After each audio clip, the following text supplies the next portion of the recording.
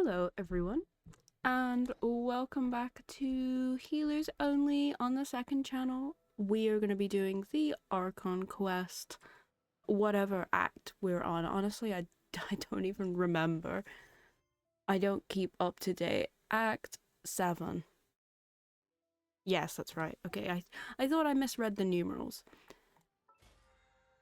I'm just gonna do some little cheeky stuff while we wait. I claimed some other things. We got a horse outfit. That was an interesting thing. Wait, do I have my character? I haven't leveled them up or anything because they're not healers. How do I do this? I wish to be a horse?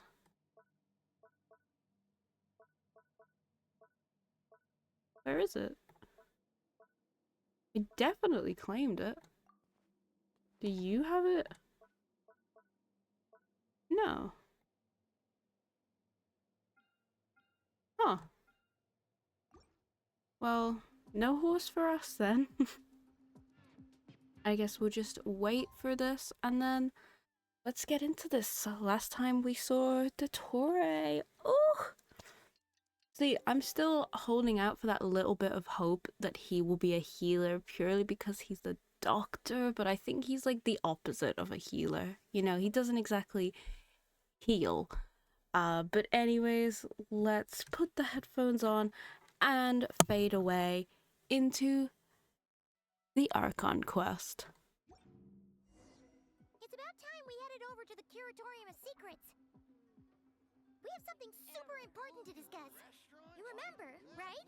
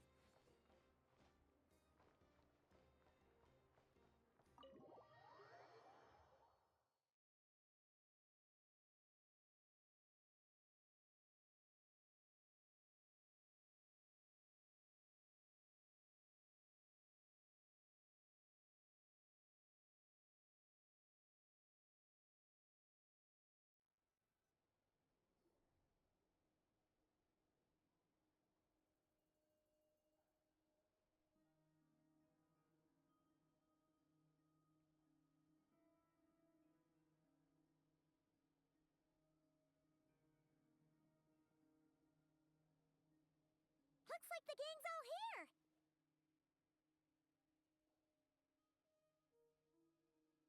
Yep, all ready. How about you two? Green and good to go? Paimon's ready. Great, let's get rolling then. Great. Well, first things first. Wait. Someone's here. We heard your footsteps. Although... You've been here for a while now. I take it you followed the Traveler, but I don't sense any ill intent in you. Come on.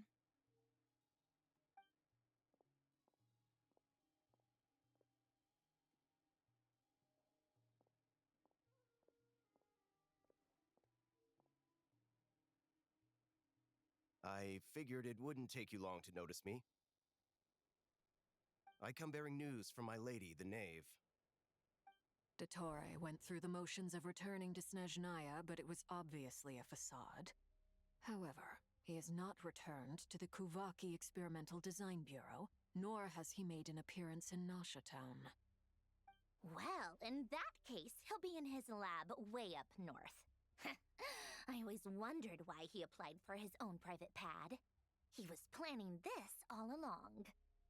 Tell them that Sandrone and I will go on ahead. If they still intend to pursue this matter, they should meet us at the research center in the northern tip of Nod-Krai. Nice of Columbina's two best friends to think of us. We appreciate the heads up. Our sincere thanks to the Fatui for your aid. Lady Damselette may have left our organization, but at least some of her colleagues remain genuinely concerned for her well-being. Not to mention that the doctor's increasingly cryptic conduct gives us great cause for alarm. We have crossed swords many times before, but it's not personal. We're just on different sides. We don't lack humanity. And so, as fellow friends of Lady Damselette, it's only right that you should be in the know about this. Arlecchino's situational awareness has saved us a lot of trouble. I'll leave the map here with you. If you do decide to head to the research center, please proceed with caution. And remember, at least while you're in Nod-Krai, Lady Arlecchino's subordinates are your comrades if you want them to be. This is very accommodating of you. We can't thank you enough. Just doing my duty. I shall take my leave now. If you need us, you'll find us at the Experimental Design Bureau.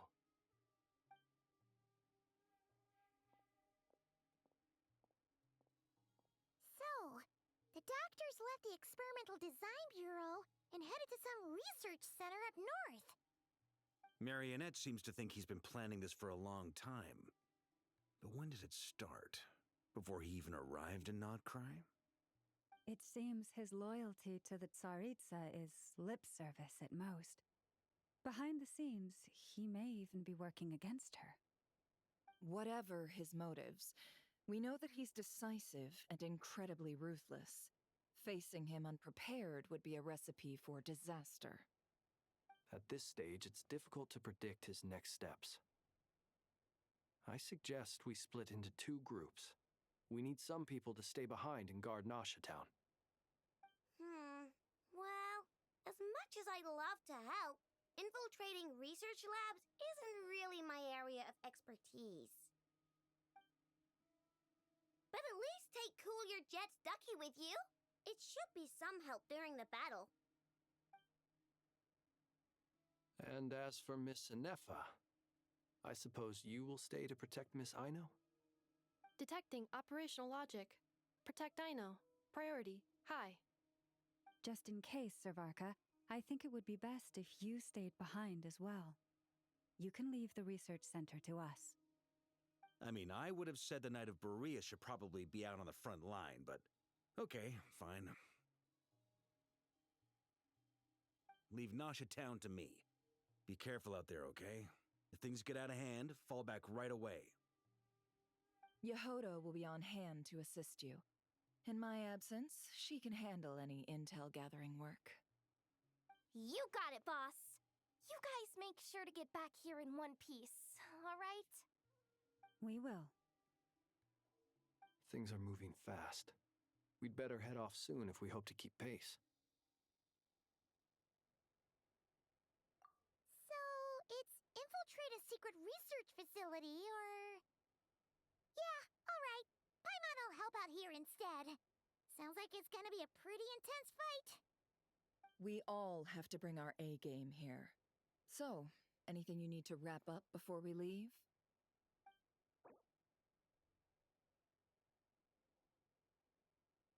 While the Archon quest is in a special phase, certain systems and functions will be unavailable. Alright, so if there's anything we need to do it now. Sorry, Columbina. I can't let you and Enjo's wife whoa.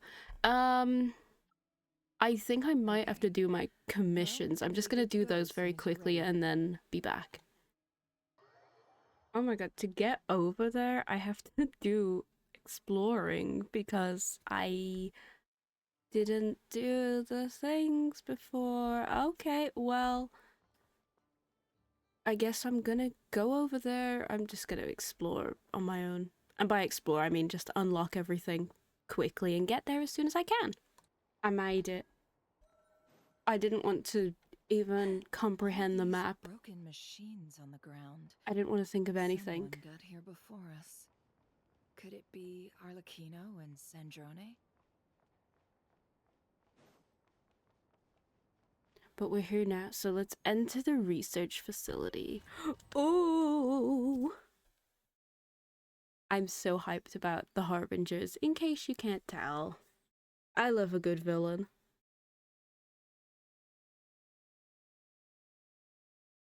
Oh, oh. Oh no. Okay. Okay. We're just sticking with 1 and 3. The other 2 are non-existent entities.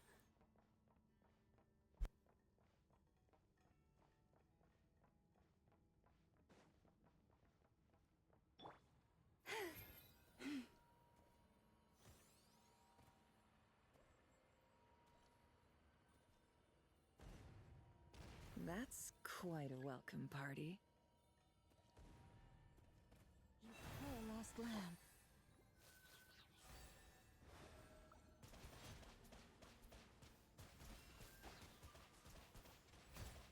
Water jet!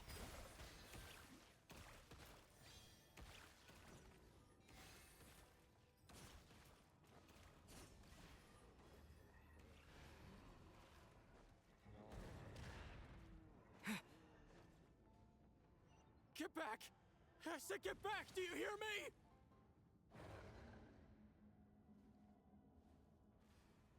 Why isn't it Ah, working? great. I don't even have my full team. Why am I losing health? Don't! What hit me? It wasn't that guy. This is awkward. Anyways.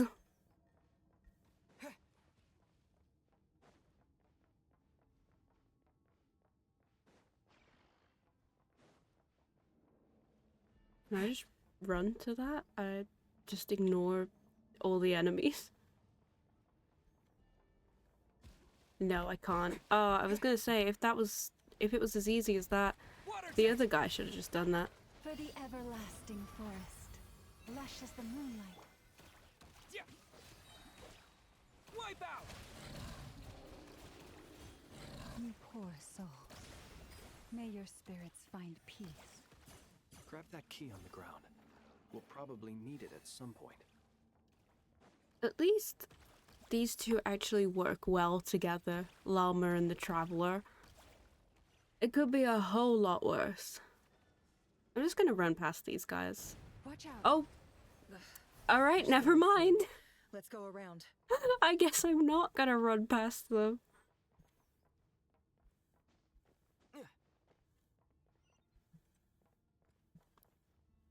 Instead, I shall use the conveniently placed ladder.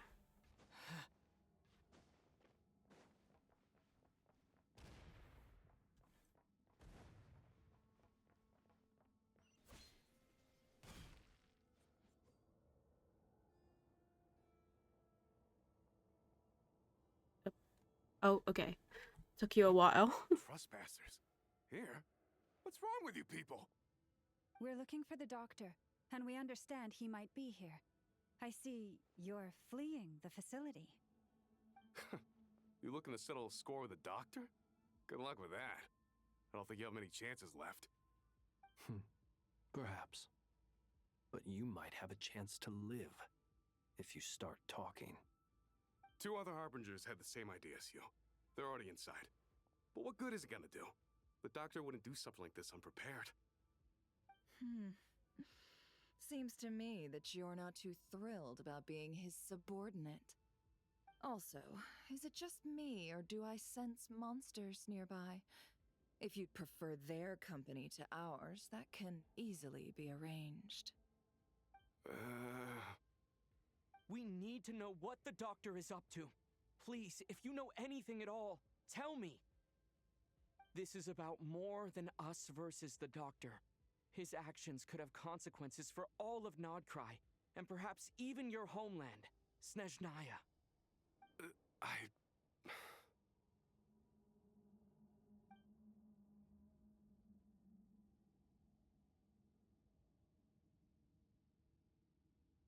He's building something. Ambitious doesn't even begin to describe it. Feels like this could be the big one. God knows how long he's been planning it. A while back, he told us he'd be returning to Snezhnaya. We weren't expecting him back so soon. This time he brought some gemstones with him, or something. 2 of them.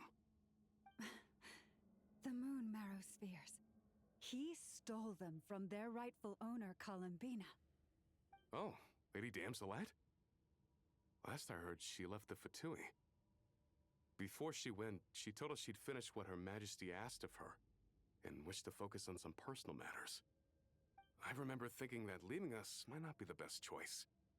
I mean, I always looked up to the captain the most, and... Back when this all started, the higher-ups dispatched 3 units to Nod-Krai to execute their plan. They were led by the Doctor, Marionette, and the Damselette, respectively. I was a part of the Damselette's unit to begin with. She never really interacted with us much.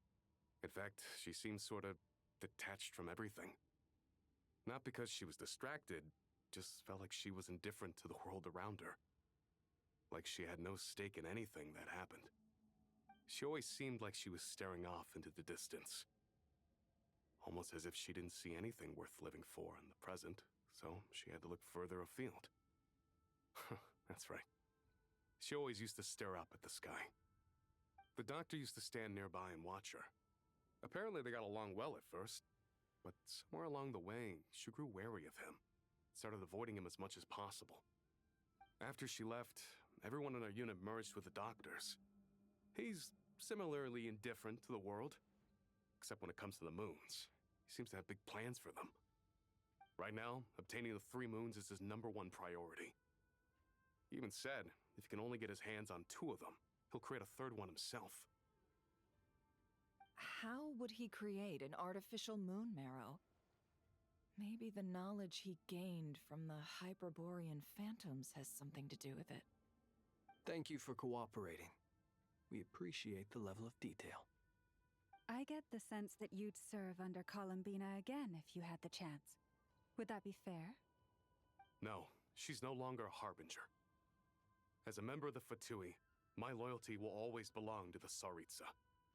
I'm only telling you all this because I don't completely trust the Doctor. His actions do not align with the goals that first brought us to Nod-Krai.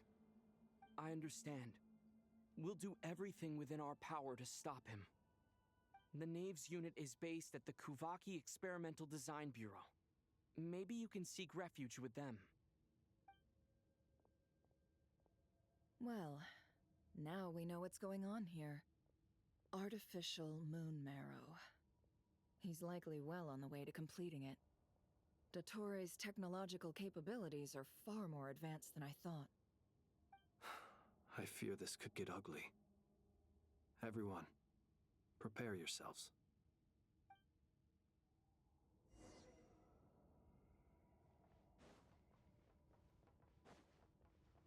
I better not be fighting him with this team. Oh, there's a little plus thing over there. Oh no.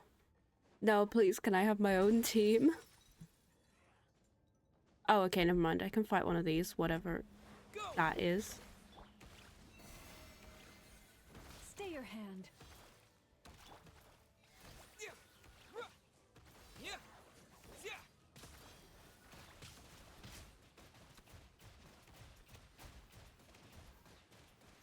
Water jet! Bombs away! By the frost moon of old, branch into song.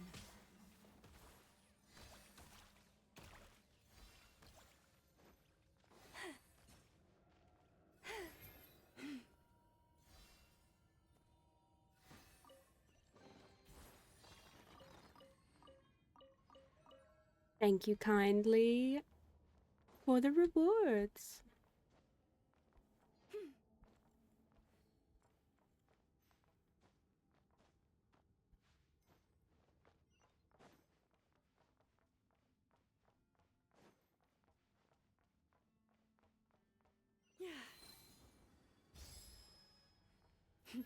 Very nice and green around here. Like, I gotta respect him for keeping the plants nice and happy.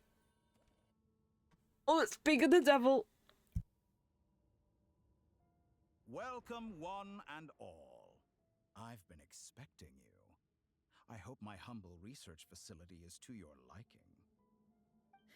Yeah, We really appreciated fighting our way in through a horde of monsters. The gall! You expect us to believe you've just been patiently waiting for us? Of course I have. Should I be worried about something? Everything seems to be going quite smoothly so far, and you've shown up right on schedule. First Sandrone and Arlecchino, now you. Ah, quite a surfeit of guests I've had today.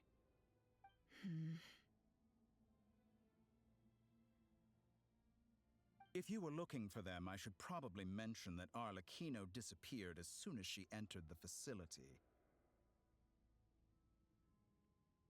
As for Sandrone, why, she stood right here only moments ago demanding answers from me at the top of her voice. Hardly out of character. She never was one for basic courtesy. But I have to admit, I was a little surprised to see her showing concern for someone besides herself. Does everyone you associate with undergo such a change in temperament?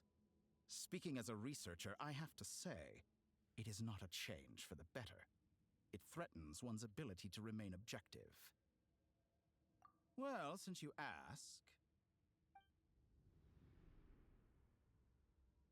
So you've got your hands on the moon marrow, and now you're claiming godhood. Don't you think that's a bit of a stretch, Dottore? I must protest what you are insinuating with that phrase, claiming godhood. I am not claiming anything. I am stating a fact. You're a researcher. I'm sure you appreciate the distinction between the two. Huh? Wait, you really think you're all that? You'll excuse me if I'm not being a polite little lady for you. We're colleagues. We both know what kind of person you are. By the same token, I knew you'd respond along those lines. You and I both understand that facts speak louder than words. To that end, I've had my people send you a small gift. It should go some way toward helping you understand my present position. What gift?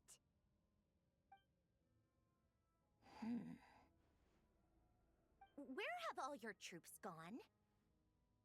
Who knows?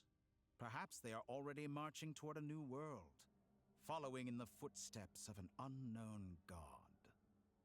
As vulgar and arrogant as you may be, dear Sandrone, I have no intention of taking out my displeasure on your subordinates. They will enjoy equal rights to my own. You sent your people to the Experimental Design Bureau? That's the Tsaritsa's property. Yes, and I am very mindful of Her Majesty's instructions. But you know full well that they do not conflict with my present goals. In which case, all I'm doing is conducting another one of my experiments.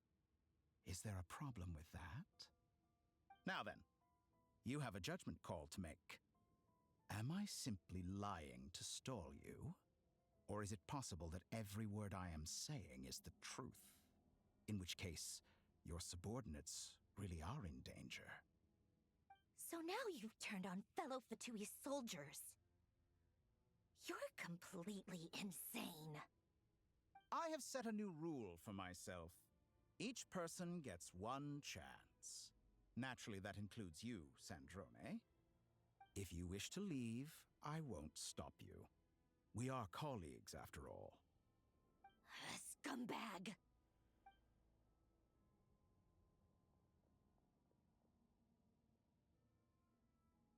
Still, I hadn't counted on Sandrone sparing any thought for the people of this world. Shame. I always found her self-centeredness to be one of her few better qualities. How can she ever hope to achieve greatness when she's so obsessed with protecting her little design bureau? It's more than a little disingenuous to speak of achieving greatness while taking hostages. Or does honor no longer mean anything to you? Honor? I have the marrow of 2 moons in my possession and will soon complete the construction of a 3rd. I will be the god of a new world. And you speak to me of honor? How charmingly naive. Those are sacred relics. You do not deserve them. In my view, many in this world do not deserve to be alive. And yet, I mercifully permit them to go on living, do I not? You'll come to regret your actions. Will I now? Let's see if you can make me. Wait, no, now I'm scared. I'm gonna have to fight him. Oh no! Not as this team, please! Not as this team! Not as this team! For the everlasting forest. I mean, I know she's C3, so at least there's that. But not as this team! What is going on? Oh, I'm frozen. Wait. Lush as the moonlight. Yeah. Oh my god, no, I'm not ready for this. Well, I am ready, but not with these guys. Come on. An exact practice. Go! Oh, thank you, Arlecchino. Arlecchino. They Oh, see you as an never mind. ally, She's but a on the farce. team. You're clearly here to destroy my This is not good. research, not me. This is I'd really say not your good. research is more valuable than your life. Lunar Am I charge wrong? reactions. Okay, I can do that. By the Frostman of old. I can do that. I can do that. Your actions betray your fear of me. Stop. Please, please, please, please, please. Please. Please, llama. Please. Please, llama.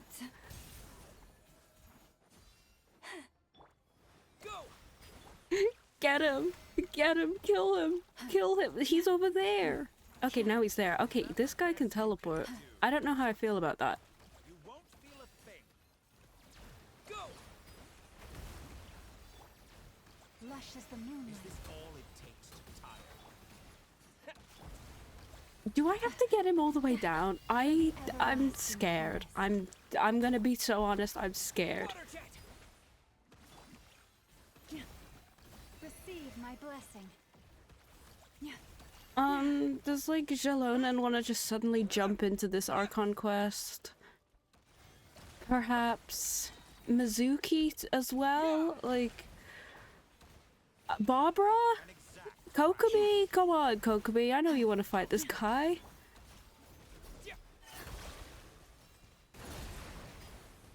Water jet! It's fine, you can be frozen. Branch into song. Oh my god. No, we got this, we got this. Healer's got this. Also, look at his little notepad thing. Ugh. Dottore is too powerful with the artificial moon marrow Oh. in his arsenal. Excuse Fighting me? him is futile. He healed? He healed! Oh my god, guys, he healed! He's a healer! Oh, I'm him now! Yay, he's a healer! I fear he's a dead man, realistically. But anyways, I've always yay! thought it is wiser to flee than surrender.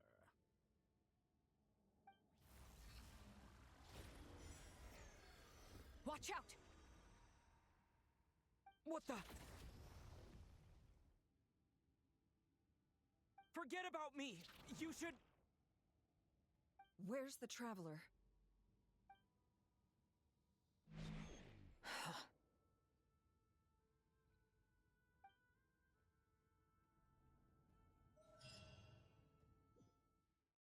What? Oh no. Where is the traveler? Have we gone? We've gone. Oh no, I don't have to fight him on my own, do I? They can't expect me to do that. Oh no, not the domain sound. Not the domain.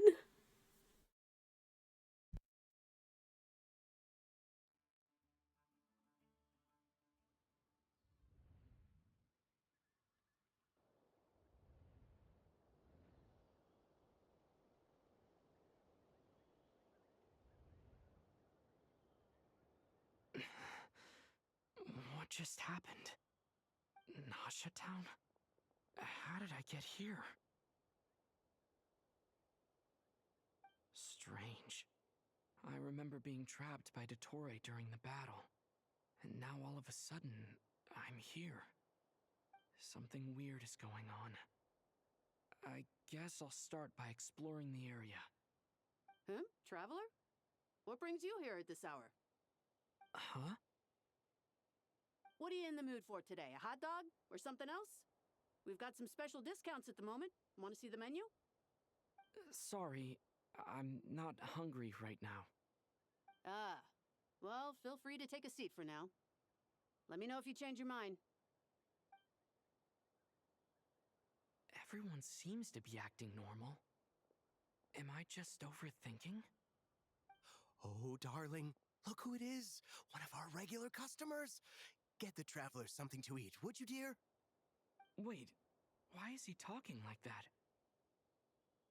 Well, I'd love to, but can't serve a customer unless they order something. Anyway, I take it your business is wrapped up? Yes, thankfully. It was a long trip, and it's left me feeling pretty exhausted. But the upshot is, I won't have to leave again for a good while. We can have some quality time to ourselves. Wait, these two are a couple? I see some kids around too. I didn't know they had a family. Hey there! I haven't seen you in ages! What's keeping you so busy? I've been looking forward to playing with you again. You forgot already? You're silly. Daddy brought you over to our house recently. We had some snacks together. What is she talking about? We've had a lot of customers over the last few days, so we've been real busy. And like my mom always says, some people are more than just customers. They're friends. Oh, another customer's arrived. I better go see what they want. This is all wrong. I never once heard the owner of this restaurant talk about their family. It certainly isn't a family-run business. And that child? I don't recognize her at all. Could this be a false memory? Very good. I knew you had it in you. Aren't you going to try the house special? When did he show up? No. None of this is real. You don't seem to like it here. That's fine. We can change venues.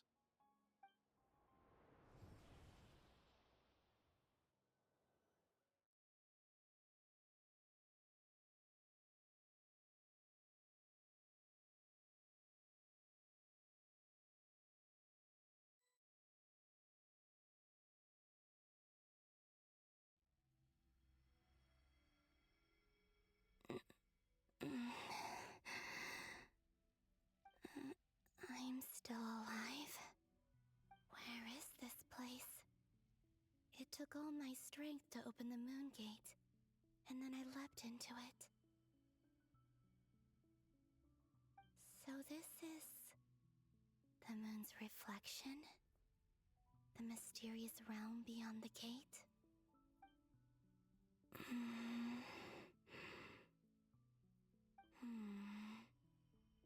I can't sense anything. I guess I could try opening the gate once more.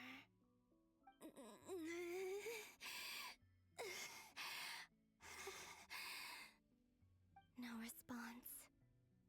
Maybe this space can't be opened from inside. If this was the space that killed both Revier and his lover, then why am I unscathed? Or... no, I'm not unscathed. Even the air here feels... frozen in place. There is nothing here with which I can restore my power. I should conserve my strength and proceed with caution.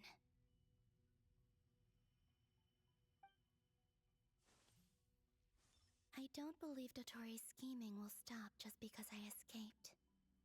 If there is any chance that I can get back to the others, any chance at all, I must return.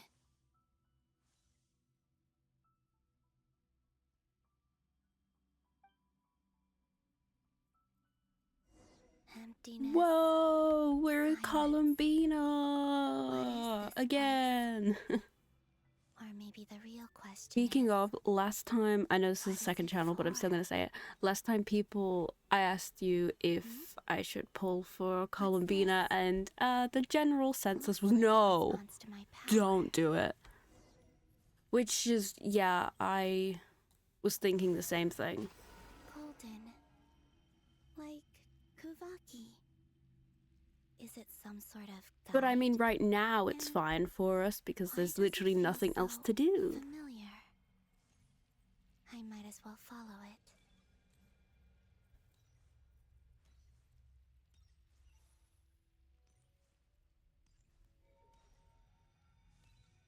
Where does this lead? Could it be the exit?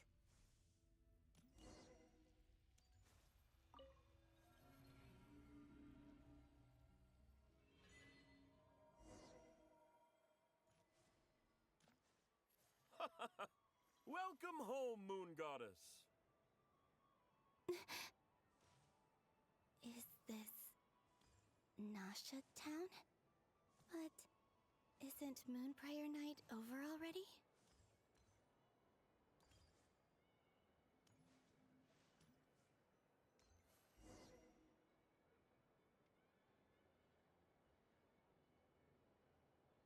Goodbye for now, Columbina.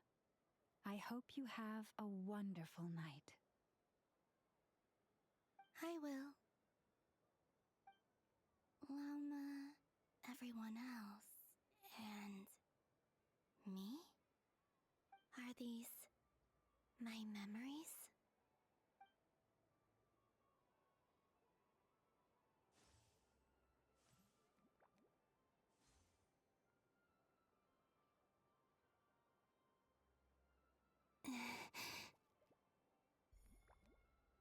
I can't touch them. It's as if we're separated by some impenetrable power.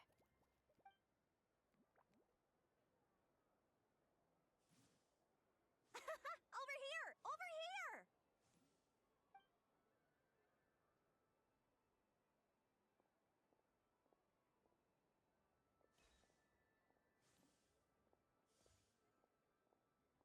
But the people in these memories pass right through me.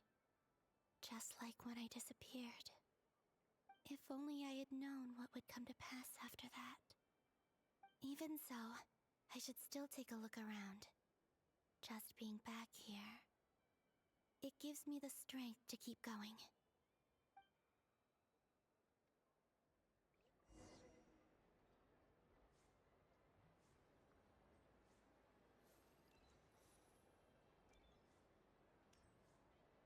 Welcome home, Moon Goddess.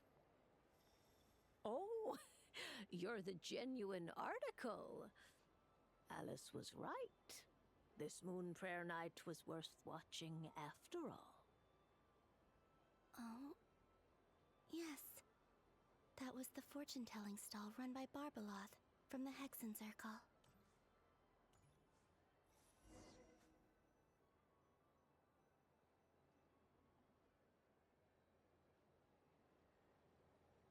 Please, draw the first lunar arcana. This represents destiny and is the foundation for the divination as a whole.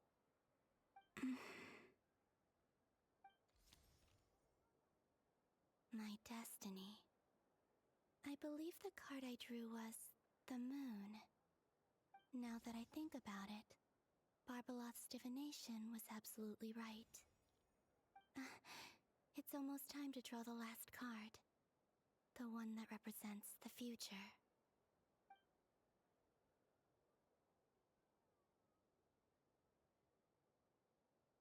That was the card that popped out on its own. From here, I think.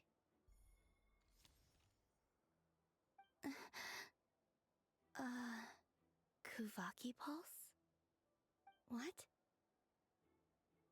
Fascinating. I've never encountered this before in my role as a diviner. What's going on? Did that card leave the deck? Because of my influence? All I did was try to touch it, and then...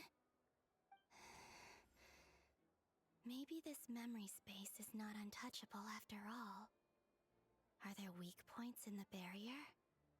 Or is it possible that there's more to this space than my memories alone? This card is death. I need to get to the bottom of this. I'll try touching something else.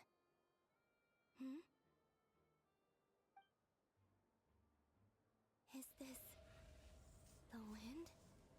No, it's gravity. It's pulling me outwards. No, Traveler!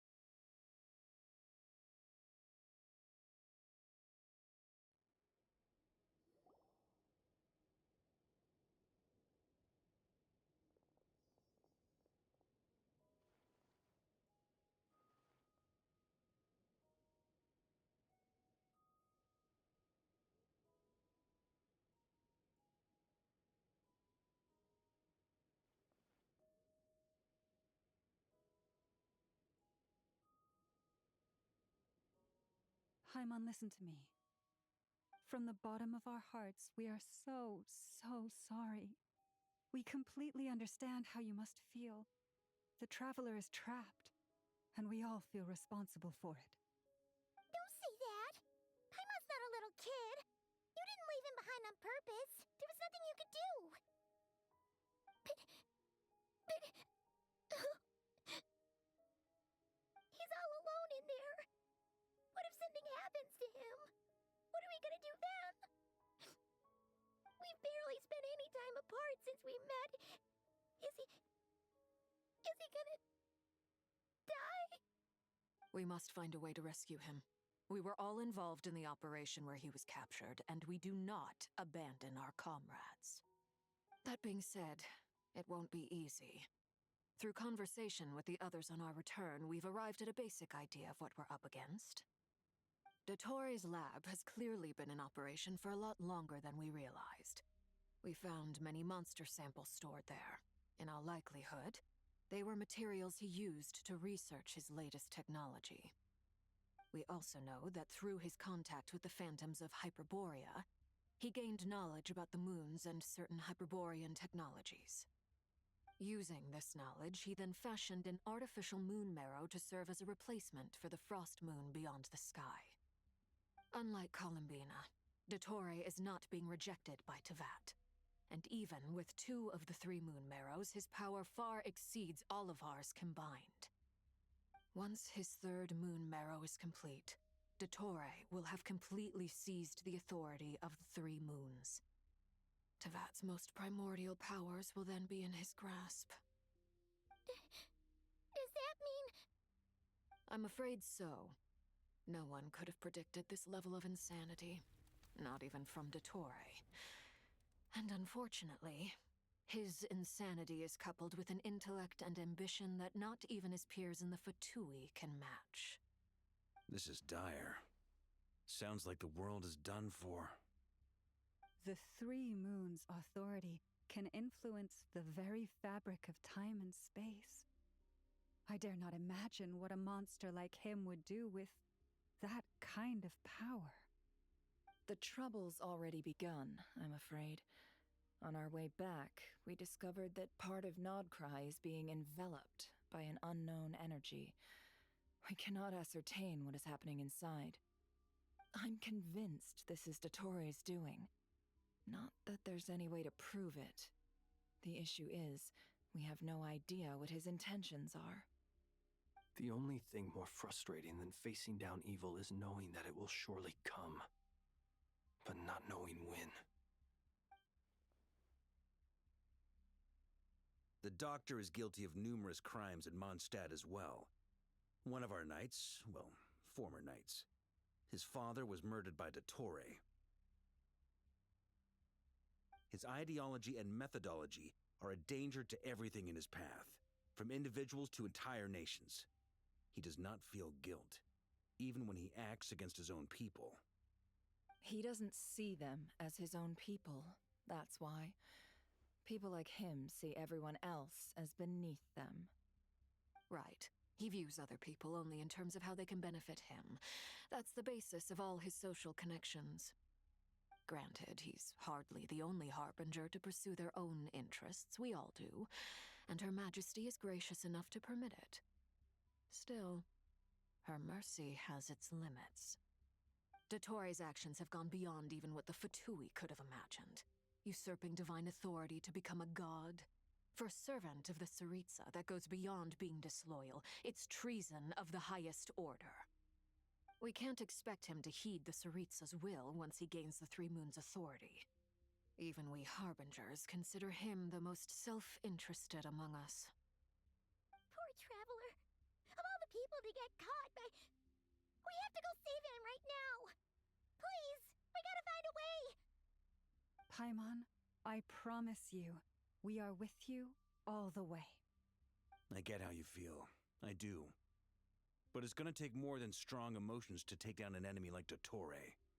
What we need now is more information. Right. We can't even guarantee he's still at his research center. Before we can think about mounting a rescue operation, we need to confirm the Traveler's location. I'll find a way. Paimon knows, but... She's so scared. If anything happens to the Traveler... He might be the strongest person Paimon knows, but he's still human. He feels pain and bleeds just like anyone else. Then think things through before you stick your neck out. Unless you want to lose your head. Sandrone. Miss Sandrone, you're okay? Put the stuff over there, and be gentle with it. Am I okay? As you can see, I've had to move my whole livelihood out of the Experimental Design Bureau. It's been swallowed up by Dottore's energy field. If I'd left it any longer, I probably would have gotten stuck there. Ugh, Dottore always goes a little loco when he finds a shiny new toy. Not that he'd ever admit that. But this time, he's gone full psycho.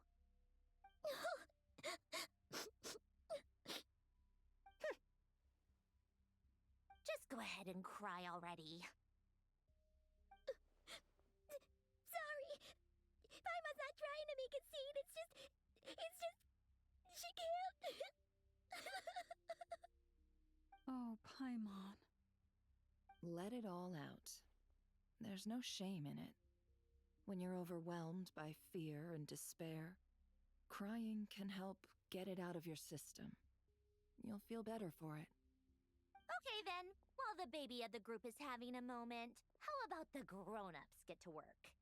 Give me your hand. You've made a discovery? Polonia, scan.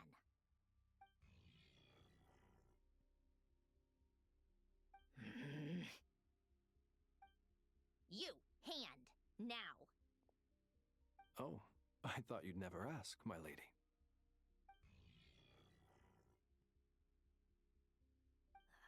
Curses! You're next, then you.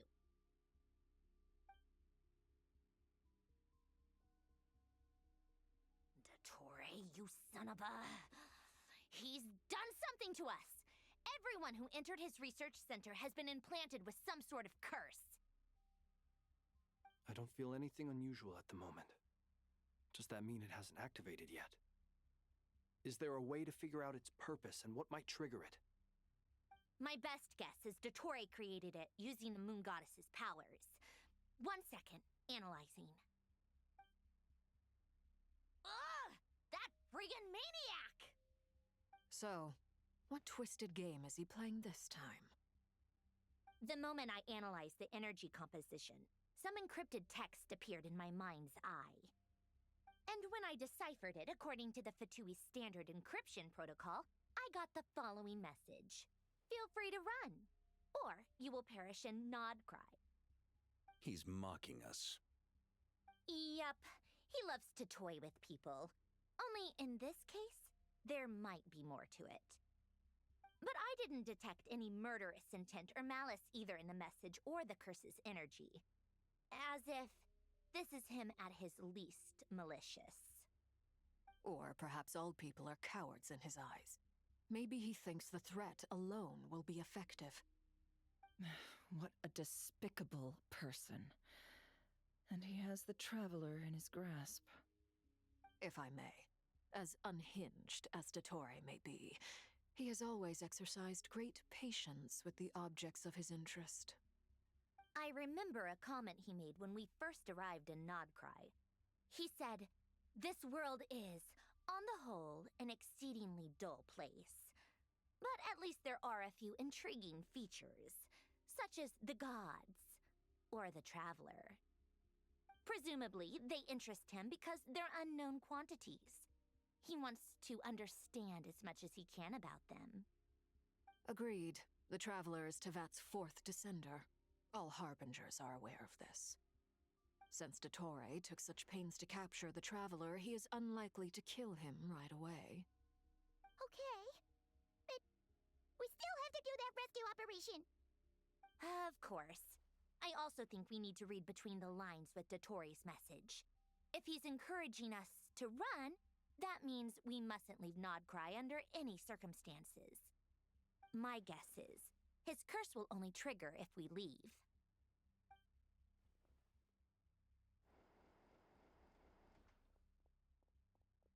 We've discovered multiple energy fields.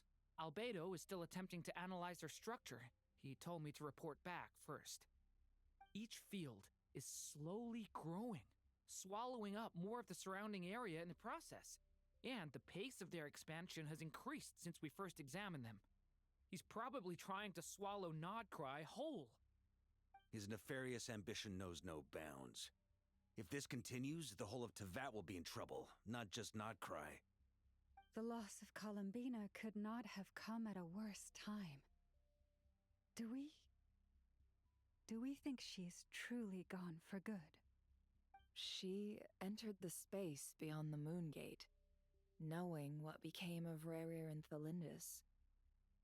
I'm sorry, but I fear the odds aren't good. Don't be ridiculous.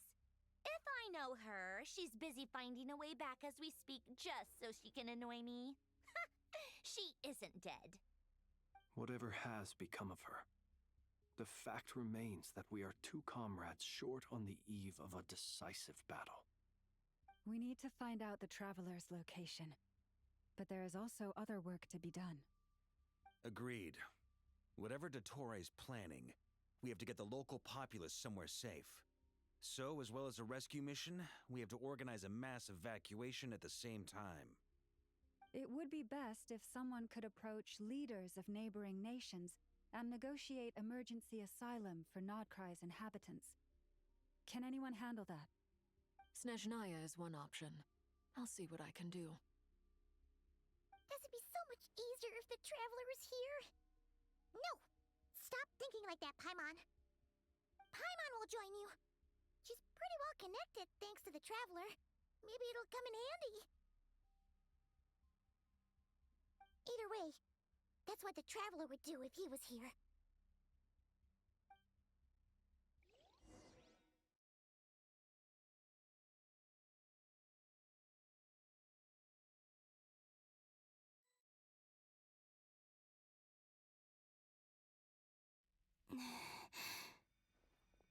Back here again.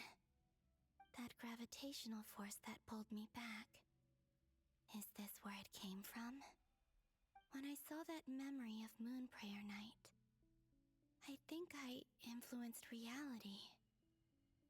Was it just a coincidence? Or... if only I could have sent the others some kind of warning on Moon Prayer Night. Maybe we could have stopped Dottore. I feel so heavy. Does entering that space consume a lot of energy? Well, Even so, I have to keep moving forward. Back to emptiness and silence again. I should try and find my way back inside that memory.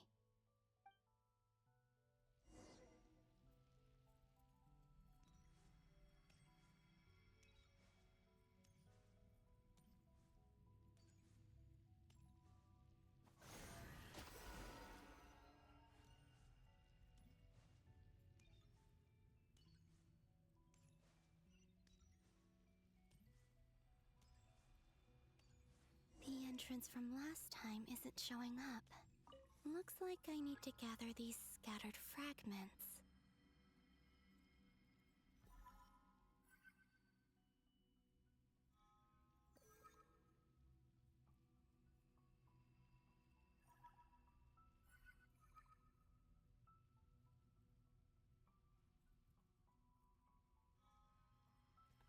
Am I... Oh, right, I get it. I see. Never mind. I was gonna say I don't know what I'm doing, but that was a lie. I actually really do know what I'm doing.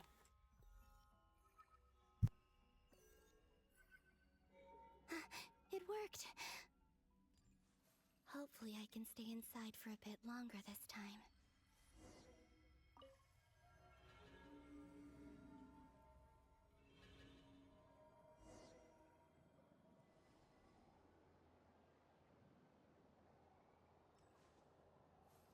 Ad Astra Abyssosk. Welcome to the Adventurers Guild.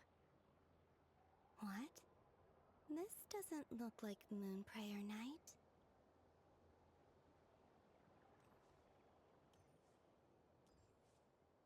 Extra, extra! Latest issue of the Nasha Express! I don't think I've ever been here. Maybe this space isn't comprised of my memories after all. There aren't any festive decorations around. Is this Nasha Town after Moonprayer Night ended? Did Dottoro's plan not affect the town? Or is no one aware of what happened because he used the Three Moons' authority? Let me see if I can influence anyone else.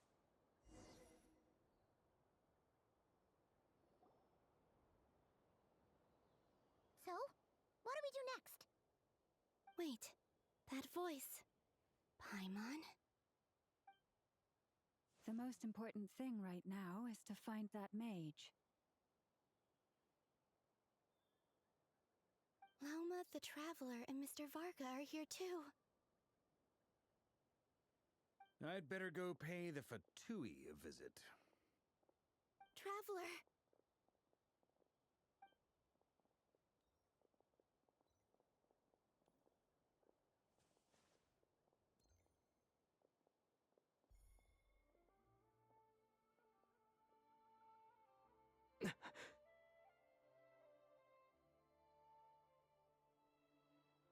Columbina? I made contact. It's me, Columbina. Huh?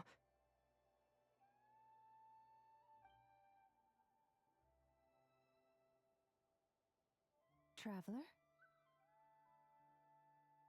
Let's go! This is no time to be spacing out!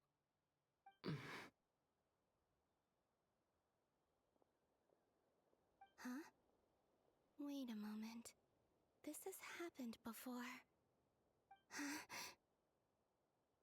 This is what happened when I disappeared. I stood right over there, thinking that no one would ever find me again. It was only when he called my name that I decided to follow them. But did he turn around because he sensed my touch just now? Is it really possible that from in here, I can change the past? If I keep following them, maybe... Huh? It's that gravity again.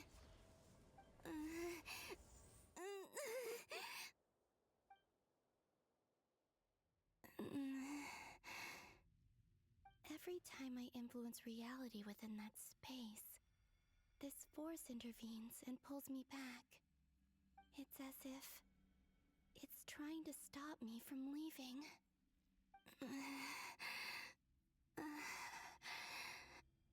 I'm getting weaker and weaker.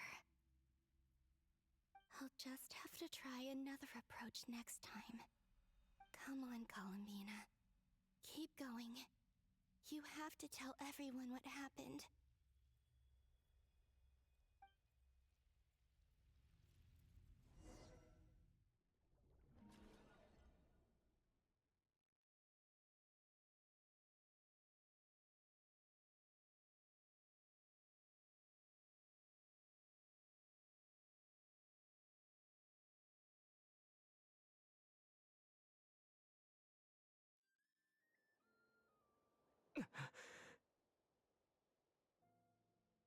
Suddenly, I've been plunged into darkness.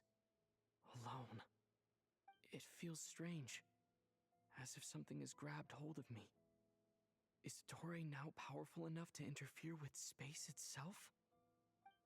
Look at you, standing so still in total silence. I almost didn't recognize you. Hello there, traveler. He seems to be in a good mood. Wait, what's that behind him? Ah, so you noticed. This is the completed Trilune. 2 primordial moon marrows and 1 artificial specimen. You are wary of it. Good. Maintain that reverence. You performed well in that recent battle. Brave and reckless as always.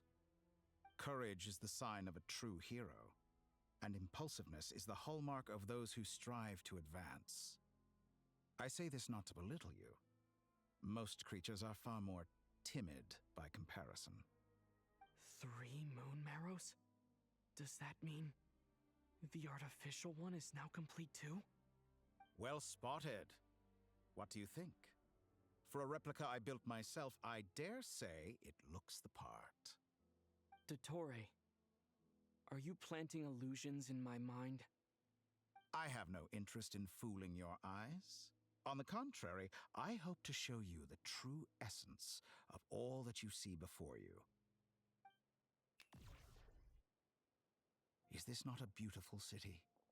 People live in peace and find joy in their work. The streets are safe. People can even leave their doors unlocked at night. You might say it is the Elysium everyone dreams of. All available data indicates your values and worldview conform with the mainstream. This kind of society should be quite to your taste. False beauty is deceitful. Lies are to no one's taste.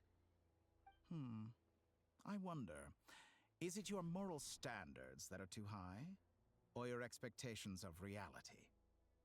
Answer me this. If someone existed in a sweet dream from the moment they were born, a dream in which they never once felt pain, which do you think they would consider superior? The dream, or the reality? That's pure sophistry. It has nothing to do with your actions. As I suspected. You have yet to understand all of this for what it really is. What do you want from me? You sound impatient. Do you think the only reason I'm keeping you is because I want something from you? If it's not, then why haven't you killed me yet? No one can stop you if you're as powerful as a god. I'm delighted you recognize that fact. I believe we last squared off in Sumeru. Ah, the memories. How time flies. You and I have both grown. I'm not surprised that Arlecchino and Sandrone worked with you. You've always a way of slowly but surely ingratiating yourself with all levels of society. People laud you as a hero, but I suspect there's more to it than that. Oh, but to be clear, I don't say that to flatter you. Do you always give your opponent an appraisal before you deal the final blow? Call it a long-time habit. I'm a researcher, and one of my duties is to give an objective assessment of my subjects. But you misunderstand. We are not opponents. Not at this moment. I just want to talk. Think back to Tartaglia, Arlecchino, Capitano, Columbina, and now even Sandrone.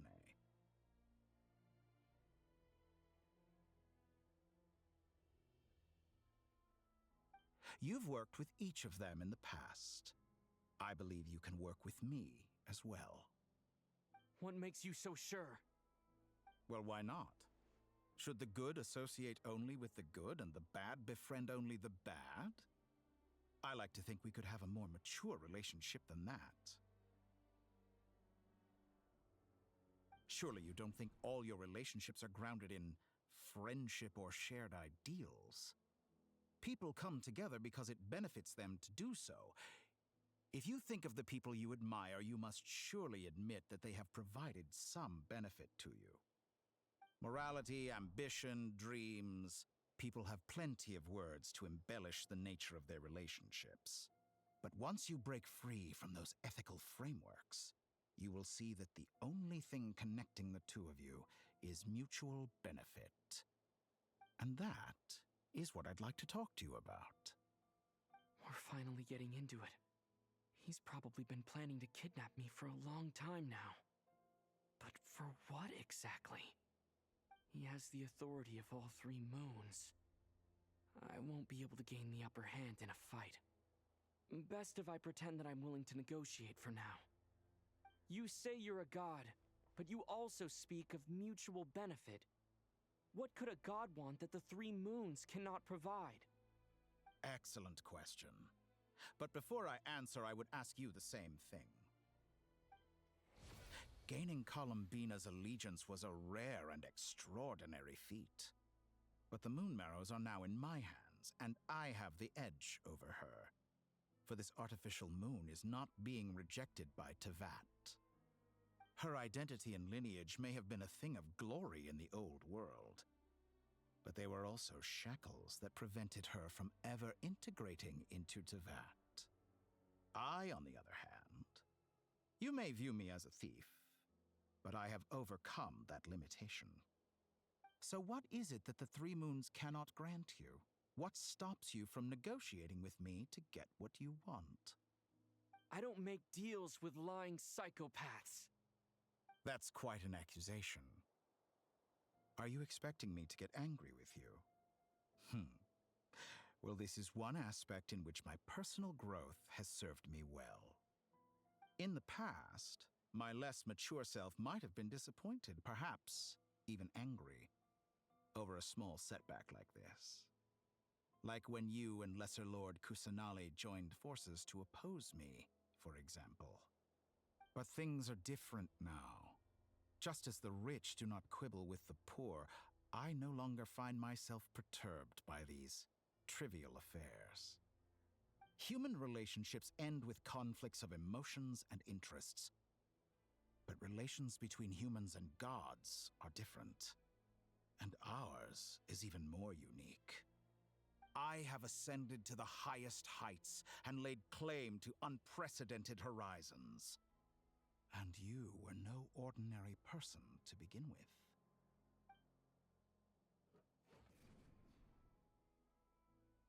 Allow me to show you the world, Descender.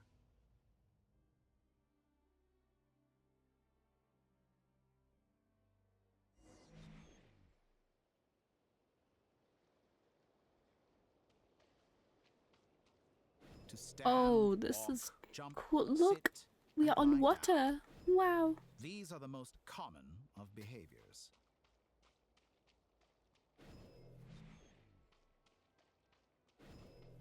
Have you ever Oh, now wondered he's why we flying. were born following such laws? Oh. Who stipulated that we could not fly instead of walk?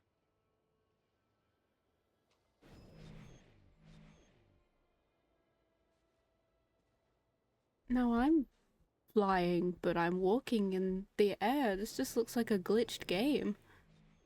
Tori, you're glitching my game. Where am I? Oh my god. Can I see Celestia from... Hey, could we go this other way, please? Could we go this way, please? Imagine if that's how this ends. He's like, do you want to go to Celestia? Like, do you want to just have a bit of fun up there? go on a night out with the Tory, he takes Someone you of to your talents and Celestia. experience must surely know of the 4 great rulers who serve the heavenly principles. They govern life, death, time, and space. One wounded by a blade will die from blood loss or infection, and one who falls into a lake will drown in agony. The elderly wallow in solitude, and the solitary age faster. Eventually, new life is born, only to embark on the same path of suffering. These 4 divisions anchor the world and shackle those who live in it. But they themselves transcend its boundaries, squandering the power bestowed by the heavens. All who live yearn for equality, but unless the gods prostrate themselves and profess that they are mere servants of the living, equality can never exist. Who makes the rules we must live by? Who has the right to restrict us? The limits of the body can be rejected. Oh, whoa, defeat. Okay, Bombs away! I did it. This... Yeah, go away. Get lost. Haha. Go! That didn't work out. Okay, I used the Torre. Oh no, it's okay. He's a healer. Look, he's healed them of their curse of life. God, I sound like him.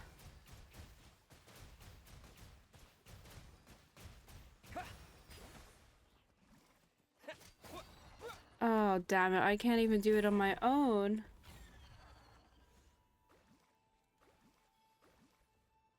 Well, at least I get to use this traveler. Oh no. Sorry, little one. How does it feel to be among The those with Wanderer, absolute that's a very specific kind of achievement. They know what they're doing. You cannot conceive the extent to which your flesh hinders your mind and spirit.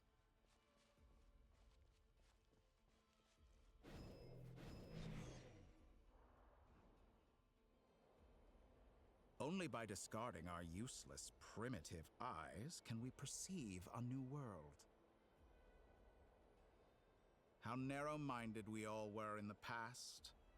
Why should the final answer of the world not be the power that predates those of life, death, time, and space? The power of the Triloon. Through it, I have glimpsed new experimental possibilities.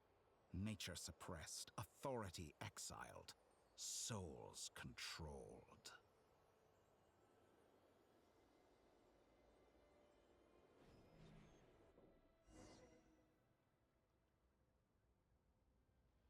You know, I heard recently that a group of critics reviewed countless stories and drew an interesting conclusion. They found that it is more often than not the villains who strive tirelessly to push the boundaries of progress. In fact, long before this, someone voiced a similar idea in an academia editorial. I felt a great affinity with this perspective. I have never been afraid to step up and play the role of the villain. Fanatics are trampled down for their transgressions, and those who transcend are rebuked for their audacity.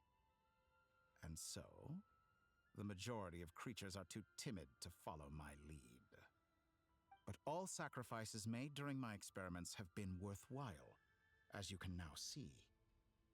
I can offer you something new, something unique, precisely because I am a villain. Think about it. We are eternally bound through mutual interest. Can you truly say you would never turn to malice if it could give you the life you dream of?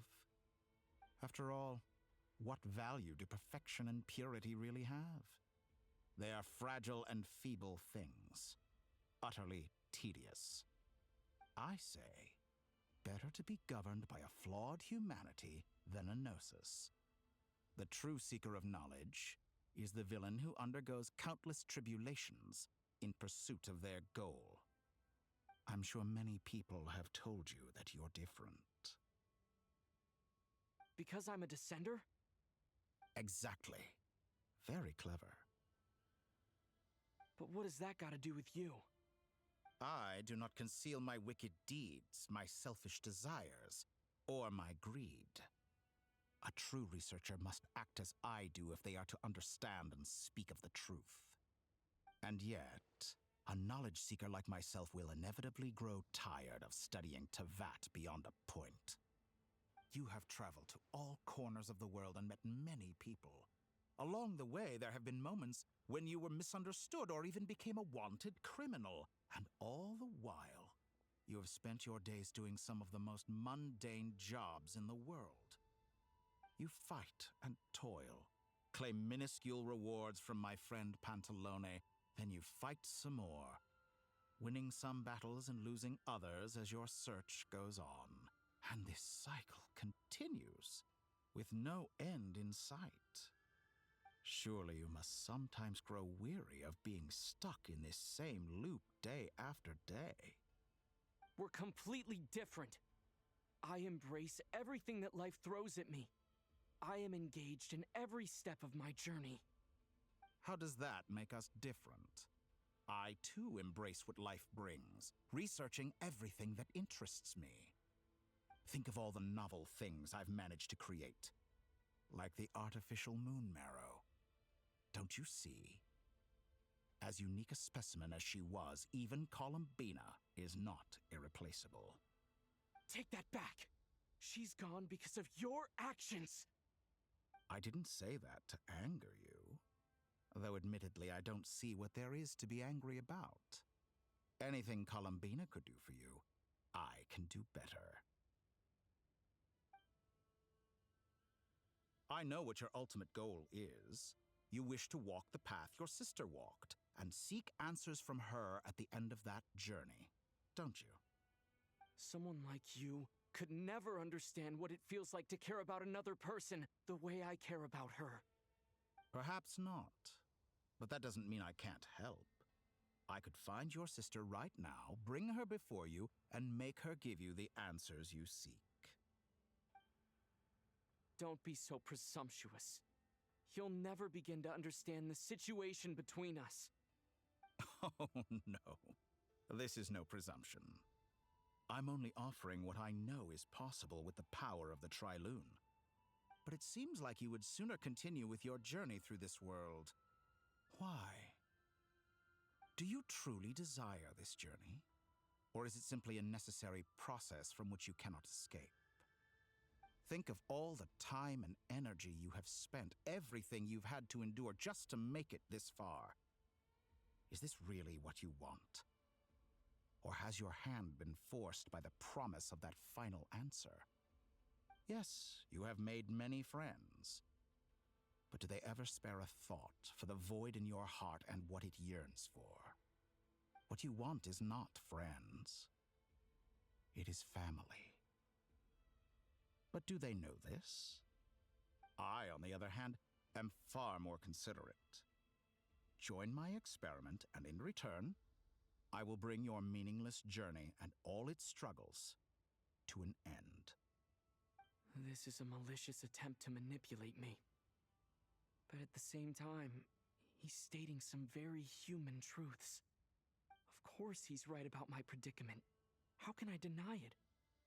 I have faced ungrateful strangers, never-ending troubles, an endless quest for answers. I want to see her. After everything I've been through, words can't describe how much I miss her. How much I want to be reunited with her. Wherever you are right now. Do you miss me too?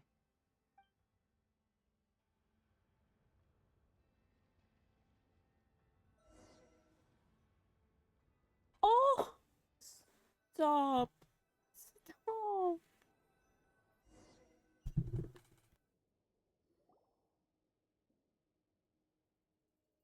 All right, everyone. Our next mission is clear. We need to contact all the major organizations, explain the situation to the public, and then begin the evacuation. The residents of Nod-Krai are quite dispersed. The two most populated areas are the Southern Isles and Pyramida. Miss Lauma, I will leave Hisi Island and Nasha Town in your hands. I will liaise with the Fatui and Pyramida. Agreed. We will reach out to Natlan and Snezhnaya. Anyone found north of the Experimental Design Bureau should follow the Fatui to Snezhnaya. As for those dwelling south of that line, I will ask the Voynich Guild to help persuade them to leave. Then I, Mr. Varka, and the Frostmoon Scions will escort them to Natlan. The Voynich Guild has dealings with the Curatorium of Secrets. I will send them a letter vouching for your credibility. Yehoda, you should help Lauma. This is too big of a task for one person. My wish has come true. You're willingly lending me your most capable employee for the day. Well, good for you if all this only takes a day. Of course, if it takes any longer, I'll be charging a fee. Boss, wait! Don't I get a say in this? Oh, I'm sorry. Something to add, Yehoda? Well, no one's more important to me than you, boss. And remember how Lauma healed your eyes after that big battle? I think that's worth at least 2 or 3 days' work for the Frostmoon Scions. Are you completely incapable of acting in your own self-interest? Or do you simply devalue your own labor? Are you sure you don't want to come with us? Who will see to our other work if we're all busy evacuating residents? Sandrone insists that Columbina is still alive, and we have a traveler to rescue. There's much to be done. But boss, I'm just worried that... Well, Nefer, I'll link up with you once my tasks are complete. What makes you think I'd need you to do that? I'll need it. And considering the way you approach certain matters, I think you'll be better off with me present. That's quite enough. Just focus on your work first. I bet we're in for an uphill battle here. But we can help out too. Inefa and I are gonna help Nasha Town's residents carry their stuff. Loading schedule. Store essential local research data and technology samples, then escort the people to Natlan. Understood. I will execute this to the best of my abilities. Great stuff. Thank you, ladies. I've contacted the Lightkeepers. A colleague of mine will join us shortly. I will persuade them to conduct a thorough search of the region to ensure that no civilians get left behind. As for me, I guess I'll be making an early return to Sumeru. I think it's important that someone informs the Dendro Archon of what's going on in Nod-Krai. Roger that. Someone should inform Mondstadt, too. Mr. Durin, can I trust you to handle that? I think you fly faster than any of us can run. As an added incentive, get there fast enough and I'll see about getting your gliding exam waived. Really? Ha! Mission accepted, sir! I intend to stay behind and help Miss Sandrone with her research.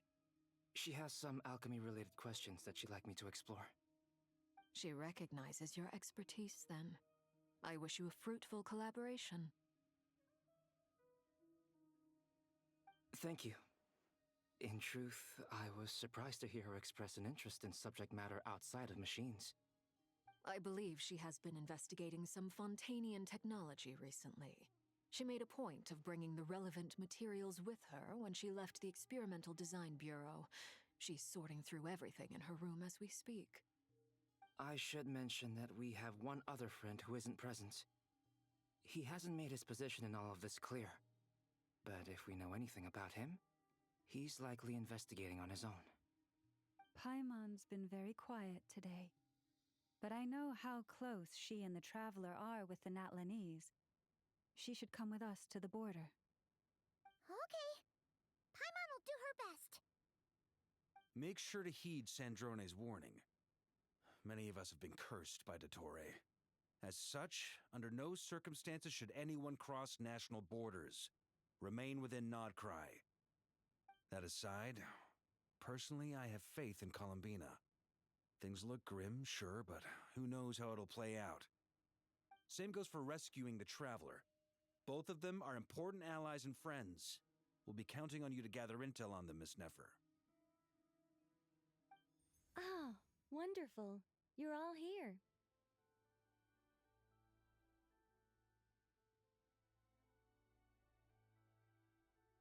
That voice again! Nicole? Whoa, that was loud! And it came out of nowhere. So mysterious.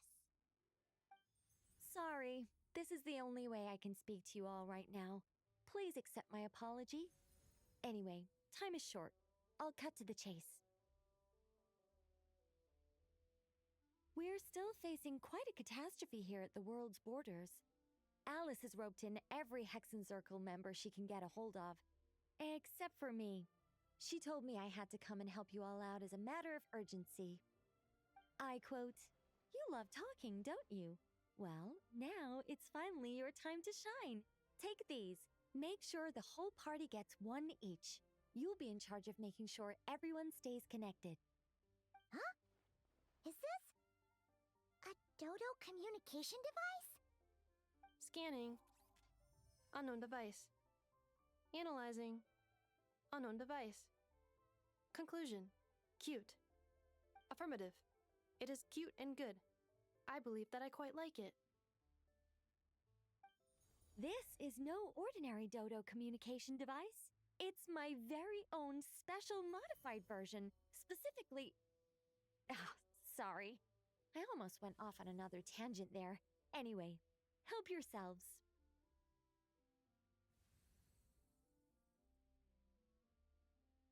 It will allow us to communicate over long distances within Nod-Krai. No more worrying about shuttling messages back and forth. What astounding technology. Am I right in assuming that it relies on your personal abilities to function, Miss Nicole? Yes, exactly. Right on cue, Albedo. Ah, I'd love to brag to you all about how it all works. But no, next time. Anyway, I'll be right with you all, serving as a communication hub. That's all from me. Head off as soon as you're ready. I'll be staying here to keep watch, and I'll be sending you my blessings.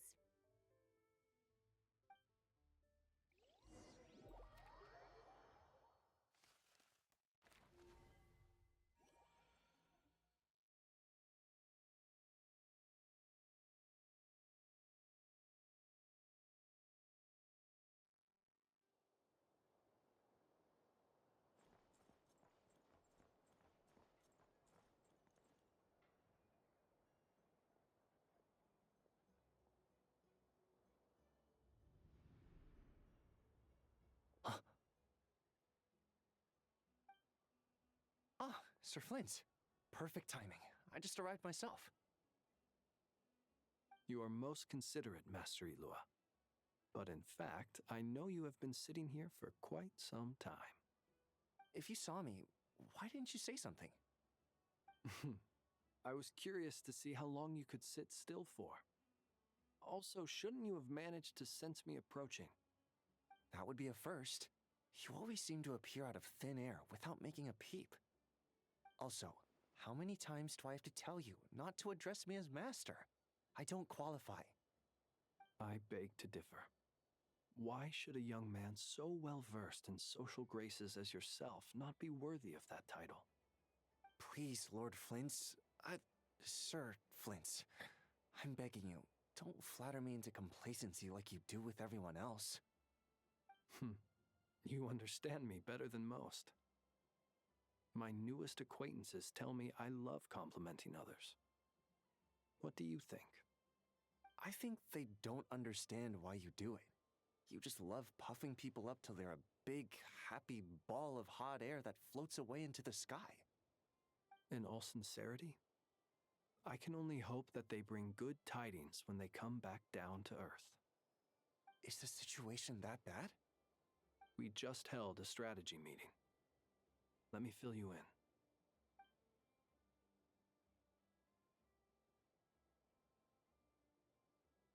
In short, we need everyone gone from Pyramida.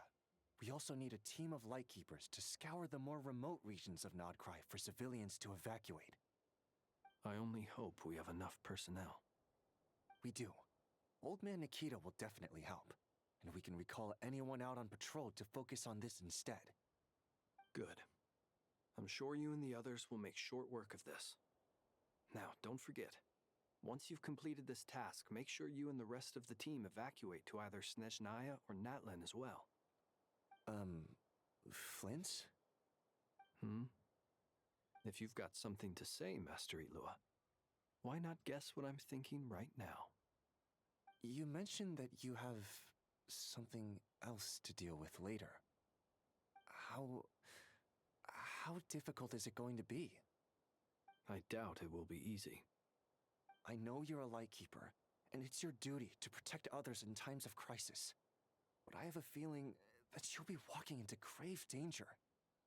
However bad things have gotten in the past, Nod-Krai has never faced a mass evacuation before. But from the sounds of it, you don't intend to come with us. I don't mean to pry, and it's probably none of my business. But whatever it is you're intending, you don't have to go through with it, you know. I've been afflicted with some sort of curse, and I'm told it may well trigger if I set foot outside of Nod-Krai. As such, I cannot leave. I have to act, if for no other reason than to fight this curse. What? No. Why? Why would anyone want to curse you? There are plenty of people out there willing to trample over others in pursuit of their own goals. Frankly, Sir Flint, I am furious. You're making light of what is an incredibly serious situation. Indeed I am. And what? I told you, I'm furious about this. Nothing I can do about it, I'm afraid. Things happen, and we just have to deal with them. If you find yourself feeling angry, perhaps start by drinking a big glass of water. Hey, you mean you're completely unmoved by my anger? I'm devastated. Then allow me to express my sincerest regret. Come by the lighthouse sometime. We'll catch ourselves a few fish, have a little barbecue, play some cards, and bask in the sun. Maybe I need to spell this out.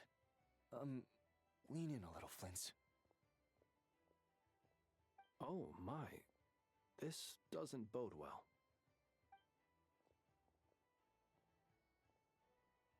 Word is that you were caught up in a real horror show recently. People were amazed that you returned safe and sound. They've been debating whether you're even human. I've returned safe and sound from plenty of crises. When you say people, do you mean other people? Or do you just mean you? Fine. I'll be frank. You're not human, are you? Heavens. Now that's a horrifying thought. You know what? Forget it. We'll revisit this once it's all over. A sound plan. Albeit a little ominous sounding. Just promise me you'll come back in one piece, all right? For you, Master Ilua. How could I refuse? Also, please pass my regards on to our colleagues. Tell them, thank you all for your assistance. Please put safety first as you proceed with the operation.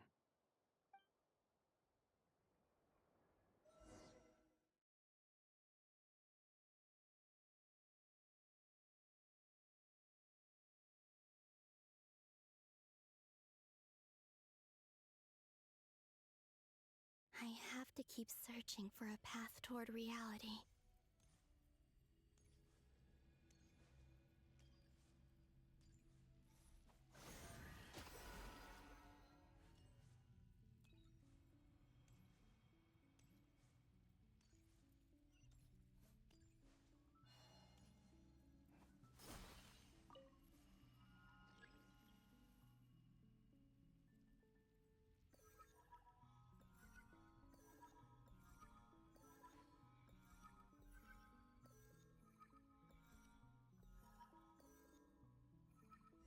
This should do Speed it. run. That's what I'm The doing. last 2 times I tried to influence reality in this space, it consumed a lot of Kuvaki. I'll try and be more careful this time. I need to leave key clues behind using less power. I hope everyone still remembers what I said on Moon Prayer Night.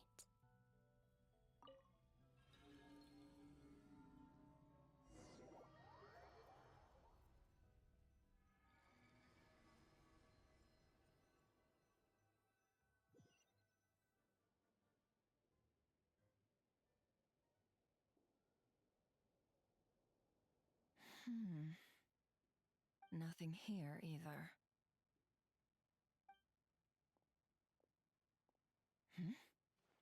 Flints? Ah, Miss Nefer. What are you doing here? Unless... I just spoke with Itlua about arrangements for the search and came for a walk nearby. As for you, why would... Huh. It appears we think along similar lines, and neither of us likes to accept things at face value. As well as figuring out how to gather intel on the Traveler, I wanted to confirm some of my own suspicions. Also, we'll need to bring a lot of force to bear against Dottore, even if we're only looking to rescue the Traveler. We can't leave anything to chance. You don't think Columbina perished either, do you? I'm merely considering the possibility that she survived, just as you are. How much can we really know about a deity like her anyway? Do you remember what she said on Moon Prayer Night? About using moonlight to send messages to us? Of course. I think that's why we're both here.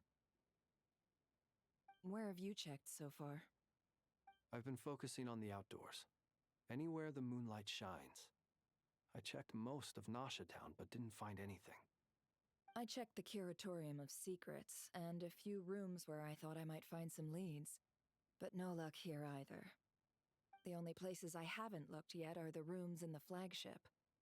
But process of elimination isn't the only thing that brought me here.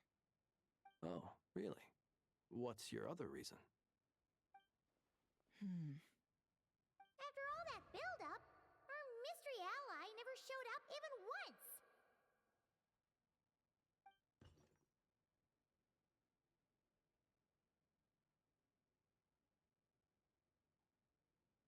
Huh? Am I imagining things?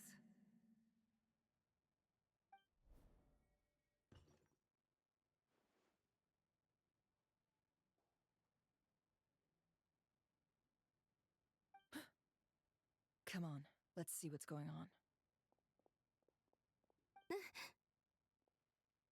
Oh no.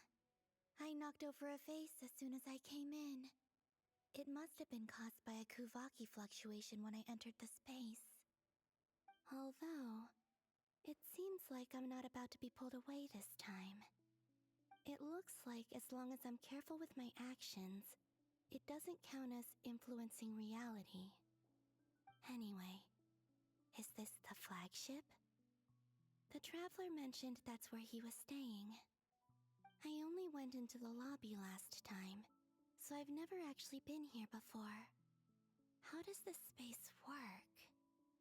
If nothing else, I can now be sure that it is not simply memory. He mentioned where his room was. I think it's this one.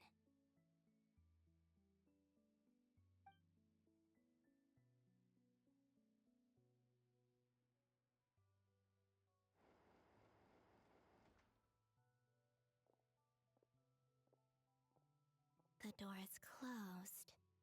But if this is anything like when I disappeared, then maybe...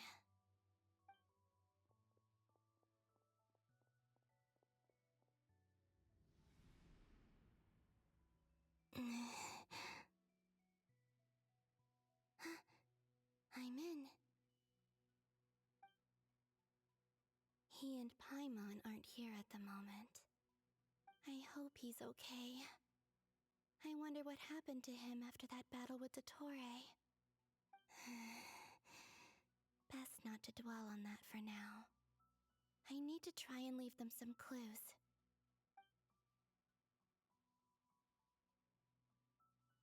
Please, Traveler. I really hope you find this.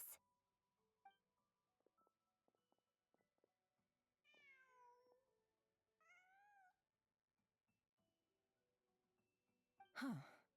Just a cat. Nothing else here strikes me as noteworthy. Didn't you stay here for a couple of nights once? Before Rerir showed himself, yes.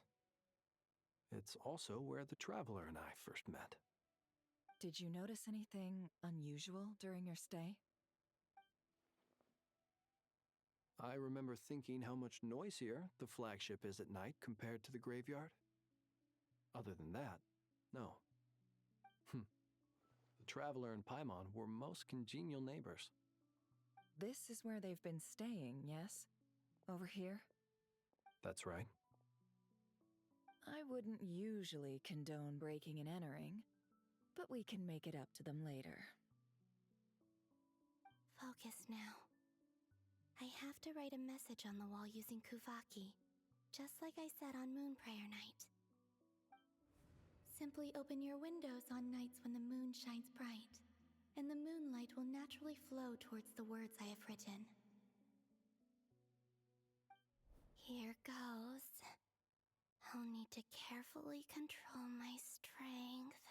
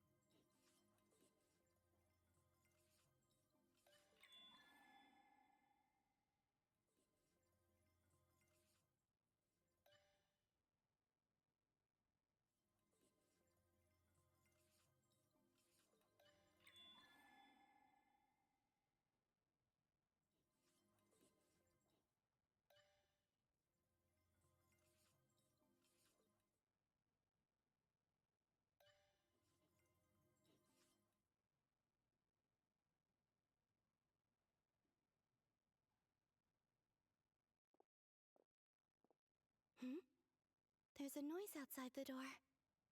Is he back?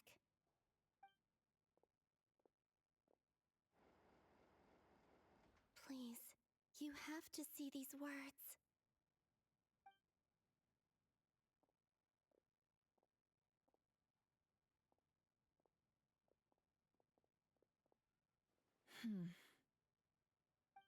Well, do you sense anything? Unfortunately, no.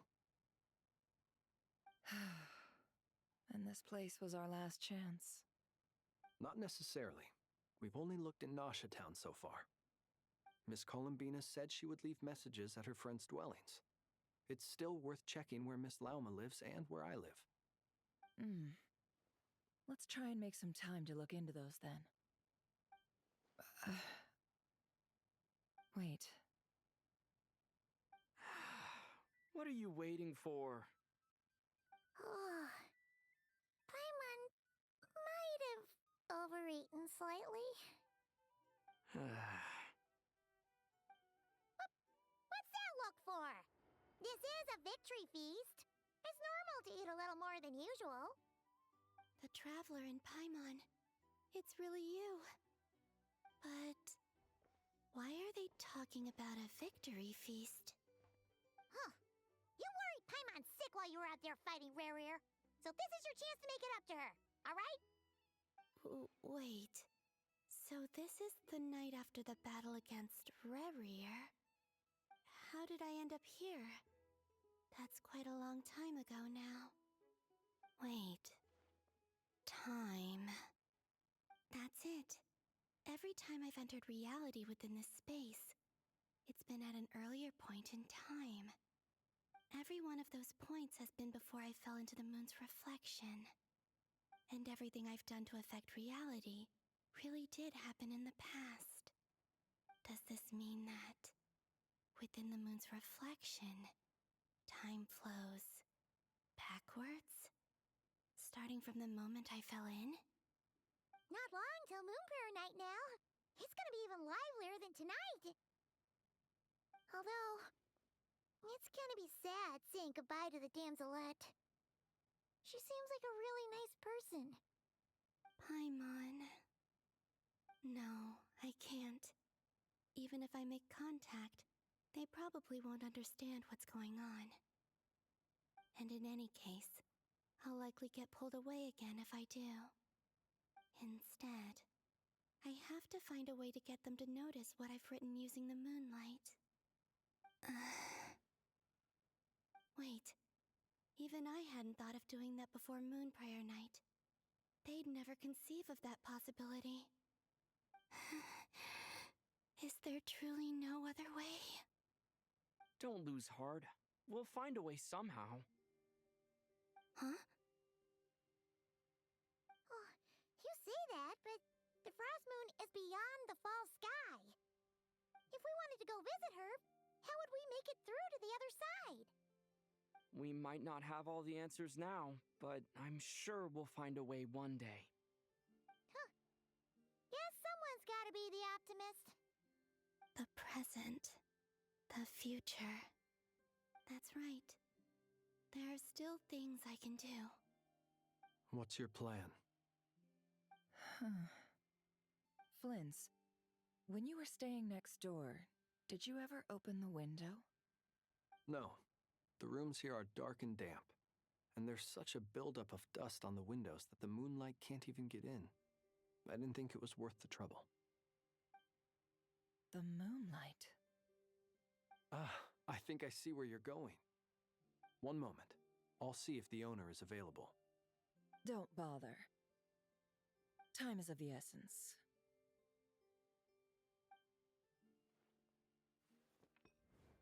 Time. Even if no one sees what I've written at this moment, maybe someone will remember what I said after Moon Prayer Night. I need to write down as much information as I can. And maybe one day...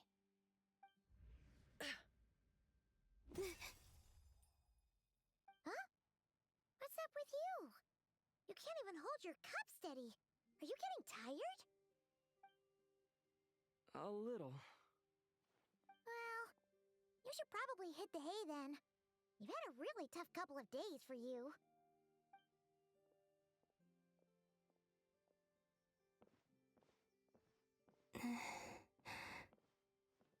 You truly have. You helped defeat Rerir, helped me reclaim my name, and you helped the others organize Moon Prayer Night. Wherever you are right now, I'm sure you're still fighting against the injustices of fate. This is all I can leave for them. How I wish I could stay here. But it's time for me to go. I hope to see you again in the next time. And if the opportunity presents itself. I will surely return to your side. Huh. Columbina. She's alive. Not only that, but she's left us an entire wall's worth of clues. She even wrote down what would happen on Moon Prayer Night. It's just a shame we found it too late. I am here. Time in this place flows backwards. I am constantly moving forward. It sounds like she's found a way to influence the past using Kuvaki. But her future is our past. So, these words have been here ever since we defeated the Ray Hero Solnari. We just never discovered them. Which came first, the chicken or the egg? Do you ever mull over questions like that? Only when I'm in a good mood and at leisure. Well, I never do. Everything that has happened already belongs to the realm of fact. As a business person, and especially an intel broker, What I do is extrapolate from those facts to try and read the future. An admirable philosophy. It's a means of survival. Let's go. We have a wall's worth of clues to share with the others.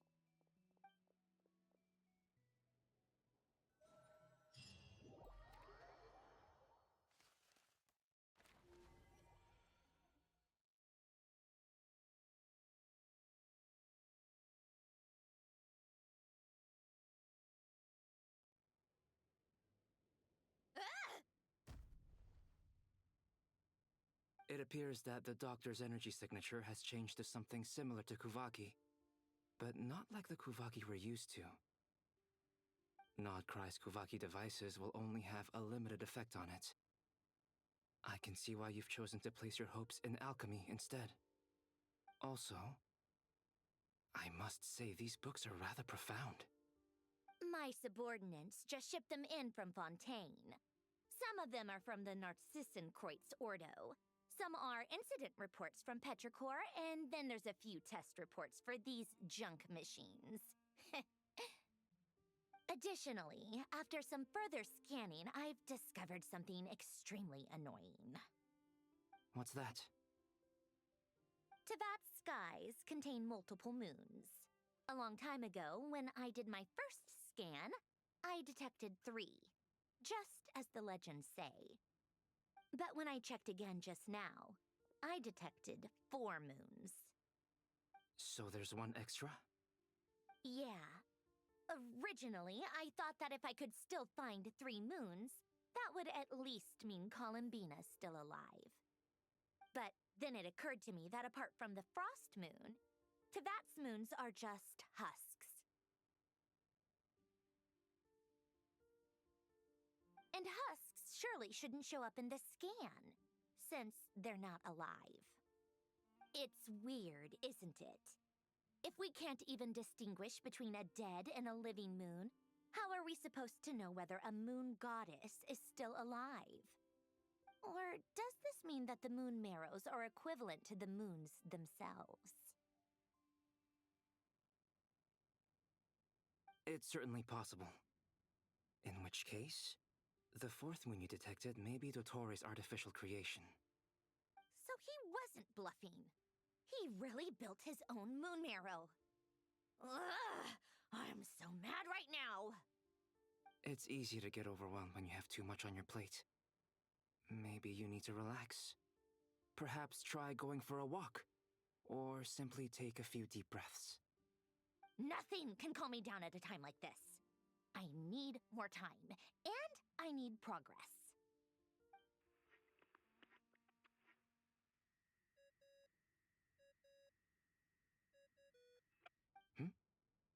It's Mr. Flynn's. I really hate that ringing tone. Ugh. First the 4 orthants of the Narcissenkreuz, then moon marrows. Now what? Oh, sorry if we're disturbing you. Might I ask what's troubling you? What do you want? We're busy. Are you still at the Curatorium of Secrets? Yeah. Look, everyone else is still out, so there's no hurry. Plus, I'm busy, so I would appreciate if you gave me some space. Even though we have crucial intel to share? Fine, I'm listening. Do you intend to share it via the Dodo communication device? Ordinarily, I would, but this is a unique situation. I think it's best that we discuss it in person. See you at the Curatorium.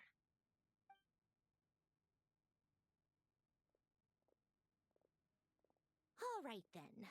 So, what's the situation?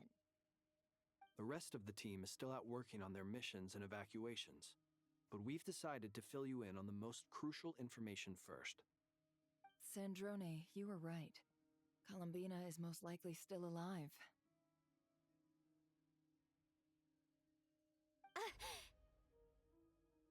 That's the best news we've received in a while, by a long way.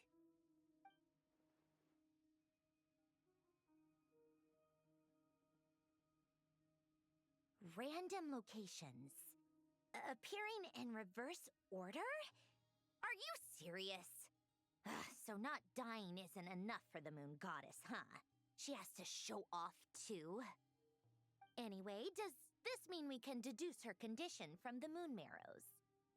Miss Androne, there's nothing wrong with simply admitting that you're happy to hear the good news. I'm not. And she's the least of our problems. We're facing a huge crisis. If she can't control the flow of time in there, she's just gonna keep moving backwards. Different points in time won't intersect, and she'll never find a way out. Let's say life begins with a drop of water. When did time begin? The moment this planet came into being? No, that's not right. Her final destination would be the moment at which the space she is in was created. But it doesn't seem like we can influence that space from the outside world. So how can we help her? Also, if she's alive, Rarir and Thalindus might be too. But as far as we know, neither of them have come back out. That space may not have an exit at all. I'm afraid I must concur with Miss Nefer in this. Can't exactly argue with that. Let's leave it there for now. I've taken notes on everything you said. Will it help with your research? I doubt it's gonna help with breaking Dottoro's energy fields. But who knows when it might come in handy. Better to have it all written down than try to remember everything when I need it. All right, I need to get back to my research. Mr. Albedo has made a lot of suggestions that will require my undivided attention. Sure, I'll stay here. I have things to work on.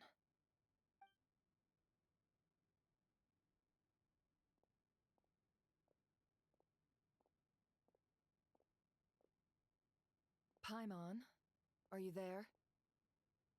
Oh, right. She went with Varka to Natlan, didn't she? Good thing we've moved her and the Traveler's luggage in here.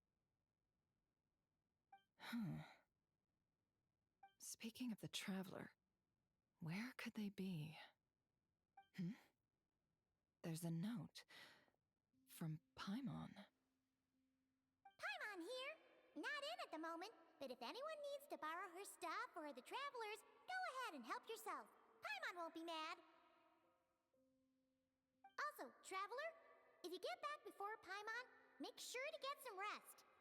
Paimon misses you a lot, but put your health first, alright? How sweet. Well, since you offered, Paimon, don't mind if I do. This is the Traveler and Paimon's luggage. All the items they use day to day are here. It's well organized. I wonder which of them is responsible for that. What do we have here?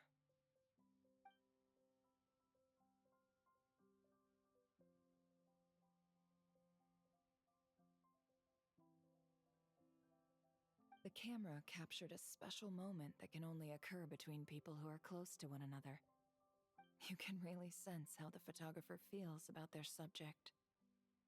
I wonder why this picture was placed outside. Is it because Paimon recently looked at it?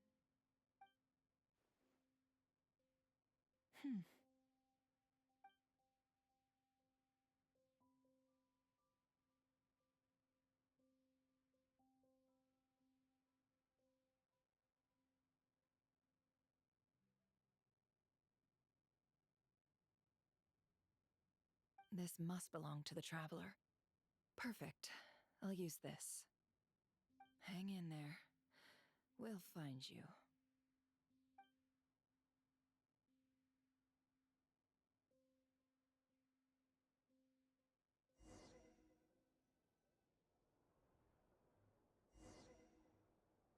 Polonia.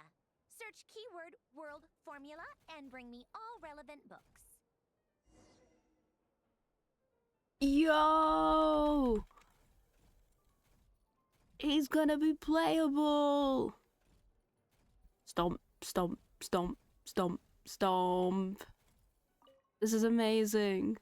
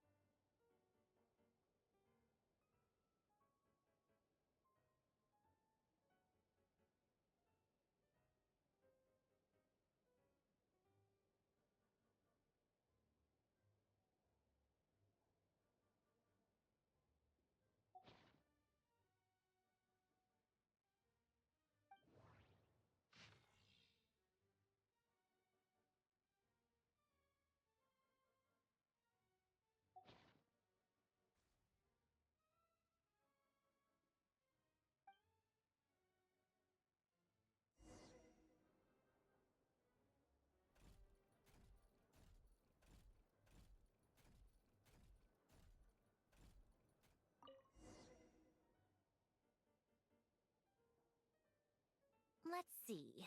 This one is Ontonki's sermon dictation concerning the apocalypse.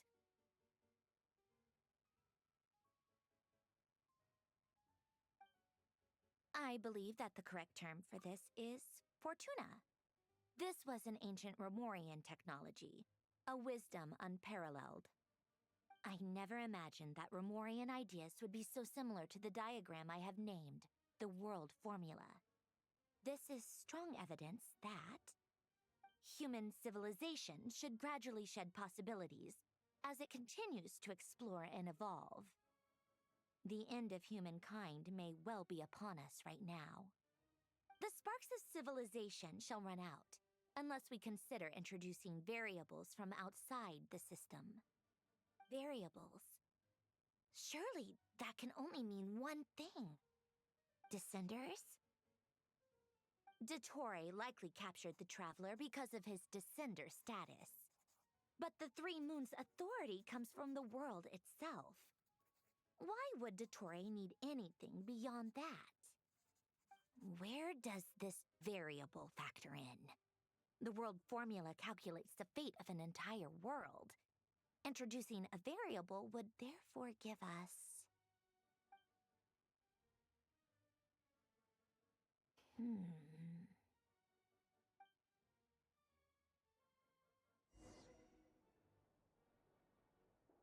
Polonia, search keyword pathway and bring me all relevant books.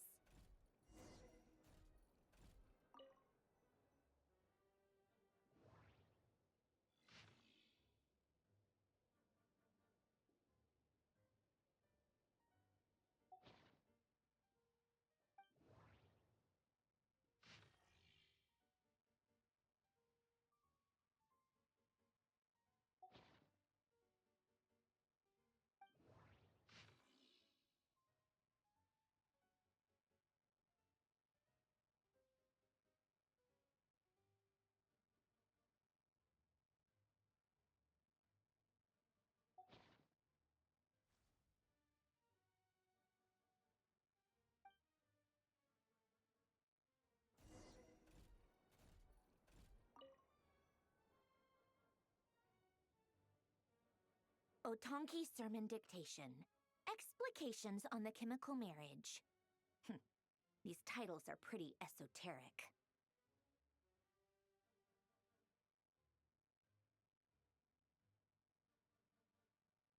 Observe and compute the pathway displayed in the guidance diagram. Deconstructing and reversing its effects could generate potential ideas. So, it's one of Renee's draft lectures. Deconstructing the pathway. I suppose that could lead to a breakthrough.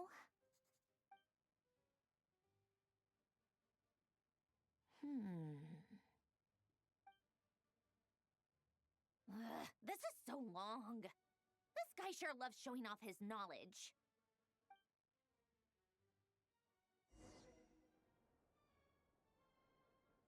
Polonia. Search keyword tree model and bring me all relevant books.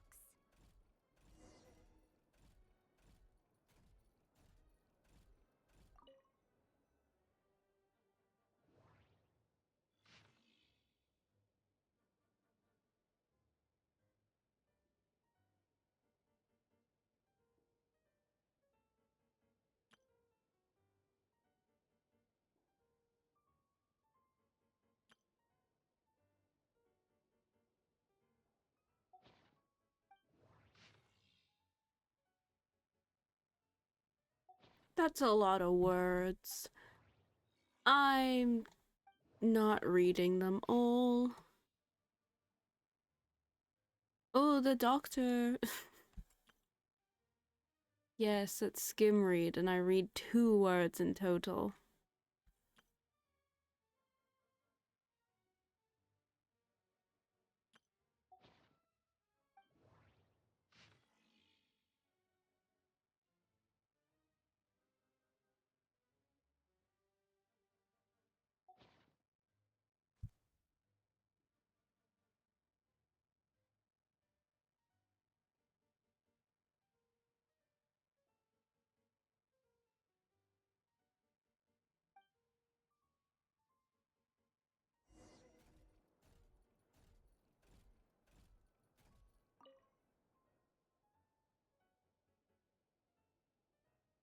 Most of the experimental devices proposed by the Lilia Crucis Ordo are built based on the simple and basic logical structure of a tree model. Lilia Crucis. Guess they were trying to cover up the name of the Nod-Krai Ordo? When Duke St. Germanus departed, he said, "It seems that there's no going back." Alas, he is only a genius when it comes to machines. In all other things, he is but ordinary. Excuse me? I'm sorry. That's just ridiculous. What kind of book is this? Great Detective Herlock, the Alchemist and the Clockwork Saint? Isn't this a novel? Come on. Still, the author swears that they knew Renee well. Whatever. I guess it's not beyond the realms of possibility that Renee would say nonsense like that on occasion. Memory, wishes, souls, and persona. Frankly, this sounds more like occultism, but if Albedo vouches for it, I suppose there must be some alchemical basis to these techniques. The way Alain Guillotin saw it, the world was comprised of machines. The universe needed machines, and thus his technologies were created. That's why I was born. Renee, his full name was Renee de Petrichor, if I recall correctly. Sounds like he and the town must be intricately connected. That place was also the source of most of our information regarding Remurian civilization. Seems like some of his projects were based on their technology. The cutting of souls and storing them in vessels. These seemingly unrelated techniques underpinned Renee's research. Assuming that the 4 orthants correspond to alchemical categories. The chemical marriage model? Alain would have scoffed at that. He never would have let those theories or parameters anywhere near his mathematical formulas.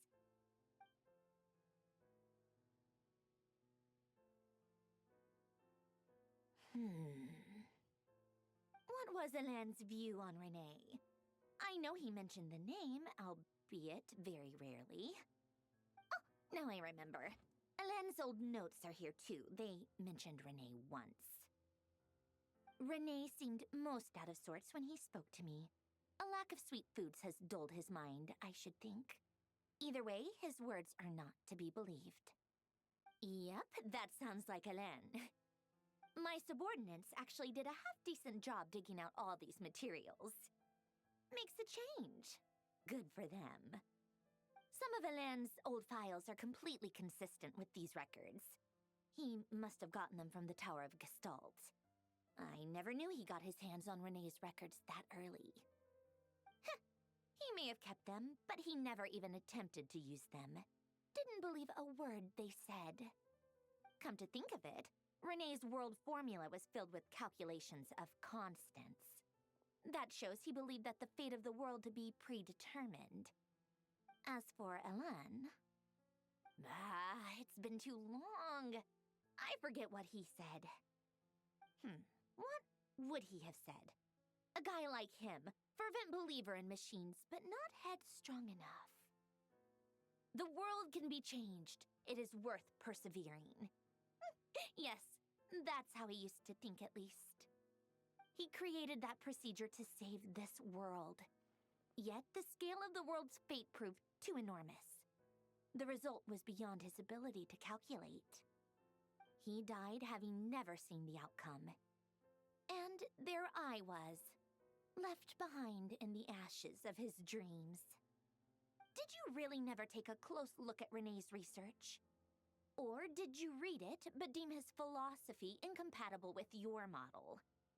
The very thought of trying to incorporate his ideas probably made you feel sick to the stomach. Well, don't worry, because there's a whole new category of lunatic in town. Next to Dottore, every other madman looks sane. You once asked me what I wished for. Should have asked him instead. He's the one pining for things you'd sooner die than witness.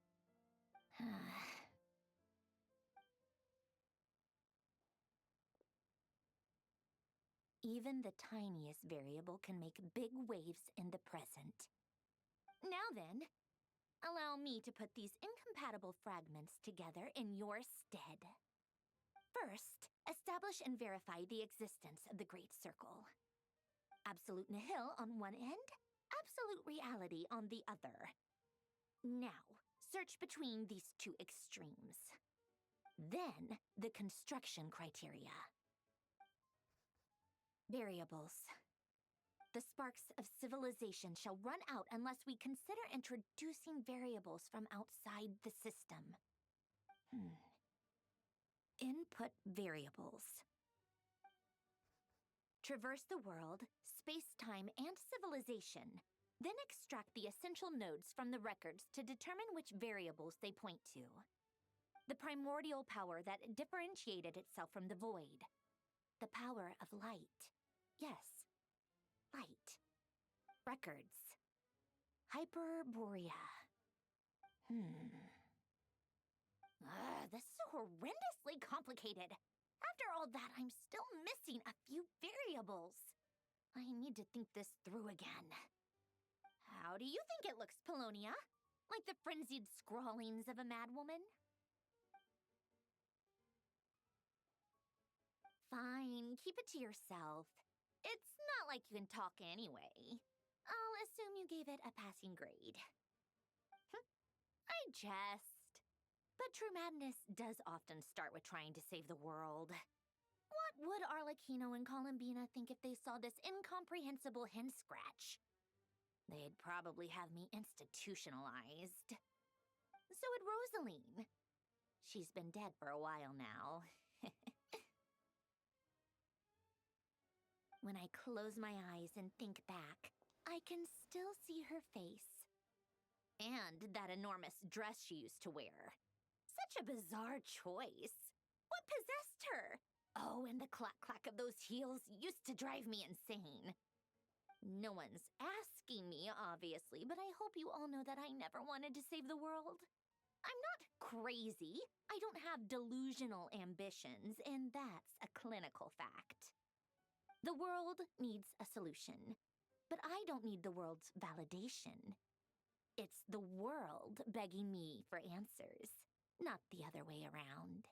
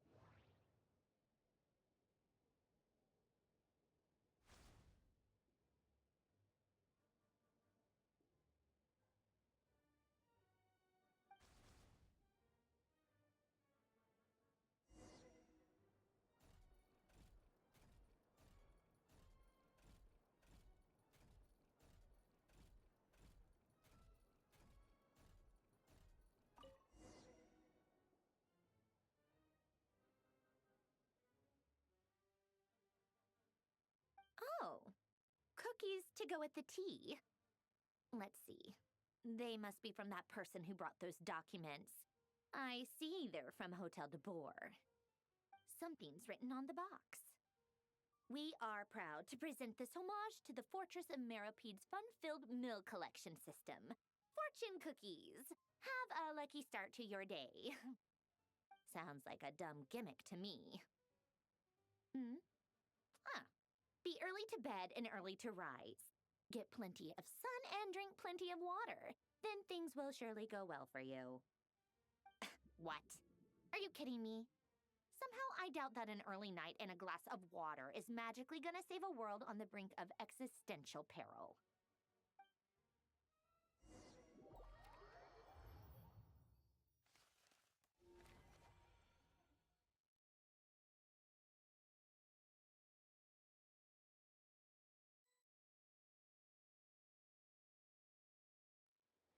Lady Arlecchino, word has reached us that Lady Marionette's troops are all in position. They are ready to act as soon as the order is given. Excellent. The only thing is, they are fewer in number than we expected. It looks like many of them must have lost their lives at the hand of the monsters released by the Doctor.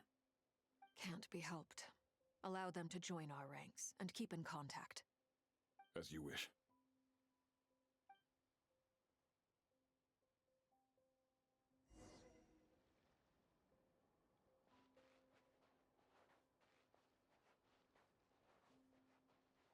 Oh my god, child. He's finally back. It's been a while, Arlecchino. It has You look been a well. while. Oh my goodness, he's alive. Did Dottore really have to build his lab right on the sole path between Snezhnaya and Nod-Krai? Had to go on a huge detour to stay out of its line of sight. Sounds like an arduous journey. I assume you've brought word from Her Majesty? Of course, all part of the job. Firstly, the Tsaritsa has authorized Fatui Internal Affairs to review Dottore's case. They will reach a formal verdict on whether he has turned traitor and whether he poses a threat to Snezhnaya. While they're working on that, I've been ordered to come and receive the refugees from Nod-Krai. They are nearby. My team will escort you to them shortly. Great. Aside from that, Her Majesty has a message for you and Sandrone personally. Huh? Where is Sandrone? She stayed behind to work since I was making the trip anyway. It seemed sensible to have one person on standby at base while the other came out to meet you. All right, guess that's just how she rolls. In that case, tell her that the Tsaritsa's decree this time is pretty awesome sounding. I think she'll like this one. Still, I wonder what... Wait, what's that?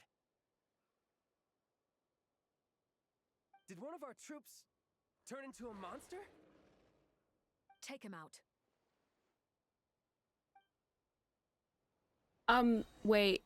No, no, no, no. Oh, wait, can I let the other guys do it?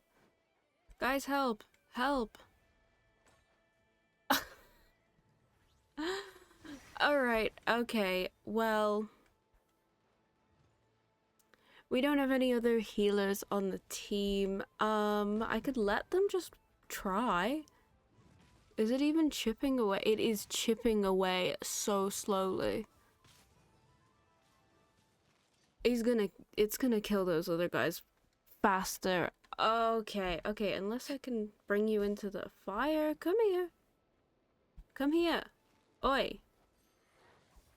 Okay, no, okay, oh, great. Come on, guys. Hit it.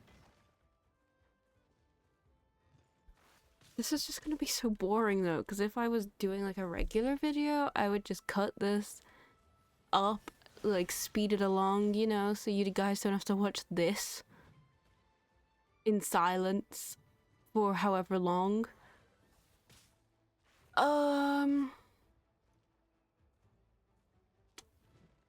I guess Arlecchino heals herself. So in this moment in time, she can class as a healer. I just won't take child out. Yeah, let's do that. Everlasting as the moon. There we go, healed. Overruled. You've gotten stronger, Arlecchino. Nice. Oh, there's more. Right now. I appreciate the praise, but I am not fighting you today. I knew it. Oh no, oh no, oh no. Laid bare. Witness my rise. Heal, woohoo, healers, go. Oh my god, there's more. Overruled. Guys, come on, I'm not built for this. Healer Arlecchino has been used. Goodness. Another fine piece of work by our dear colleague, I'm afraid. What in the world has been going on in Nod-Krai? A lot. But long story short, Dottore stole 2 moon marrows that should have belonged to Columbina, then built a 3rd moon marrow of his own to concentrate the Tri-Lunar Authority in his hands. What? What do you mean he built a moon marrow? People build roads and houses, not moon marrows. What's his next DIY project? He's gonna build a god? You could stand to be less surprised. We are harbingers. The work we are engaged in makes the creation of gods seem mundane by comparison. I tell everyone who asks that you once crossed swords with Rex Lapis while serving as a key supporter for Rosaline's plan. But right now, you're acting like a common adventurer. Thanks for speaking up for me. Those two really took me for a ride back then. Then again, surely no common adventurer would manage to get tangled up with them the way I did. That's gotta count in my favor, right? It almost sounds like you wish to repeat the experience. I might have to lower my opinion of you. No. I'll stop talking. Please, go on. Dottore is currently still experimenting with his newfound power in ways that continue to corrode the outside world. As for the human mutation, I believe this is simply a consequence of his experiments, and not a strategic move. That radiant beast was once a subordinate of Sandrone's. I suspect he was only allowed to live so that he could become an experimental subject. Also, those of us who fought Dottore have been afflicted with a curse. As such, I cannot leave Nod-Krai. This is so much worse than I thought. No wonder Her Majesty's decree is so extreme. While these exceptional circumstances persist, the Harbingers are hereby authorized to use unilateral executive powers. Should Dottore pose a threat, Arlecchino and Sandrone are permitted to eliminate him. My thanks to Her Majesty. I will pass these good tidings on to Sandrone. Her Majesty has also declared that she will refrain from launching an attack on the now evacuated Nod-Krai due to the presence of unretrieved research material. A wise decision. By the way, how's my old partner doing? I'm assuming they're with you? Partner? You mean the Traveler? I'm afraid I have bad news. He was captured after our failed assault in Dottore's lab. His whereabouts are currently unknown. What? Why? Since when does Dottore have a bone to pick with him? That is indeed the question. I'm not sure he does. He must have some other goal in mind. This won't do. I have to rescue him. You can't. We have no idea where the Traveler is. What am I supposed to do then? Stand here twiddling my thumbs? Sandrone is working on it. The best thing you can do right now is complete your mission. Fine. I guess I'll leave this to you then. One last thing. Tell the Rooster to get the message out to the gods and citizens of every nation in Teyvat. Beware. An uncontrollable pollution is spreading forth from Nod-Krai. The source of that pollution is a madman drunk on the success of his experiments. The Fatui and our allies will endeavor to contain the threat. However, if Nod-Krai falls, things are likely to escalate.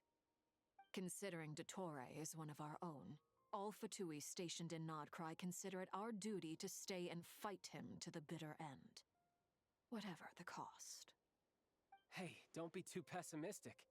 If it comes to it, I'm sure Her Majesty won't stand by and do nothing. I hope you're right.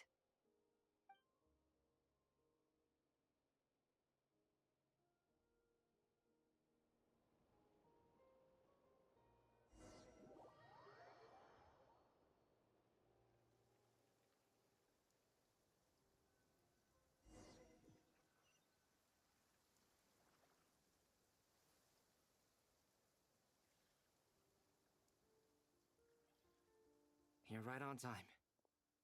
Thanks. Hey, do you think I'll get that gliding exam exemption? I made sure I was on my best behavior in Mondstadt. I landed well outside the city and walked in through the gates. I'll help you apply, don't worry. For now, let's see what we have here. What are the doctor's energy fields even made from? The usual attract and repel principles that govern Kuvaki don't seem to apply to them. They are very mysterious. But ultimately, they appear to be comprised of energies from the three realms, Thanks to research by Master and the Hexen Circle, we know that Tevat's 7 elements are derived from the more primordial power of the Light Realm, which is antagonistic with the power of the Void Realm. Since you have the power of the Dragon Durin within you, I'm sure you can already tell that this energy field contains no abyssal energy. That's true. It's not abyssal energy. It's something pure, wild, and untamed. I've been thinking about something. Do you still remember the device that Dory supplied from the Academia when you and Miss Columbina fought Rarier? That was one of the most marvelous feats of ingenuity I've ever seen. The design, the craftsmanship, the material selection. I couldn't fault any of it. Not to mention the operating principles. Surely the most ingenious feature of all. Dory didn't go into detail on how it functions, but I have a working theory. The clue was that Miss Columbina was somehow able to use the pyro energy that you provided, despite the fact that, as a moon goddess, she should only be able to use Light Realm energy in principle. Now, all elemental energy is, of course, derived from Light Realm energy to begin with. Hence, I suspect that the device works by restoring elemental energy to its original state. This presumes a theoretical model of the 7 elements akin to that of light refracted through a prism. Perhaps it is no mere analogy. Maybe there is indeed a prism in this model. I almost wonder if the idea for the device was conceived based on direct observations of said prism. It would explain how such an ironclad design concept was achieved. It is at once a masterwork of engineering and a groundbreaking application of the Academia's latest elemental theories. I suspect only Lesser Lord Kusanali herself could have devised such an ambitious technology. But back to the energy field before us. If this is pure Light Realm energy, its relation to elemental energy is one of integration versus division. Or you could say that the former contains the latter. Could this mean that elemental energy can dilute the power of the Light Realm?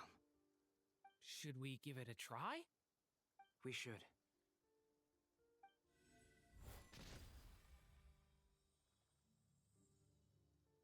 Ha! It works! Clear signs of disruption were detected at the periphery of the energy field. This indicates that elemental energy can disturb or even negate the field. Now you try. All right, here goes. It's working! Switch to abyssal energy and attack again.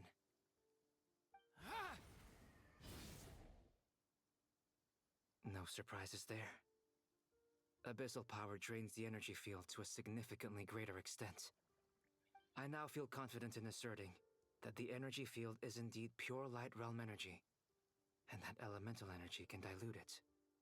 But the energy field is huge. How much elemental energy will it take to neutralize it? We don't have to neutralize it completely. We can try other approaches. That's all for theory. Would you like to continue watching? So you knew I was here. Huh? When did you get here? A while ago. But Albedo sounded like he was working on his thesis defense back there. Back in Sumeru. You can end a person's whole career by interrupting them mid-speech. Very thoughtful of you. I'm truly touched. Could I ask you to lend me a hand? With what? A little test. Try using Animo to unleash a concentrated assault with circular blades, with the goal of breaking through at a singular point. Nice! This time it tore through the field. Tremendous. This is a major breakthrough. Should we go through? We probably shouldn't risk having mutually antagonistic energies in such close proximity. Durin, you stay here and watch the entrance. Hat Guy and I will go in to investigate. Sounds sensible to me. Keep your eyes peeled, Durin. Don't worry, I got this. You two be careful in there. Just give me the signal if you need help, and I'll dive right in. What do you mean, signal? It's based on a new alchemical concoction I developed last month. When 2 bottles of it are smashed on the ground together, they emit a blinding burst of light. If it comes to that, remember to shield your eyes with your hat. Glad I asked. Thanks for the heads up.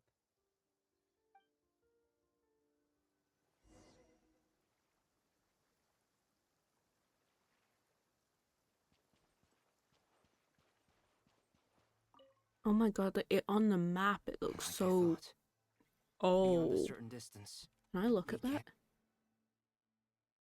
Oh, this is so cool. So creepy, but so cool. Is it just Nod-Krai? Imagine you go here and it's like everywhere as well. Ooh. Sounds like Dottore style to me. Not much has changed. Things are basically the same here as they were before the energy field appeared.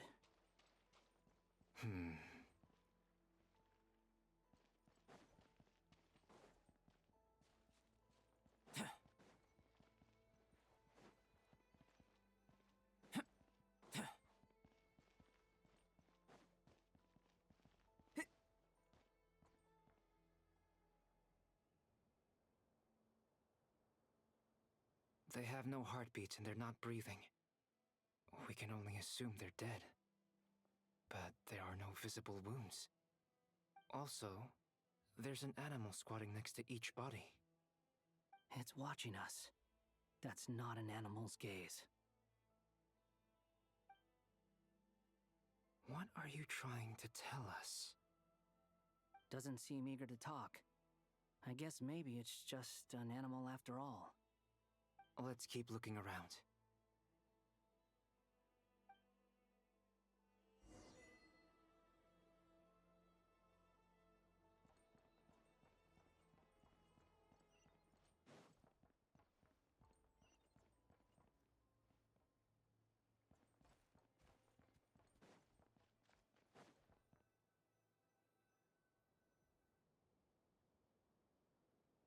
Same situation everywhere.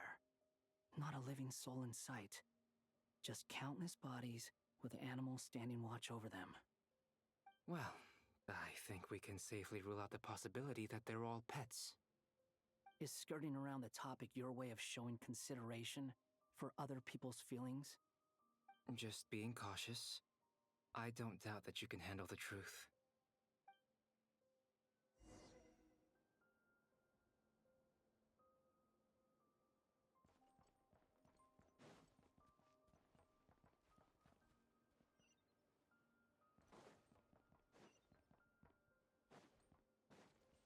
Careful.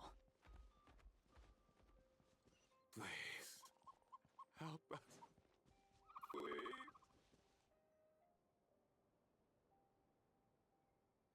Please. Help us.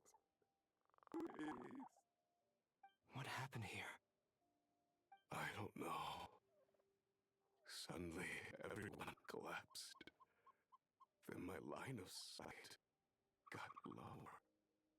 I still have some of my senses left. I gotta get out of here.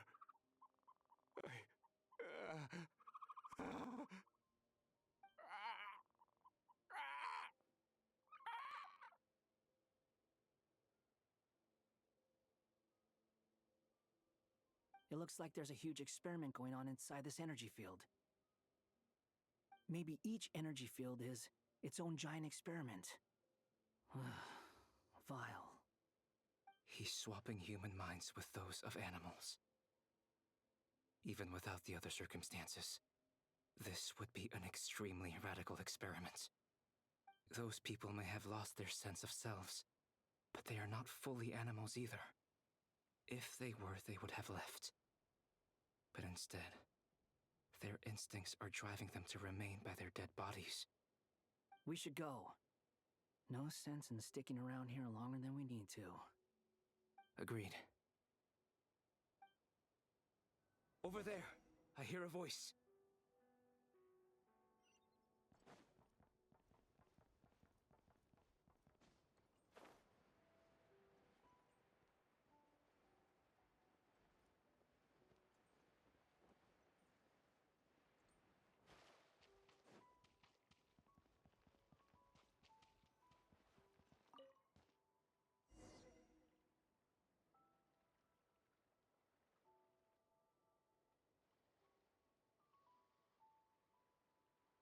We're back!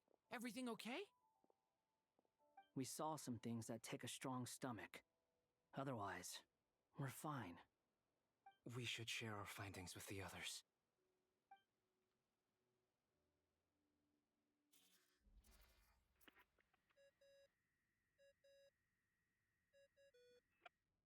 Yes? Who is it? Miss Nefer, it's me, Albedo. We found a way to break through the energy fields. With enough control, it's possible to tear them open using elemental energy. Also, we managed to take a look inside. Dottore is carrying out his cruel experiments on an immense scale. Any residents who have failed to evacuate in time will likely meet a grisly end. Sounds like he's living down to our expectations. Might I ask how things are proceeding on your end? I'm just about to get started. I'll be in touch once I have a result. Understood. Stay safe. I will.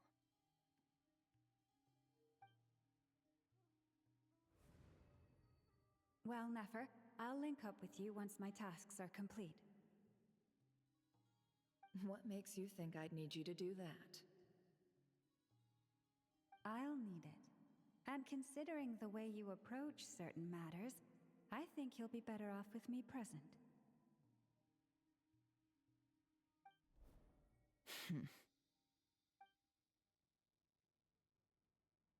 Let's begin. Entering simulation mode.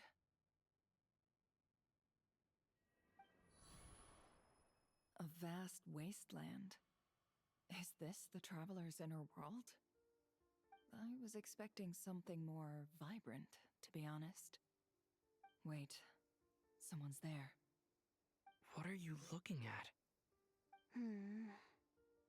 In that case, I'll look at it with you. I want to know all about everything you've seen and experienced.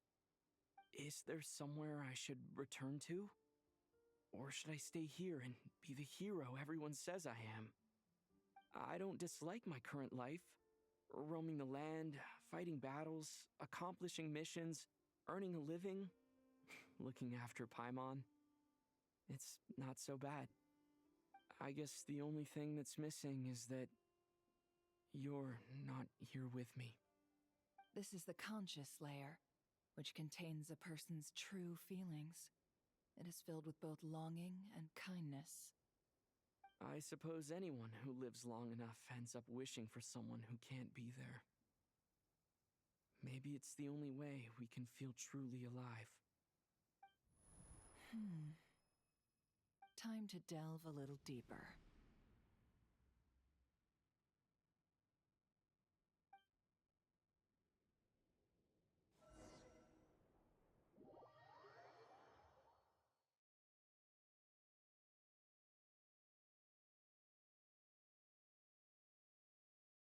The town is hardly the optimal choice for a place to live, but it has character and a reasonable population density. What are you trying to say? Oh, don't be nervous. I was just thinking where might make a good starting point for your journey. Perhaps I should send you further afield. Conria, perhaps. Conria ceased to exist long ago. Once again, you fail to understand the possibilities that the Tri-Lune creates. Anything that has existed in the past, I can now recreate. You simply do not wish to see that happen. That might be because you miss your sibling and fear getting answers that you are not ready to learn. But this is not for me to judge. If we are to collaborate, we need to maintain an amicable relationship. In a moment, you will be able to...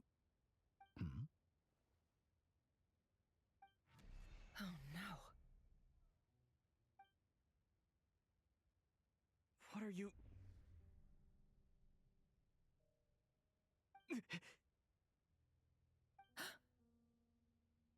What are you gonna do? Don't move. Something unwanted has crept into... Oh? Gone as quickly as it came.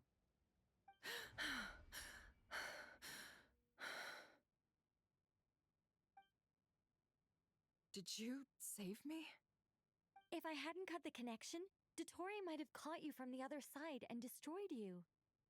This was a good idea, but once is plenty. You were exceptionally brave. Excellent work. Thanks, but now's not the time for that.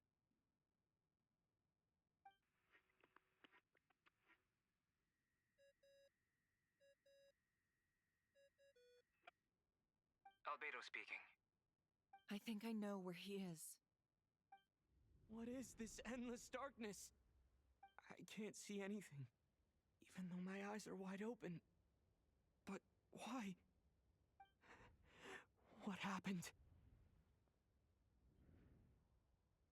Ah, sorry about that.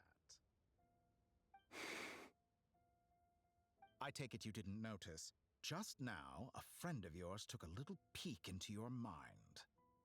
Could it be Nefer? How did she do it? Did she use something as a medium to connect to me? Do you think she's aware of your current circumstances?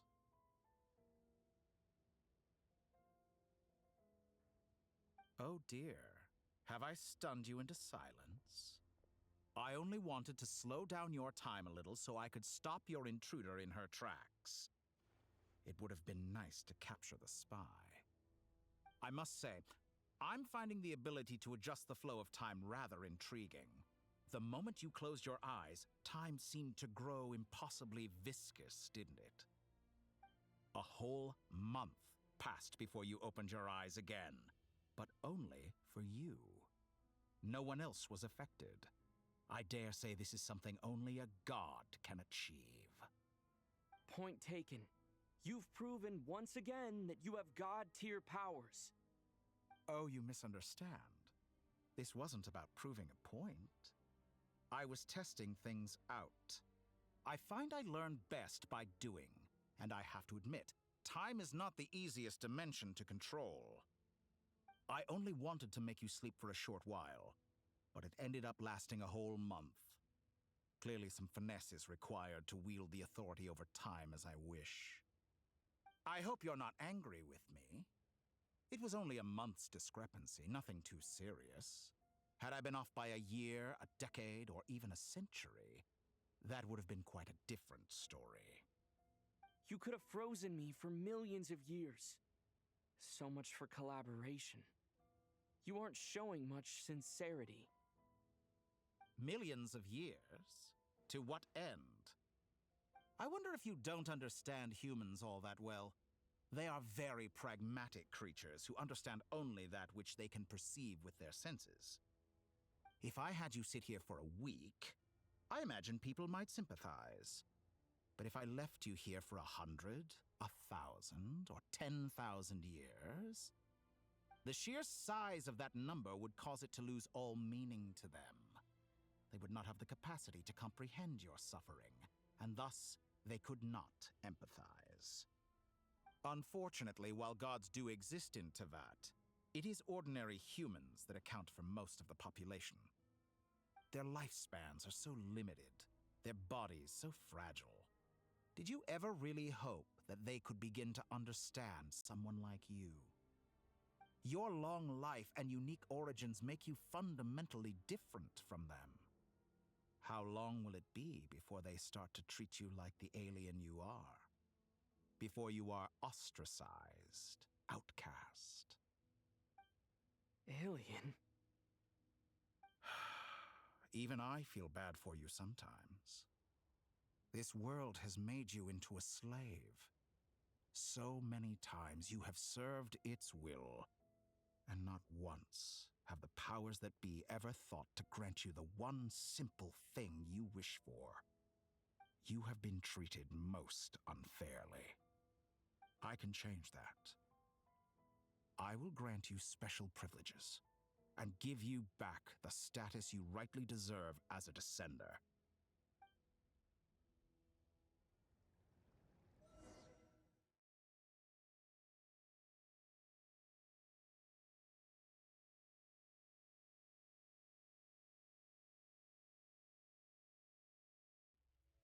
I've entered the past 3 times at this point, but I still have so many questions.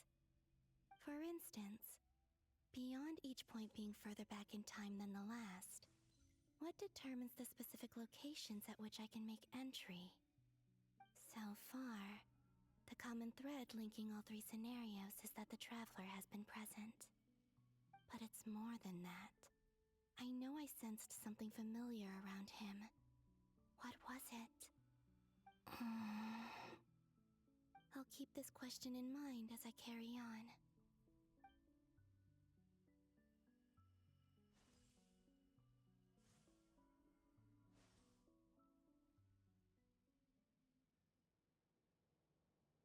Humans, you never change.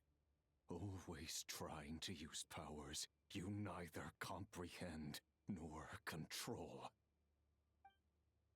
This looks like Star Sand Shoal. Was this before Rerir regained his physical form?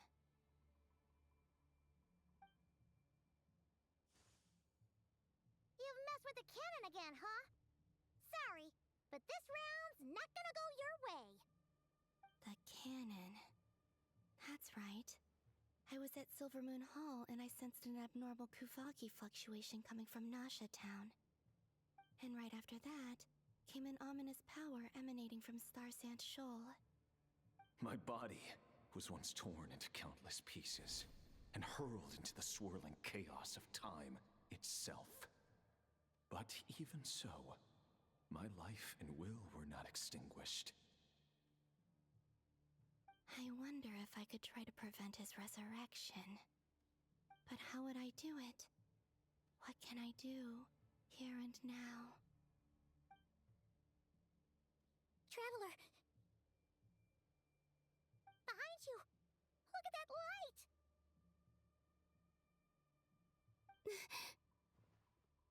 No, I won't make it in time.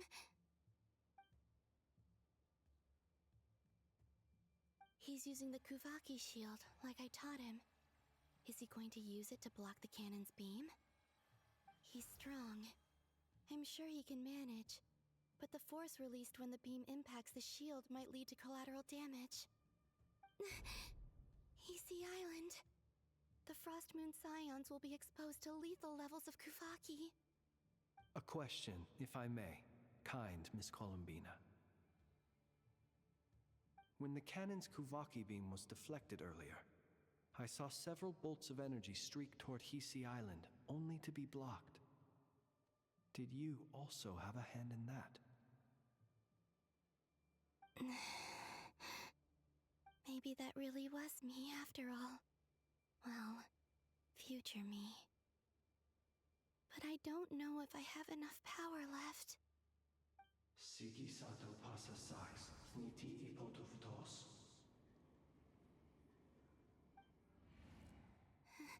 There's no time. Osestikos paratin tiran to risu iku, topir to aithion feraton. I have to make it. Oh, Frost Moon. Oh, great land. Oh, slumbering moonlight of Nod-Krai. If you can hear me, if you can sense my call, then please, heed me once more!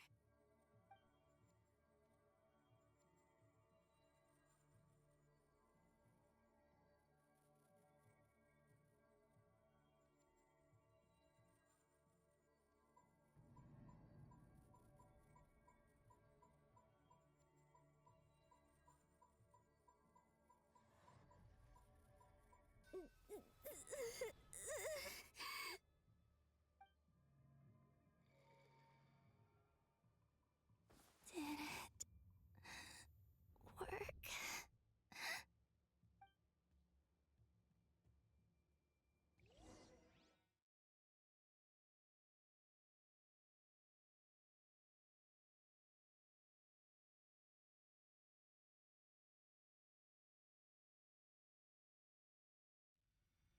Hey, wake up! Hey, did you hear me? Columbina! I said wake up! Now! Oh, good morning, Sandrone. It's 3 in the afternoon, actually. And could you kindly not use my quarters as your personal nap room next time? But I feel so safe here. And your coffee, right? It's so bitter, but it smells lovely. It's like you were raised by wolves in a forest or something. What did you drink growing up? Grass tea? The Frost Moon Scions certainly led a more frugal existence than the Fatui. Then I'll bet you've never eaten one of these before. It smells delicious. That's because it's a Fontanian recipe. I had a little free time today, so I made a batch. Rosaline will be here shortly, but if you really can't wait, I guess you can go ahead and... Hey, at least let me finish before you start eating! Did the Frost Moon Scions not teach you basic table manners? Or did the rules not apply to you because you're the high and mighty moon goddess? These are so tasty. Of course they are. I made them. I was worried they might contain traces of machine oil. What?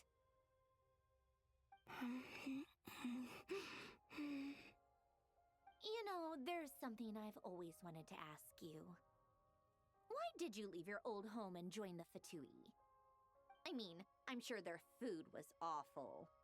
But there's gotta be more to it than that.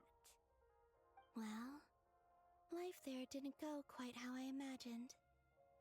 What were you expecting? You're a god. Your followers are gonna make some demands of you, right? Surely you can just answer a few prayers here and there in return for the free food and drink. How bad can it be? Well, would you help other people just for free food and drink?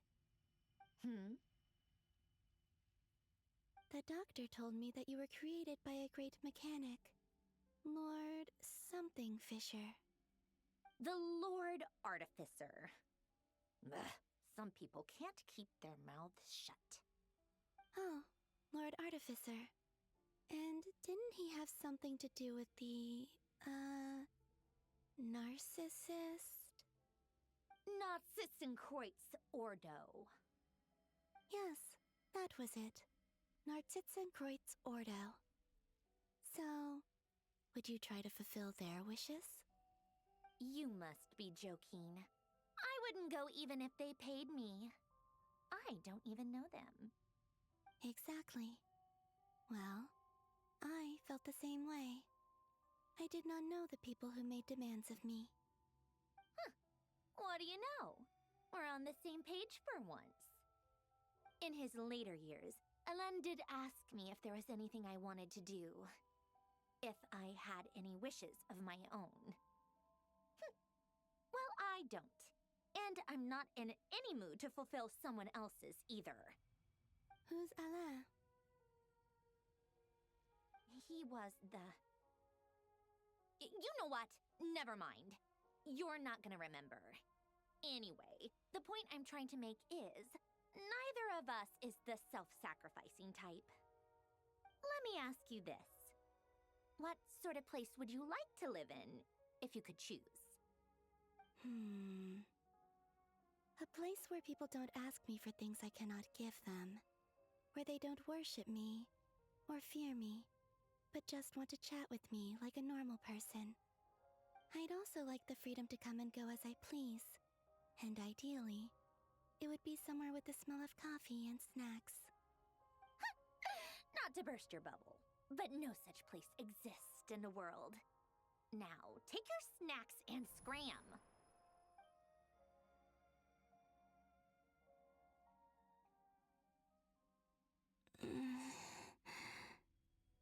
Did I pass out? Of course. I'm back here again. I dreamed of events from my past. Sandrone. Traveler. I miss you all so much. Back there, I guess I managed managed to harness all the Kuvaki energy on Hisi Island. But how did I do it? Time is flowing backwards here, and I can use that familiar power to enter the world of the past. That mystery ally everyone talked about. It was me all along. I can sense that there isn't much more power remaining up ahead. What lies at the end of all of this? Will time keep flowing into the past? And will I ever find my way back?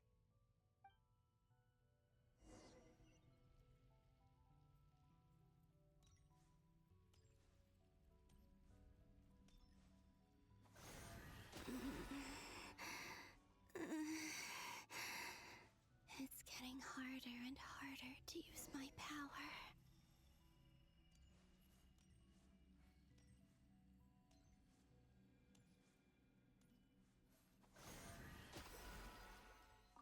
I'm no match for the Abyss in this state. I need to avoid the contaminated fragments. Oh, I didn't read what she said, and as soon as I clicked it, bam. Let's avoid the contaminated ones.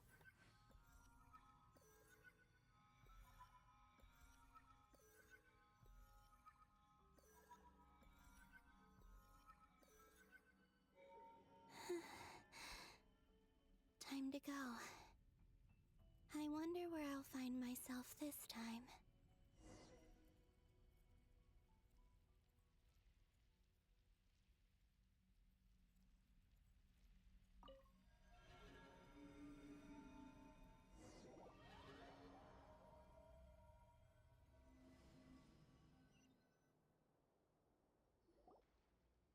The Final Night Cemetery.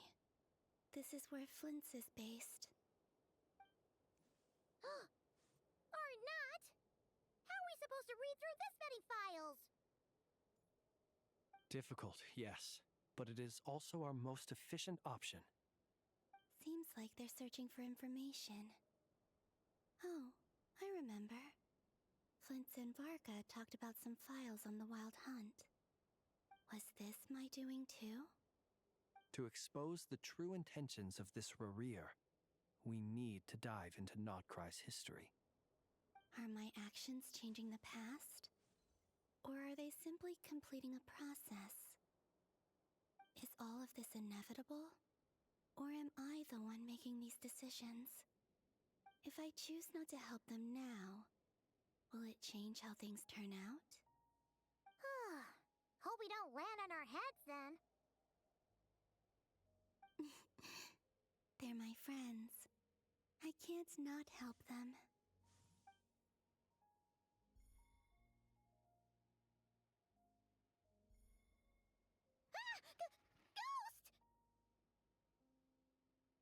You rang? And the other one was... here. Hey! Another file's moving!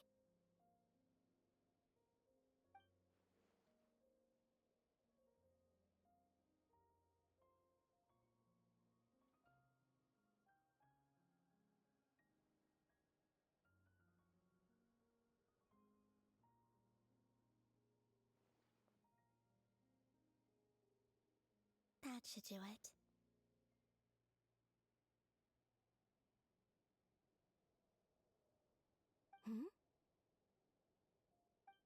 Luanatar? You can sense my presence? Wait!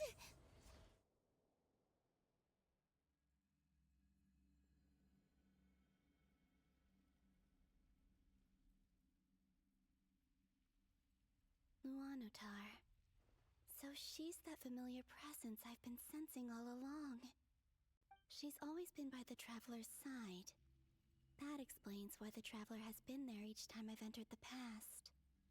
But why Luanatar? Is it because she has a connection to me as the Moon Goddess's familiar? If so, why not any other Kuhenki? That's...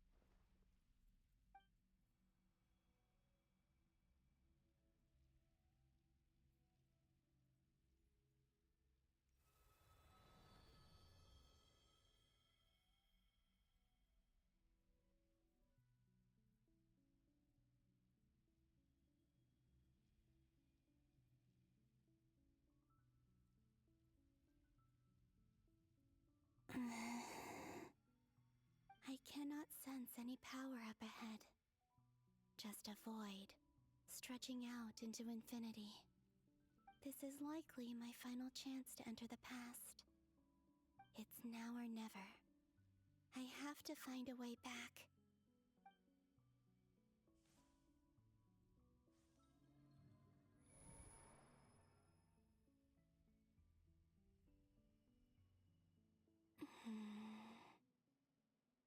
Heasy Island? How far back in time is this? Where's Luanatar? I can't sense her presence this time. Oh, seeing Anafa and Aino reunited like that sure was heartwarming. Traveler, Paimon! No, stay calm. I don't have much power left to change things. I don't even have that much time left here. Think, Columbina. How do I find a way back? A way back... to where? Do I go back to Moonprayer Night? Or to the future that followed? And if I return in my current state, what will become of me then? Dotori's actions that day proved that he'd been planning that for a long time. He had already seized the power of 2 moon marrows before capturing me. Even if I managed to get back, how can I fight against him when he wields the Tri-Lune Authority? I can't. If I go back like this, I'll be playing right into his hands. I have to find some way of rivaling the power he has usurped. Wait. Time flowing backwards. The Tri-Lune Authority. Does that mean... I think I know what the final destination of this lunar reflection might be. I know what I must do. Speaking of homes, we must already be close to where the Frost Moon Scions live. The vibe here feels different, just like the scenery. But how do I communicate my plan to my friends? Should I write it down here? No, someone else will see it. I need something with a close connection to me. Something I can use as a medium to tell them what's happened to me in here.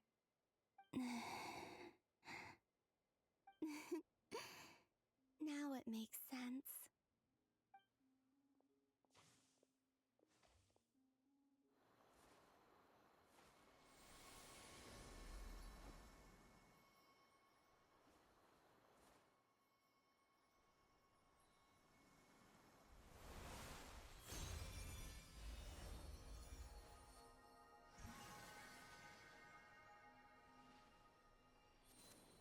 So that was Columbina, I think. Unless, if this is a loop thing, then it's a Columbina. If it's not, she's talking through this.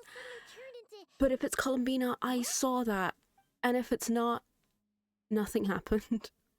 It was I who brought Luanatar into being. I gave up a piece of my own soul to create her. I was right. Power from the moment I entered this space. It also explains why she's been present in every past location that I've entered. Because we have a deep connection. Hey there! What's your name? And the reason why there are no more gates to the past after this point is that Luanatar hadn't been born then. Wait, no, I'm wrong. I don't know. No wonder I sensed the trace of a blessing when we I'm first half right, met. half wrong. Anyways, But I still sorry. didn't recognize the soul hidden within you. Back then, I was just a little lost dove. I had yet to become Columbina Hyposelenia. Go on. Go on now. We've got stuff to do.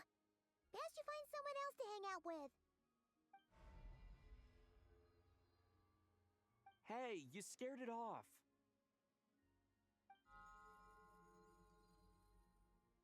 I'll be counting on you. Remember to stay by the traveler's side, guide him, and help him in my stead. Oh, and bring him to the garden where the moon prayer blossoms grow. There's a little lost dove there who will need his help.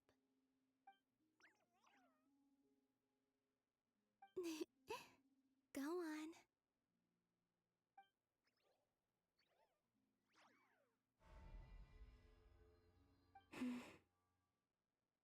You too. Go and live your story. As for mine must go in a different direction.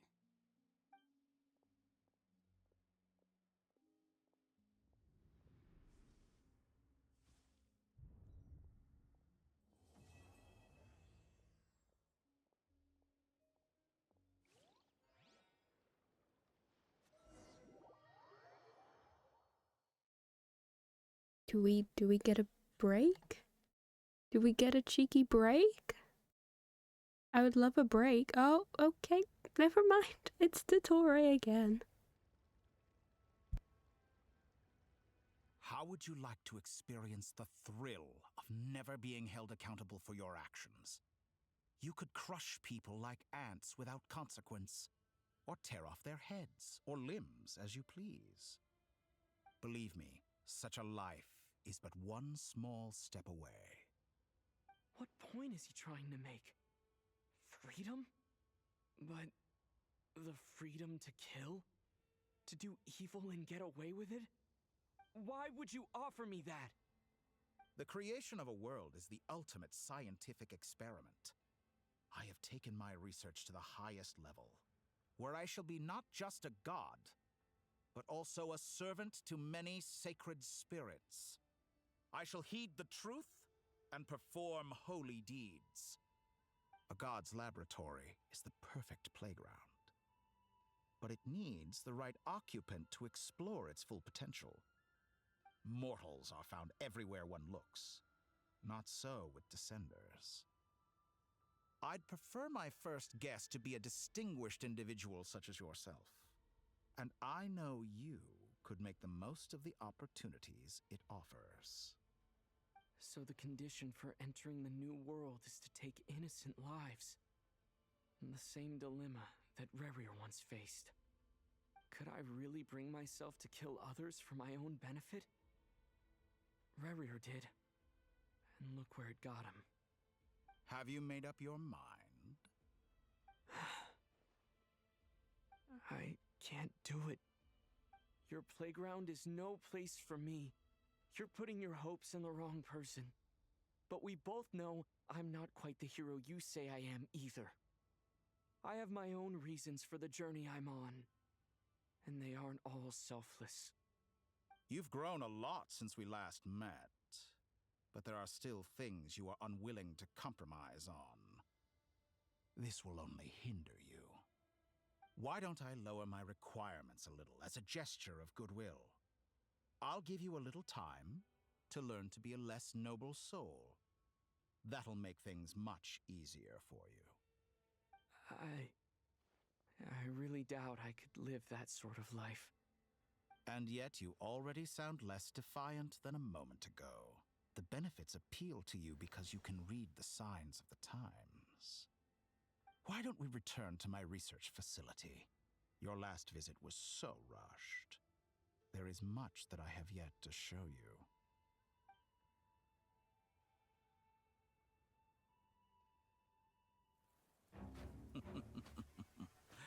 Now to that question, Heroes don't attack from behind. Guess I'm no hero. This is most disappointing.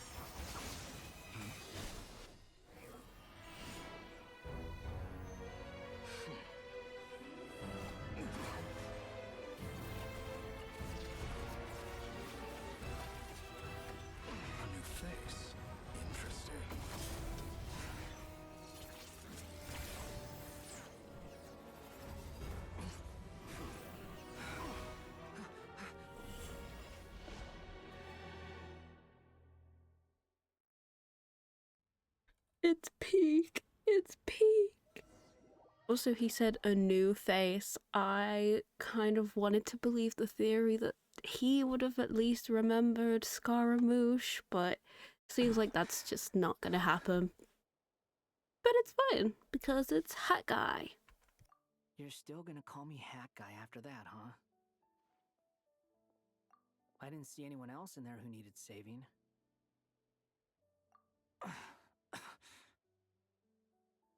It's nothing. I'll be fine. Why are you looking at me like that? Is it that shocking that I'd come to your rescue?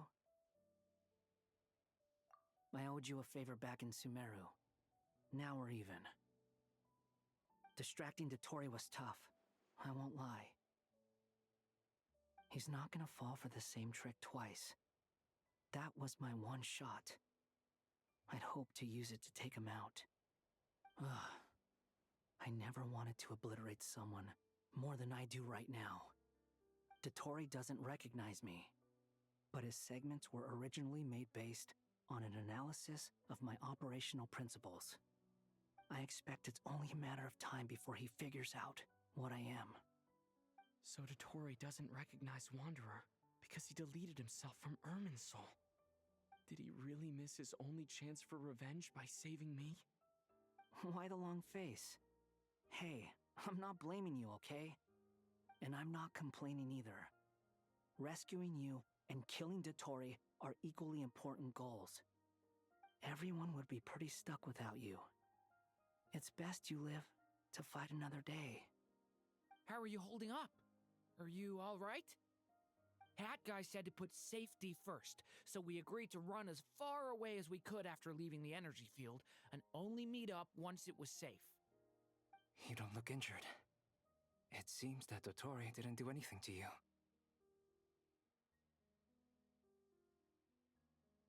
All right. Rescue operation complete. Let's head back. There's a lot more work to be done before this is over.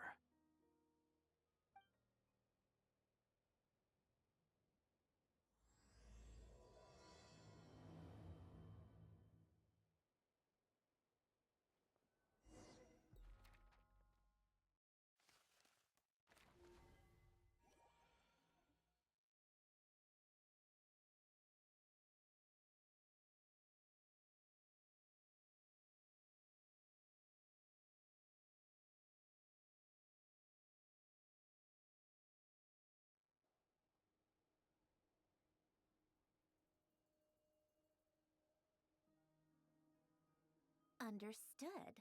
I will bear the Tsaritsa's decree in mind. I don't see what's so awesome about it, though. Does he really think everyone else is as immature as him? I'm not stooping to Tartaglia's level. I thought you might say that. How's your progress? Quite promising, actually. That alchemist Albedo gave me a few ideas. Remember how I asked you to look up some files for me? That stuff on the Nazi-Kreuz Institute. René de Petrichor and Jakob Ingold. Alain Guillotin despised René's theories and methods, but he never managed to come up with better alternatives either. So I adopted some of René's ideas. I thought Alain was like a father to you. He and René were mortal enemies, were they not? And what would you say if Linny and his friends one day learned something useful from someone you utterly detested? I would applaud them for it. That would mean that they have surpassed me. For all we know, Alain Guillotin might have thought the same thing. Not that it matters, though.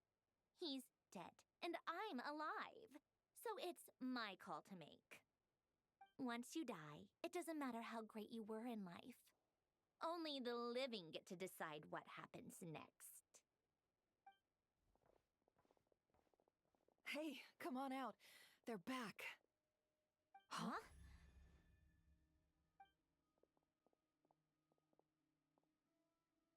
You're back?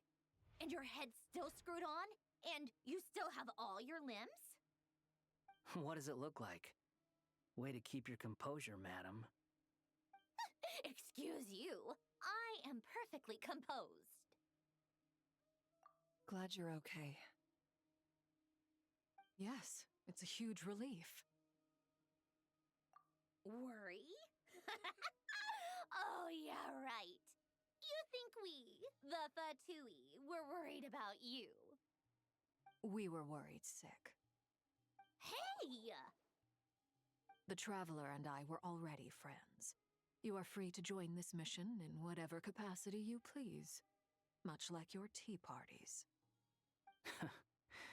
It's a laugh a minute with you guys. I must say, I was quite surprised when Mr. Albedo told me he would need no additional aid. We discussed this on our way back as well. I am rarely so unequivocal, but in this case, we had full confidence in Hat Guy. He said he knew what he was doing. Albedo and I pretty much had to just wait outside on standby. Meanwhile, Hat Guy broke into the energy field and rescued the Traveler solo. You didn't have to mention that. Well, I'm thoroughly impressed. You are a force to be reckoned with, Hat Guy. Is he back? Is he really back? Traveler! It's really you! Oh, thank goodness! Paimon missed you so much! You can finally breathe easy, Paimon. It's great to have you back in one piece! Oh, Paimon's been having nightmares the whole time you were gone! Look at them. You know, once you reach my age, there's nothing better than watching a misty-eyed reunion between friends. That's nothing. Same goes when you get to my age, too. I bet Ino and Anefa would be tearing up as well if they were here.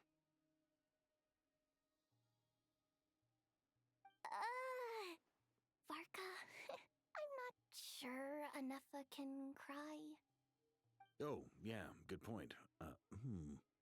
Hey, your eyes are looking a little red and puffy. Come here, let's hug it out. What? Ew, no! No, thank you. You're not my dad, okay? She said, ew. Everyone, I'm sorry for all the trouble I caused you. But the If I silver offered lining someone a is, hug and they said, didn't come ew, away from this you would ordeal never hear from me empty-handed. again. While I was being held captive, I learned a lot about Dotori's current capabilities and what he plans to do with them. Allow me to explain.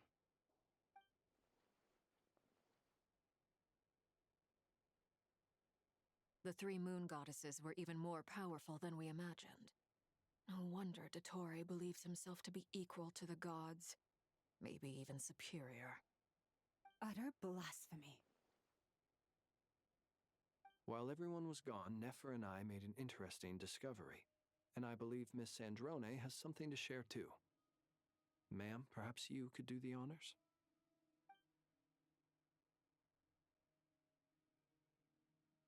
Called it. Getting rid of a pesky troublemaker like her is like trying to clean up after a crumbly cake. It always comes back to haunt you. Our next step is to find a way to bring her back. A place where time flows backwards, with no destination in sight. Surely it must have been created for a specific purpose. But I fear the answers are buried deep into Vat's history, held by great powers beyond our reach. It sounds like she's on a specific path through time, just traveling in the opposite direction to us. The question is, where does that path lead? Or will it keep going to infinity? We considered that question as well. Strictly speaking, time is not infinite. Indeed not. Every road has an end.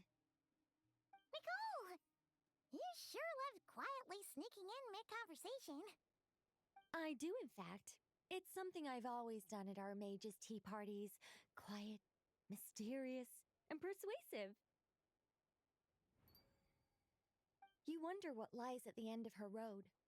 Well, just as the world has a beginning and an end, so too does time. And so, the end of the road is the moment that Tevat was born. But where Miss Columbina will end up along this road, That depends on where this particular river of reverse time began. What about the original moons and the moon goddesses? Do they have a beginning too? All things do. In the beginning, no moons adorned the sky. It was the Dragon King Nibelung who raised the 3 moons into the heavens, and thus were the moon goddesses born. They were shadows of the planet, born to wield Nibelung's authority and oversee the world on his behalf. They were extensions of his will, manifestations of his majesty. But then one day, they disappeared just as suddenly as they had once been brought into being. Nobody knew where they had gone.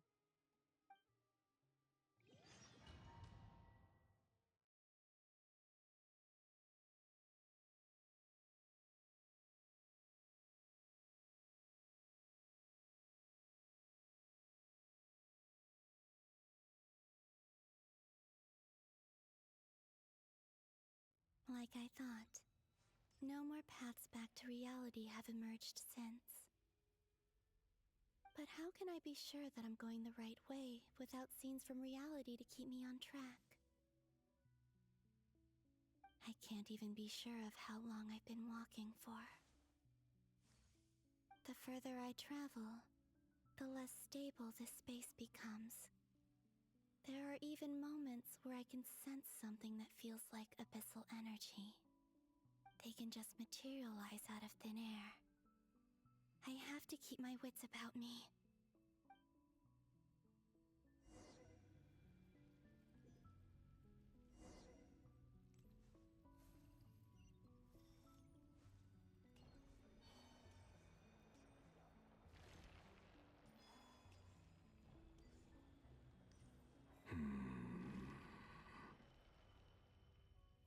Oh my god, I knew it. I knew he wasn't gone.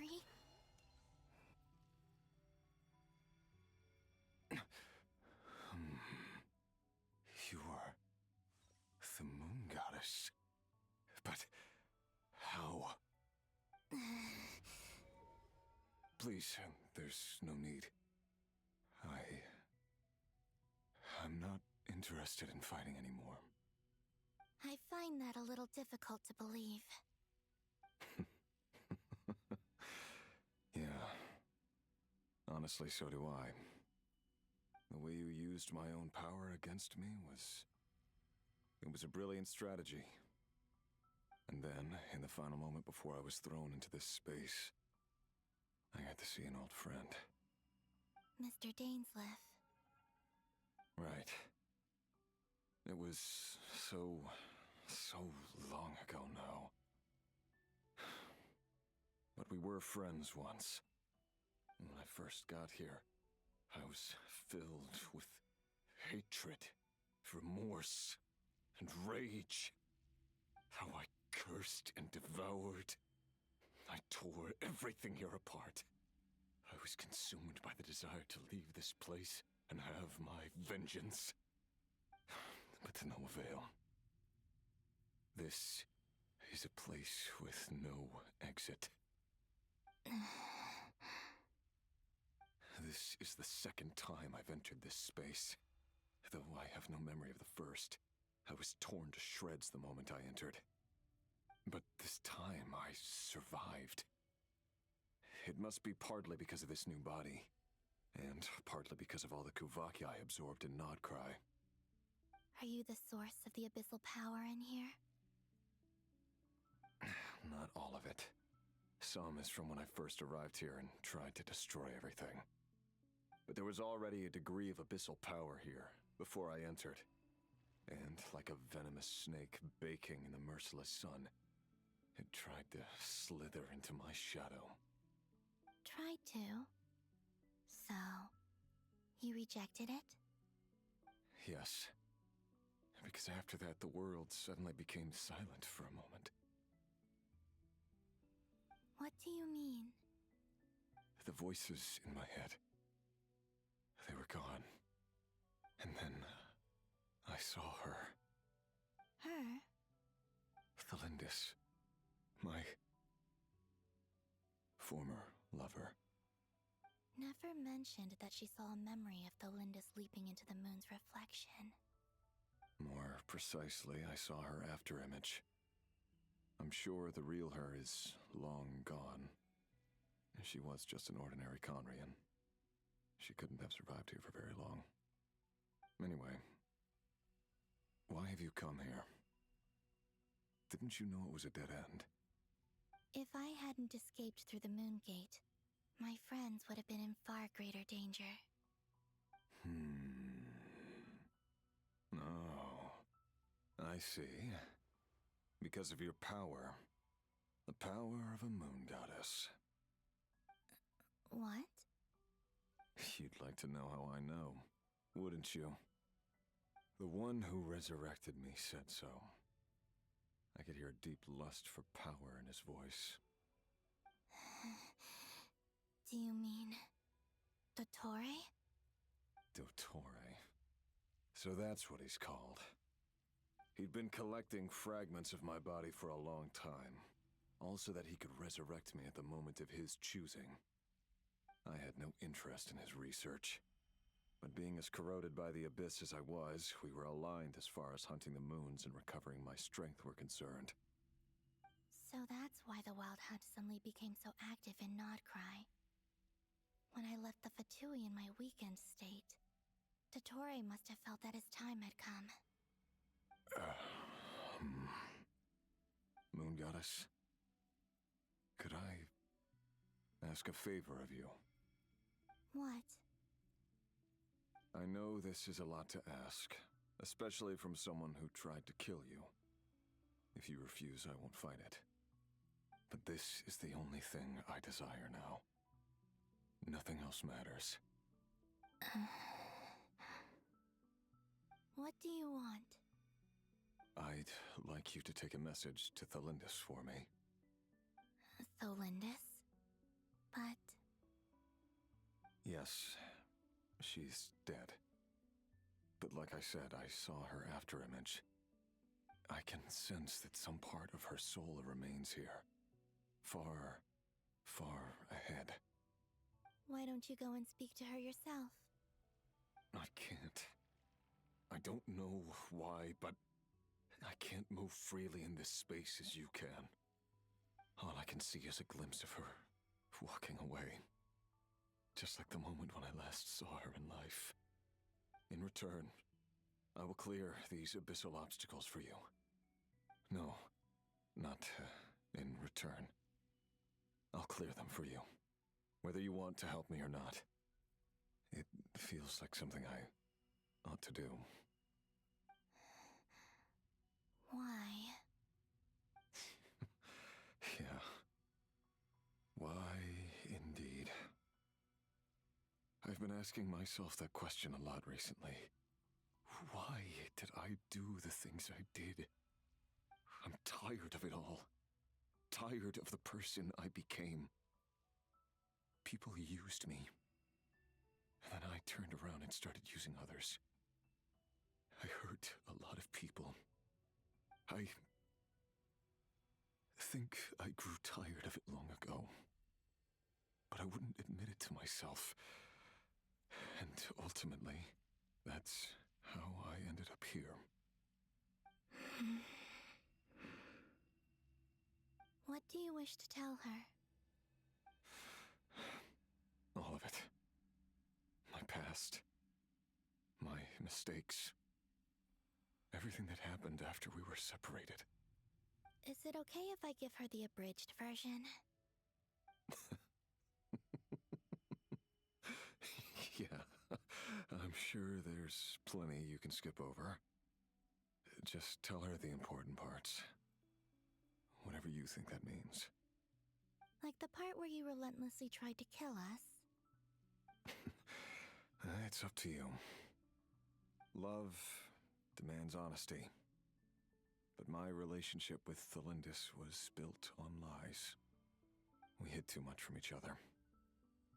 But after living my whole life in the shadows, I don't want to hide anything anymore. I will do my best.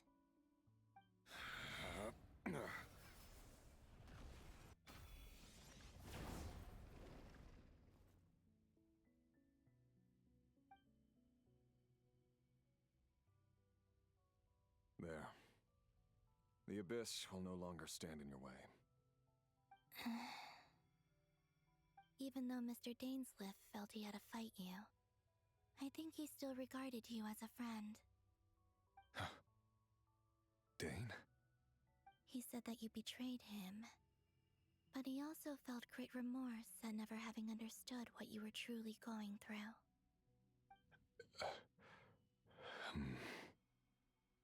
Why tell me this? Because if he'd known that someone could take a message to you, I believe that's what he would have said. Thank you. It means a lot.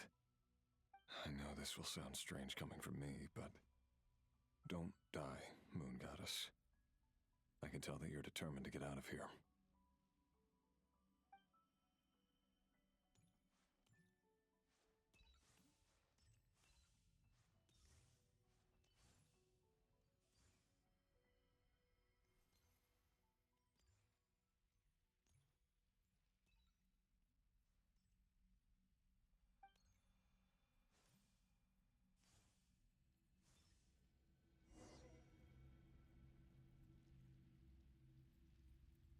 He kept his word. The Abyss is no longer obstructing my path.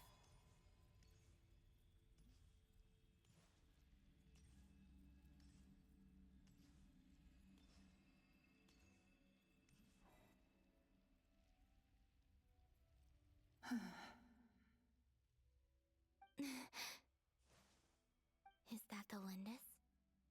She wasn't far off at all. And yet, they can never meet. Hello, Miss Lindis. Who are you? How do you know my name? I've never seen anyone else here before. You can call me Columbina. I promised Rerir that I'd bring a message to you. Rerir? My Rerir?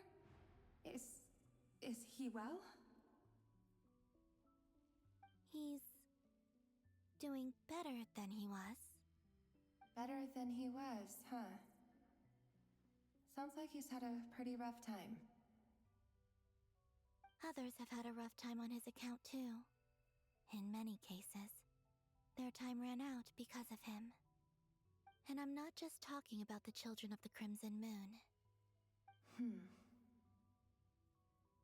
So, things got worse before they got better. Could you tell me what happened, Miss Columbina? Are you sure you wish to know? Yes. This is my opportunity to learn the truth. No matter how hard it is to hear, I have to know. I admire your courage. However, time is short. I cannot stay here for long.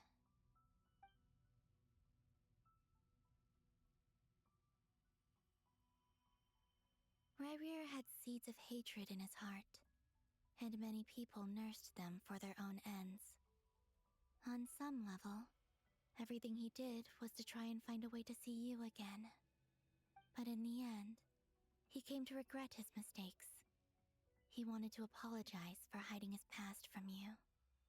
Beyond that, he did not say specifically what it was he wished to convey to you. But I'm sure that you've always been on his mind.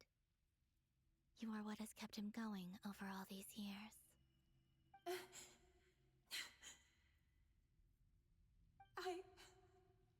I'm sorry, Miss Columbina. This is so upsetting. I'm not sure how to put my feelings into words. It's all right. I understand. Well, that's everything from me. So, I guess I'll be... Wait. One moment.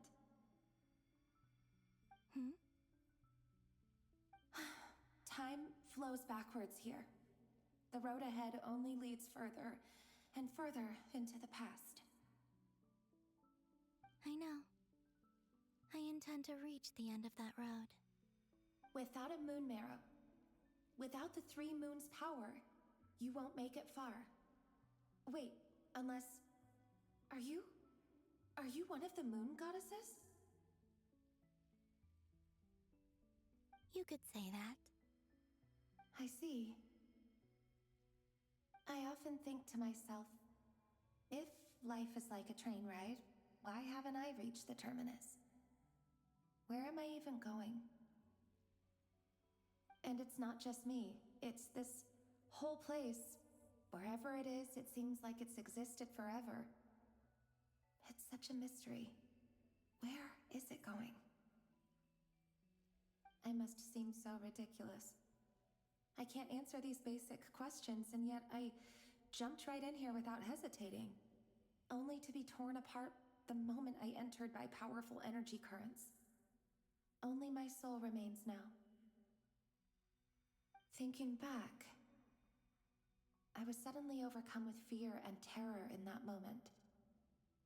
Perhaps I too became bewitched by the abyss. I may have been the leverage it needed to control Rayrir. I used to be a researcher at the Universitas Magistrorum in Conria, researching the iridescent moon's marrow. Eventually, I came to the conclusion that time in here flows in reverse. Rayrir was one of the Vinster King's retainers. With me, he was in an impossible position. It plagued him constantly. I wanted to help him escape his lot in life. I wanted him to be happy, so I thought I'd use this place to return to the past. At the time, I thought I could just go back to the day that the Vinster King first found the princess. It was only after meeting the princess that the Vinster King started going too far with his research into the abyss. That was the day all of our woes began. I thought I could stop the king from ever meeting her and solve everything. I couldn't kill the Vinster King himself, so I had to find another way to save Rayrir. That's why I wanted to go back, to kill the person who had brought new possibilities to our realm.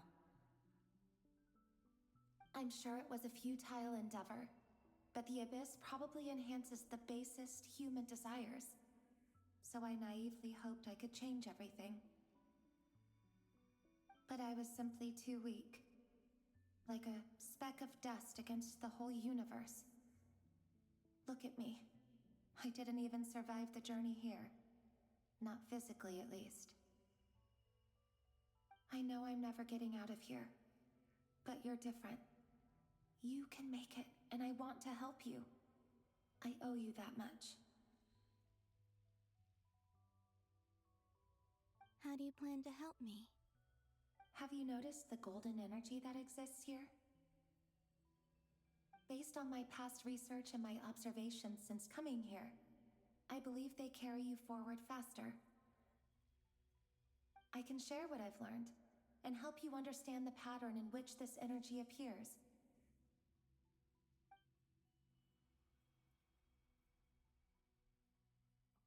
I think you just might... Now, I know you will be able to change the past. Also, I've been speculating about where this space ends. The documentation was scanned, but from what I know of the legends about the moons, the oldest ones seem to begin with Nibelung, king of dragonkind. I have no way of verifying any of it by this point, but if it's true, you might be able to reach that era if you keep walking. Understood. Thank you, Miss Thelindis. I'm the one who should be thanking you. If you hadn't entered this realm of everlasting death, what use would my deductions be? Thanks to you, they have some meaning. About Rayrir, I'm so sorry. For everything. It wasn't your fault. That's not true. Because we both feared bringing trouble upon each other, neither of us ever told the truth. And that dishonesty sealed our fates. But enough about that. I wish you a safe journey, Miss Columbina.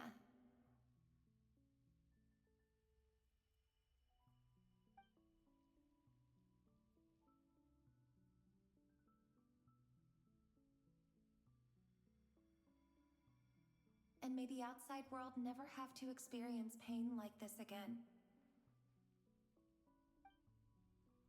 Rerir, you're there, aren't you?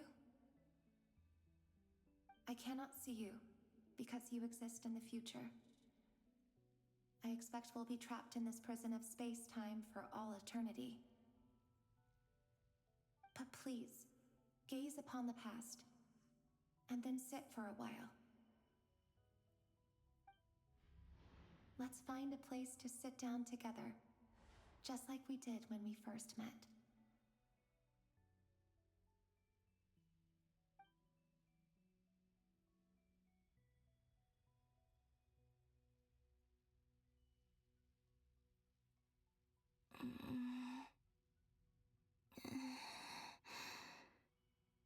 How long have I been walking? How much further till I reach the end? Is there even an end to be found? Everything's getting blurry.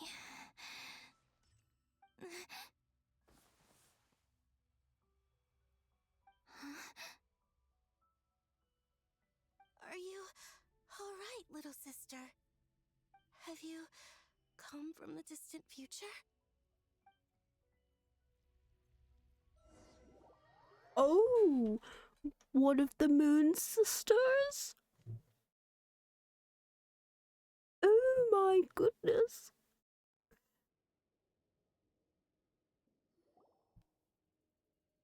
So, how exactly did the moons just disappear? Shouldn't it be a little harder to get rid of major creations like moons? The world is a vast and ancient place. On a certain scale, all life lasts for but a fleeting moment. Miss Nicole explained that the moon goddesses likely perished in the War of Funerary Flame. The moons themselves were also destroyed at that time, save for the Frost Moon, from which a new moon goddess was later born. Am I missing something then? 'Cause the stories say that the moon goddesses were born on the moon, but doesn't Columbina say she was born in Nod-Krai? Huh, you're right! Why do their birthplaces differ? What's the difference between the two generations of moon goddesses? Also, remember what Sandrone said? Her scans detected 4 moons. In other words, 4 moon marrows. Technically, the result of the scan means that 4 moon marrows were detected and positively identified as moons in that moment. In other words, this piece of information alone isn't enough for us to know how Miss Columbina is doing right now. Yep, we have no way of staying up to date on whether she's dead or alive. She's on her own for now. But at least she's trying her best to get back to us. Yeah. She's a tough cookie. And a sore loser, too. We have to trust that she'll find a way. Because we really need her power. As much as it pains me to say it, we've got no chance of beating Dottore in a straight-up fight. He's much too powerful. It wouldn't even be close. That maniac is going to devour everything in his path until he reaches us. We need to find someone or something that can stop him before he does anything worse. I'll be frank. Our only hope of defeating this false god is with a real moon goddess on our side. I'm not just saying this because Columbina's a friend and I want her back safe and sound. It's just the truth. And I know that even she was no match for him when he attacked, but I don't have a better solution. We're not giving up on saving her, whether she can defeat Dottore or not. Right. Don't worry, Miss Sandrone. We're all aligned on saving Columbina. No one's trying to argue that we can only justify saving our friend because it will help save the world. This is about multitasking. We want to save both. So, she's more than just a moon goddess to you guys? Absolutely. Duh! She's part of the gang! And you are too, you know. Yes, I know. You don't need to labor the point.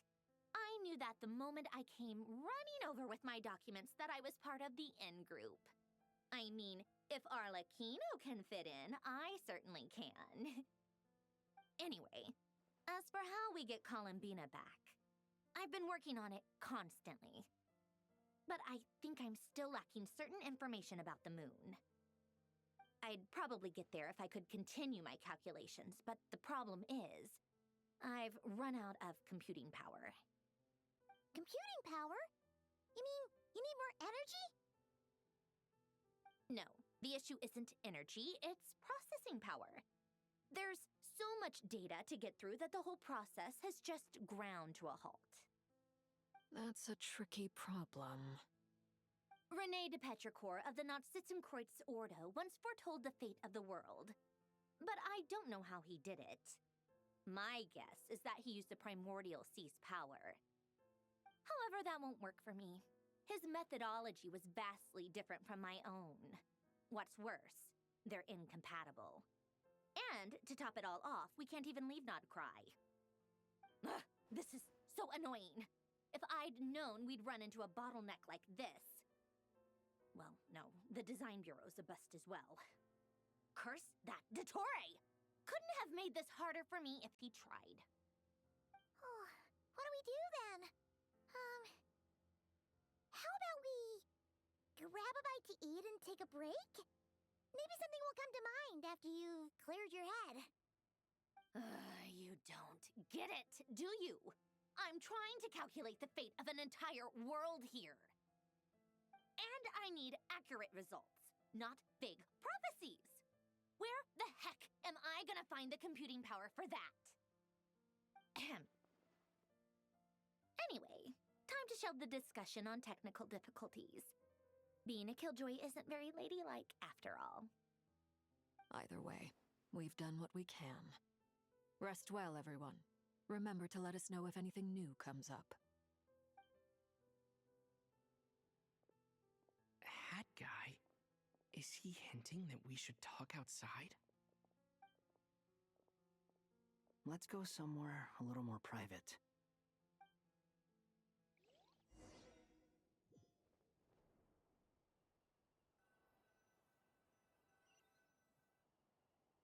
It's like watching a several hours long movie. I barely get to interact with this. She was planning to head back. Things aren't looking good for Nod-Krai. She's gone to spread the word so that Sumeru has a chance to prepare for the worst. From what I know of Dottore, there are two possible reasons why he hasn't made a move yet. One is that he's still working through some kinks in his new powers. The other is, he wants to see how we're going to react. He'll easily devour everything eventually, so I guess he's in no rush to make it happen. The first false god he made was me. Now it's his turn. Even though my records were erased from Irminsul, Dottore's ideas haven't changed one bit. He once told me that becoming a god was like turning yourself into a hungry wolf or giant serpent to devour the moon. Clearly, he began studying the moon goddess's powers long before he even tried making a god.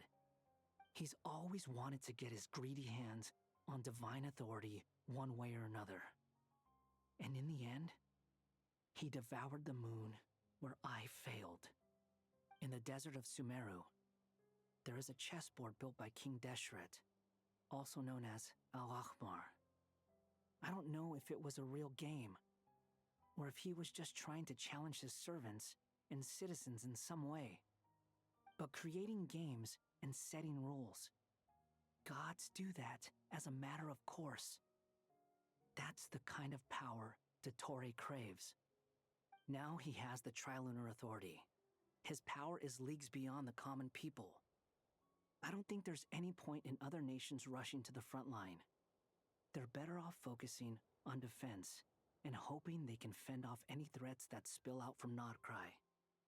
Either way, Dory will inform Lesser Lord Kusanali, and she will contact the other gods in turn. The Seven will have some recourse available. If nothing else, their protection should keep the rest of the world from descending into chaos as quickly as Nod-Krai has. So on the bright side, even if Nod-Krai is doomed, your friends in other nations won't be in any immediate peril. That's good to know. But I'm not ready to give up on Nod-Krai yet. There's a word for people who refuse to let anything go. It's called being greedy. Maybe it sounds greedy to you, and probably naive too. But whatever you call it, that's what gives me the determination to keep fighting. Battles are fleeting, but the will to fight is a long-term commitment. Give up for even a moment, and your resolve will shatter. Why do you always feel the need to do the right thing? No one is born to be a savior. I mean, who's gonna criticize you if you fail or give up? Don't take this the wrong way, but Dottore said something similar to me. I guess the Fatui attracts people who don't believe in saviors. Not necessarily. It's less about belief for me. I just want to know how determined you really are. After all, I don't owe anything to anyone else here. Only you. You look kinda worried. If your arch-nemesis was about to achieve their ultimate goal, I think you might feel a little worried too. That's true. Dottore is about to become an omniscient, omnipotent deity. That's gotta be a bitter pill to swallow. Still, you're calmer than I expected. Obviously. I have to admit that my past self was a reckless fool who misunderstood not only the point of revenge, but how to achieve it. And as much as I want my vengeance, I know I'm not gonna get it by acting alone. If the world's taught me anything, it's to think before I act. Too bad it never taught me any other virtues, though. So, I am going to destroy Dottore, no matter what it takes. So, what's your plan? I'll get to that. First, tell me, what do you think of Sandrone? Just like Paimon said, she's a friend, part of the gang. How much do you trust her? This is a serious question. Think carefully before you answer. Although she's with the Fatui, she has her own values, and she's helped us a lot. If nothing else, she's clearly going the extra mile for Columbina. I see no reason not to trust her. If you say so. In that case, the three of us need to talk. I have some thoughts about her computing problem. It can be solved, but it will come with a cost. How much? If I can afford it, I'll cover it. Sometimes your heroism really backs me into a corner. You know that? Come on, let's go talk to her.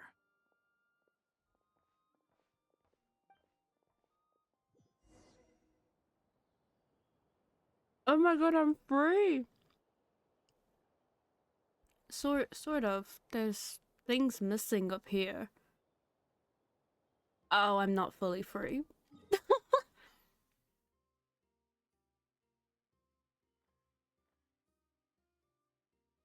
Oh, I thought I was actually almost out of it. Well, not almost out of it, but as in free. I thought I was free.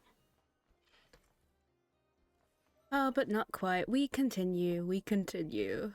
It's good so far, even if I'm really just watching most of the time.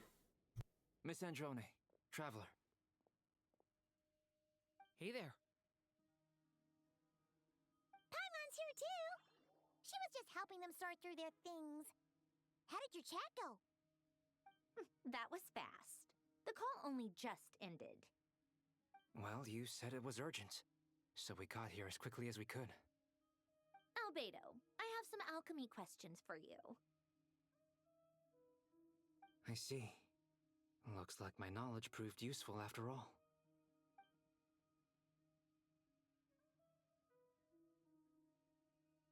If I might ask, what is the end goal for the modified formula you'll be using? I needed to predict the future of the entire world. But I've run into some teething issues since trying to implement Renee's theory of the four orthants. I see. I'll have a look at it. Still, computing power is the real issue here. How do you plan to solve it? About that, it's been sorted. Oh, with the Traveler's help? Actually, you're not wrong. He found the person with the solution. Was it Hat Guy? Yeah, it was him. Wow! Go Hat Guy! Seems like all that time studying at the academia is paying off big time. But where is he? Wasn't he the one who asked Albedo and I to come here? Come with me.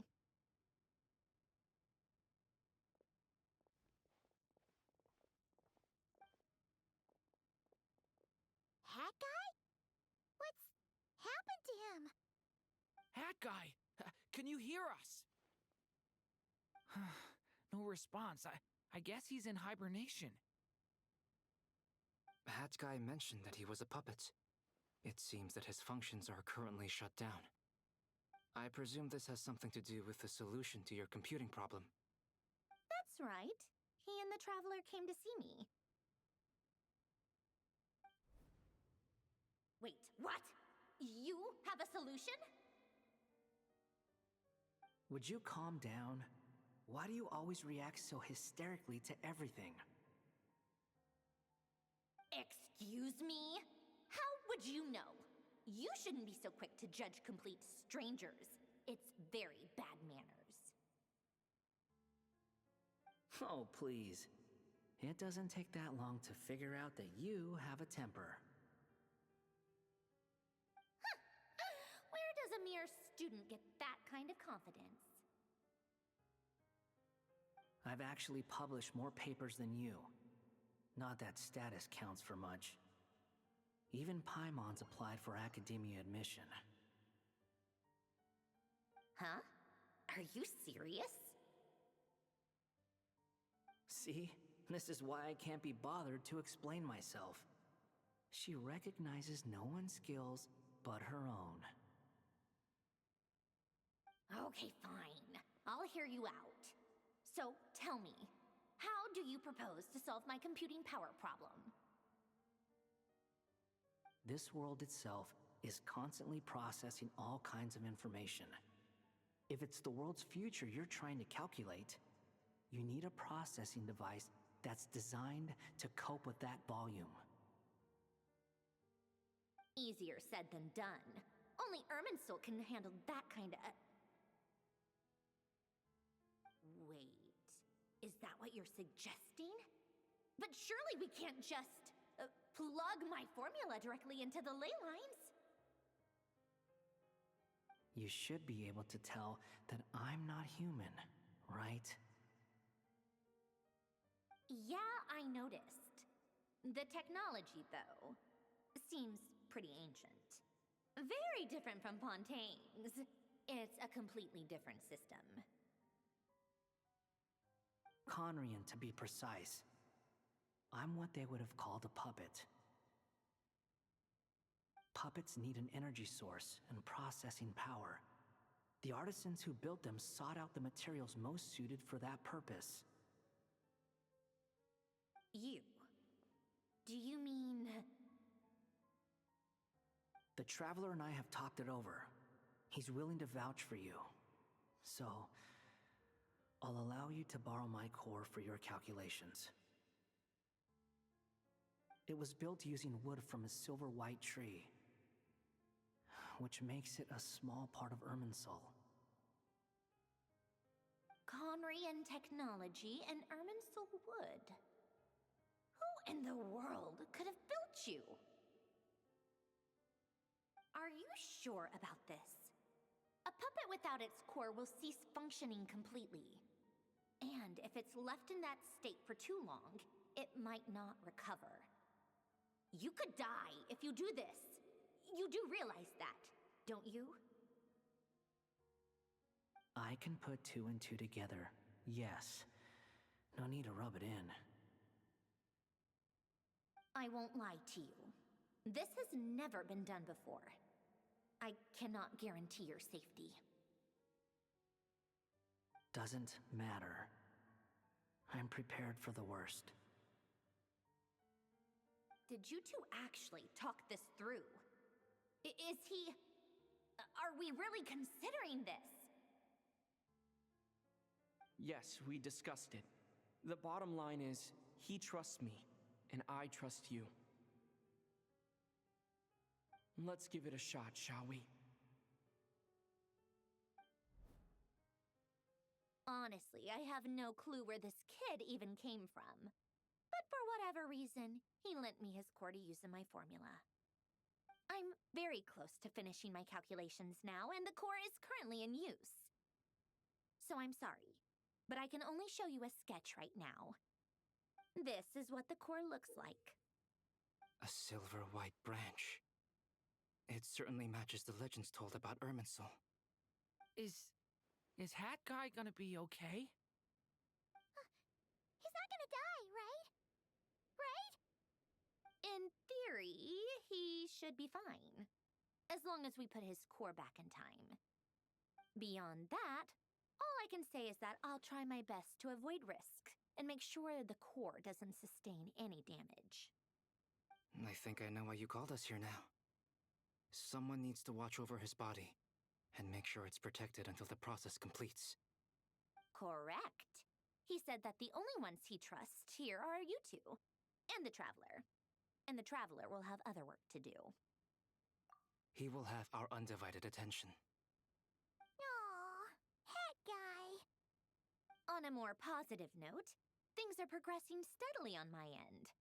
I'll call everyone in for a meeting once the results are out.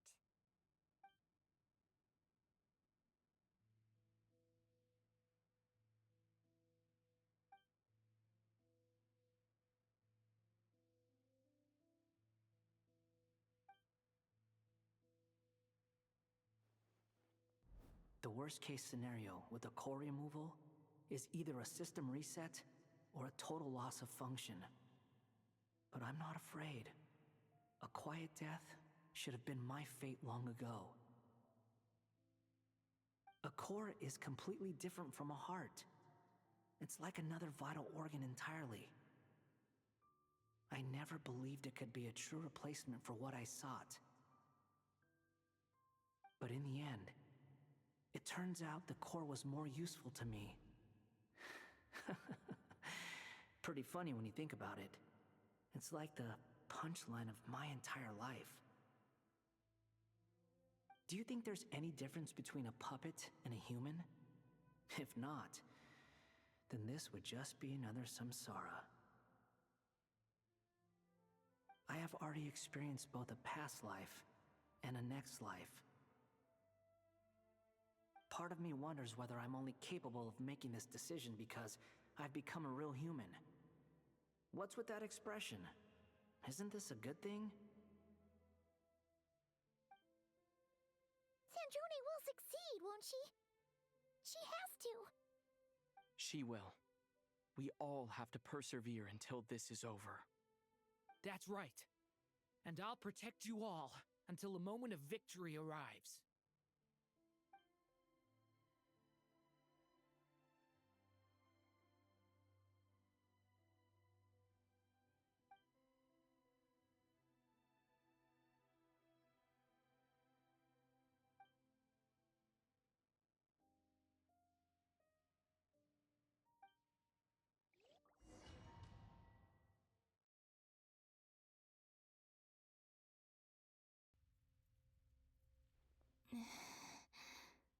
Who are you?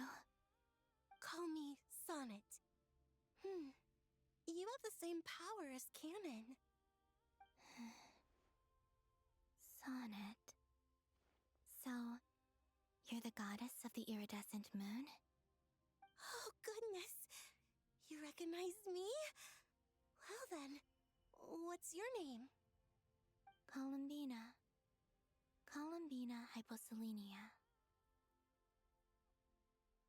Hyposelenia?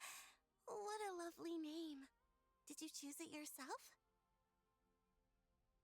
It was a joint effort between me and my friends. Friends? You mean your friends in the heavens? Huh? Oh, sorry. You must be exhausted. I apologize. Hang in there. Let me introduce you to my older sisters. Do you mean the other two moon goddesses? Arya and Canon?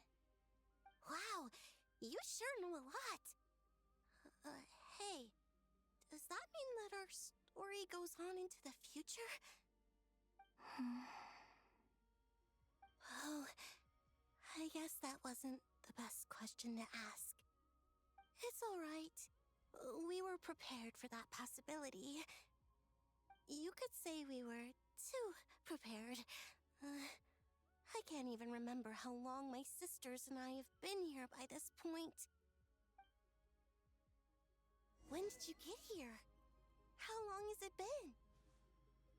I can't say for sure, but it feels like it's been forever. I see. Are you feeling alright? She looks so You cool. look a little unwell. For an NPC, I mean. But like, whoa, one of the Moon Sisters is real! We don't have And there are the other two! The place where my sisters and I are based is just up ahead. Don't worry. Let's get there they're both quickly! really nice. I'll introduce you.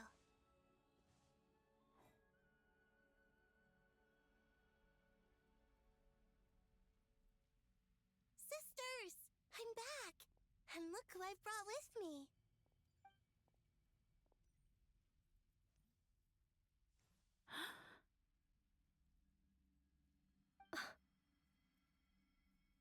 It's our lovely little sister, born in the far future. The pleasure is all mine.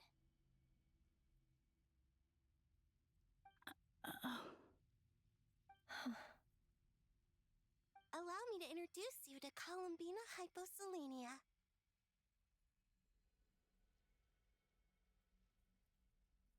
This is Arya, the goddess of the eternal moon.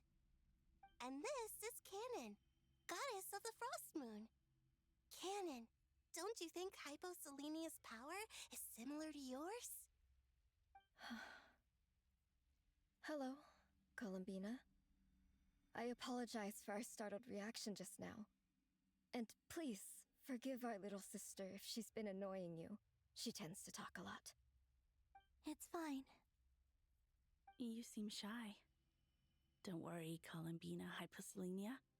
No one can hurt you here. Could you tell me where here is? Please. I must know.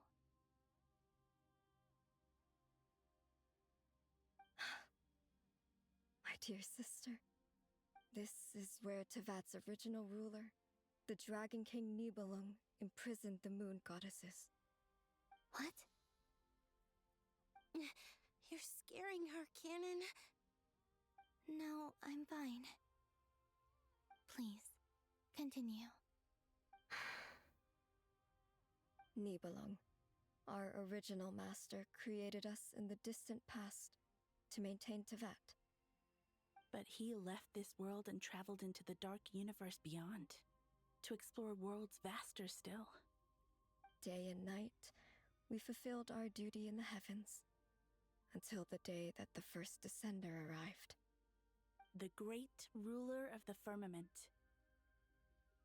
The heavenly principles. Is that what later generations call them? I see. But we did not reject them at first, nor did they seem to harbor ill intent towards this world. We coexisted in peace. They were like a guest in our home. Slowly, however, we came to realize that our guest had a growing desire to change and dominate the world. And you didn't stop it? No. There was an order to the rules they set up that Nibelung never taught us. We wanted to know if this order would bode good or ill for Tivat.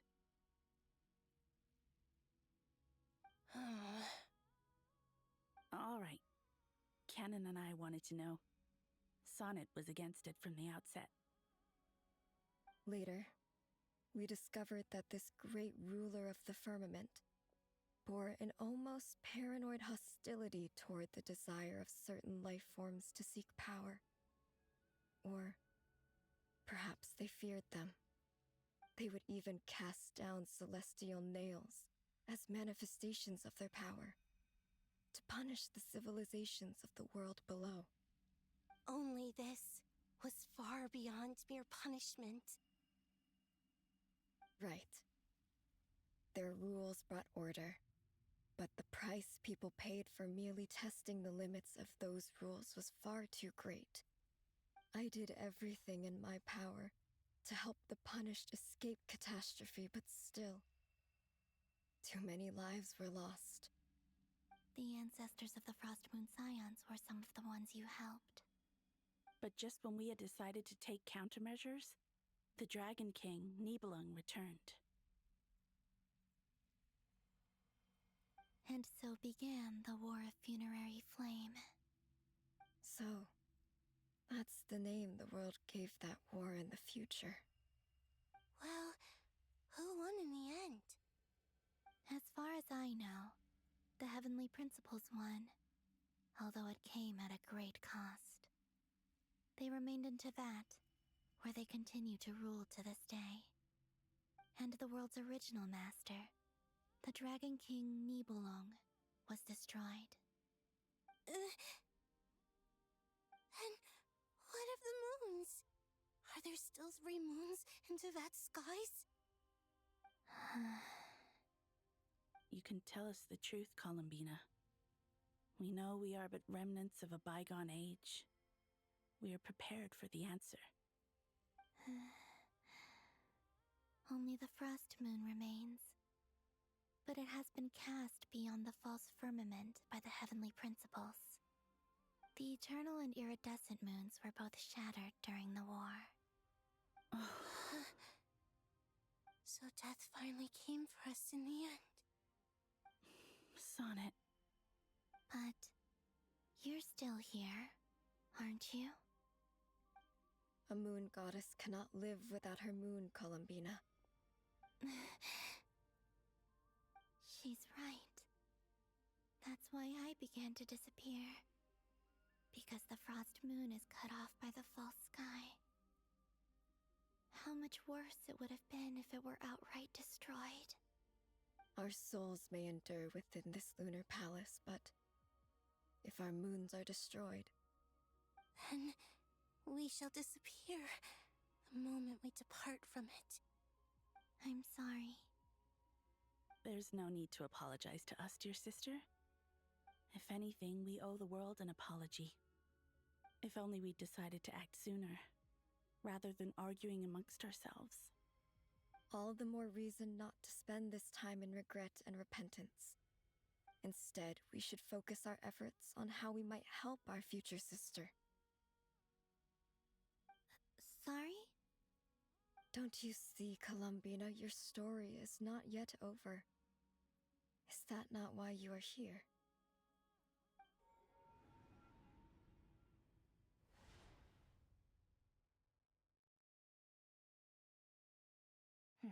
It's done. Initiate numerological array.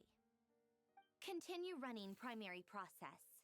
Calculate the world's fate through extrapolation, and identify nodes of potential change. Secondary process, scan for moons. Still 4. The number of moon marrows hasn't changed. Wait, let me think. Is it possible that there's something I've been misunderstanding about the moons all along? Variables. Variables in the world. I know where potential variables within the world come from. So what about the moons?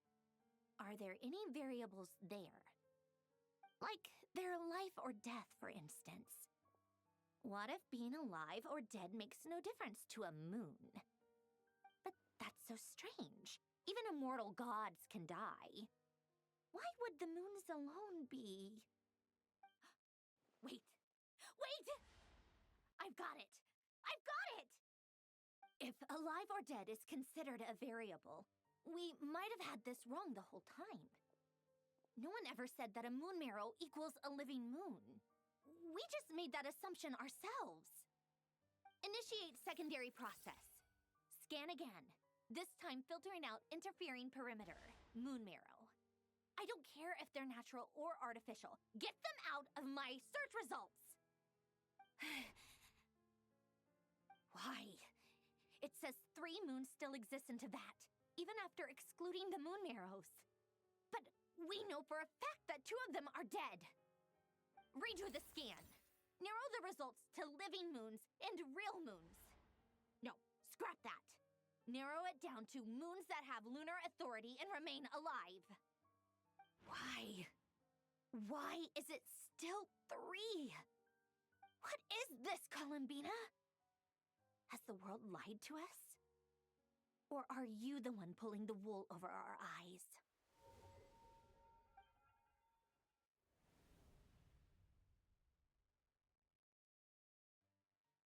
So, you think that the moon's reflection might be where Nibelung imprisoned the 3 moon sisters? Yes, it would explain a lot, such as why that space would respond to a moon goddess's power, opening the moon gate at her command. It would also explain why Miss Columbina has been unable to leave, and why time flows in reverse there. In the messages she sent, Columbina promised us she'd find a way to return, but we have no way of knowing how, when, or where this might happen. The fact that she still has yet to reappear in this world indicates that returning from that place is no easy feat. We cannot afford to simply wait for her. So you're saying, if she could return by her own power alone, she would have done so long ago? Yes, she certainly wouldn't leave it to this late stage when it's so touch and go. I've been giving this some thought, and I've come to believe that Luanatar might be an anchor that she left behind, as a sort of future waypoint. This could also explain why Luanatar is always by the traveler's side. Sounds like a plausible theory. If that's the case, there must be some criteria we need to fulfill to allow Columbina to return to the present. The question is, what could they be?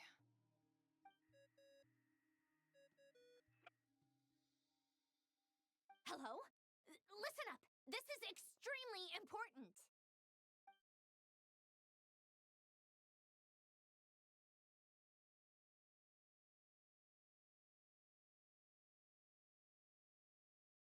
Not only is Columbina alive, but she may well exist in a form unimaginable to us. I'm still unclear on the details, but she's done something truly inconceivable in the past. And the clue to what she's done lies in the moon and Teyvat sky. Truly amazing. Oh, I'm so delighted for her. I'm sure we all feel the same. And I'm sure Columbina is ready to get back here and fight by our side. I'll keep my calculations going and try to find some way of coordinating with her. But that's not an excuse for everyone else to slack off, okay? All of you had better keep trying to think of solutions. How can the dead moon still live? And Luanatar...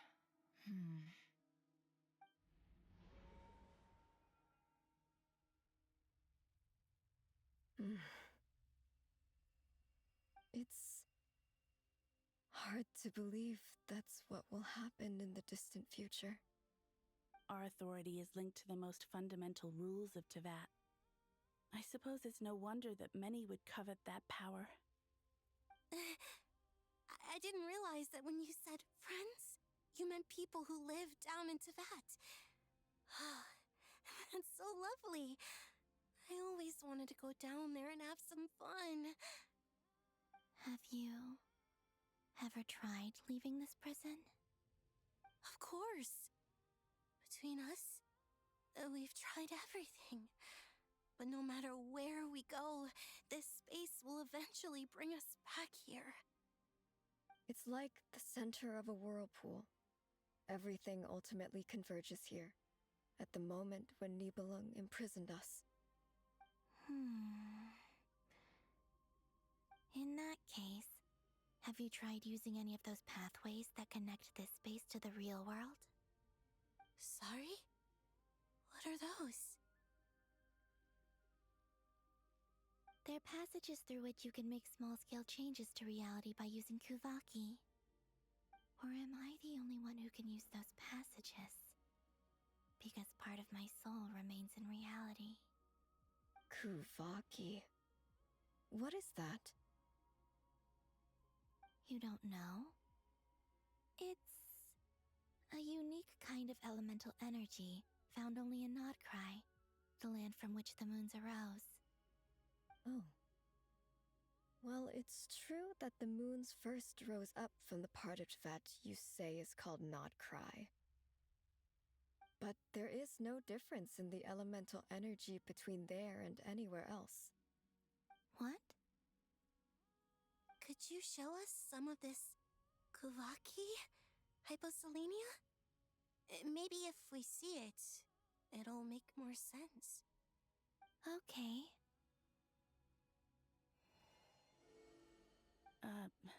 Isn't that just your power? What? But it's everywhere in Nod-Krai.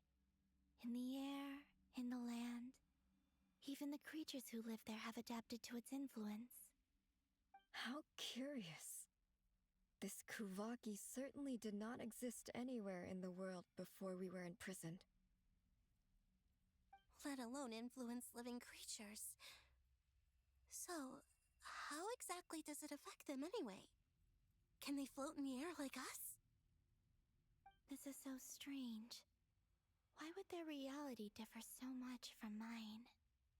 Columbina, you're looking for more than just a way out of here, aren't you? Yes. If I am to help my friends, I will need tri-lunar authority on par with that of our foe. You mean... you'll need our power? This sounds extremely risky. The Three Moons' powers are not mutually compatible. Concentrating them into one goddess will be a very painful process. And if anything goes wrong, it could tear you to pieces. I know. But I'm willing to take that risk. Even so, let's say we successfully transfer our authority to you. How will you take it outside this prison? Nibelung constructed this realm specifically to prevent us from using our powers to interfere in his war. No moon goddess can leave this place alive. What if I don't leave alive?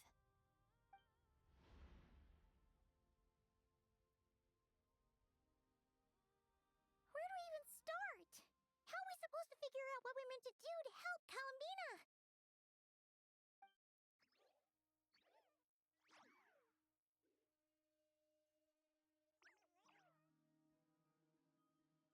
Columbina? What do you need from us? If she really got to the beginning of time in there, how do you think she'd leave us a message?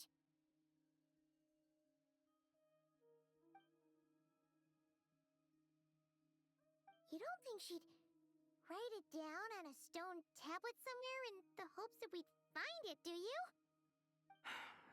Seems unlikely. Columbina may not talk a lot, but she thinks deeply about issues like this. Let's review what we know. This is the Columbina who fought alongside us against the Reikir of Solnari, and with whom we celebrated Moon Prayer Night. She knows our personalities, our ways of doing things, even our unique strengths and abilities. So, If she wanted to tell us something from a long, long time ago, what would she do? Oh.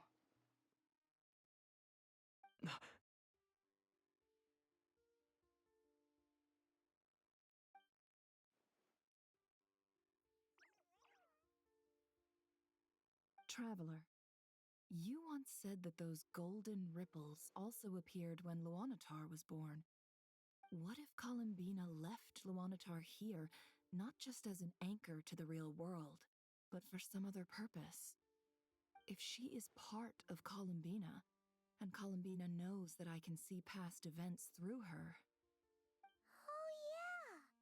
Like when you peeked into Rarer's past through his heart! Nefer, wait! If you're right about this, and you can really see past events through Luanatar, your eyes, they'll... Oh, I know. Looking at Rerir's past in Conria was already enough of a strain on my eyes. Looking this far back into the past, it'll surely blind me. But it's our only chance. This is the only way. Boss. We spoke about this once, a long time ago. Do you remember what I said, Yehoda? The day I lose my sight, the Curatorium of Secrets will be yours to run. But... What's wrong? I'd be overjoyed if I were you. This day's come a lot earlier than either of us expected. I need to know you'll honor our agreement, Yehoda. Promise me. Yes, Boss Neff. I promise. Are you sure you don't want some time to think this through? What is there to think through? I should have gone blind after our battle with Rerir. Frankly, it's almost criminal that I got away with it for this long. Then at least let me take some precautions on your behalf. And if you really do lose your sight, I'll visit your office every day and make sure you're well looked after. Oh, please, anything but that. I was actually ready to go through with this. Are you trying to scare me into backing out? As if I could ever scare you. I'll assume you're just joking to calm your nerves. All right, enough chit-chat. Let's do this.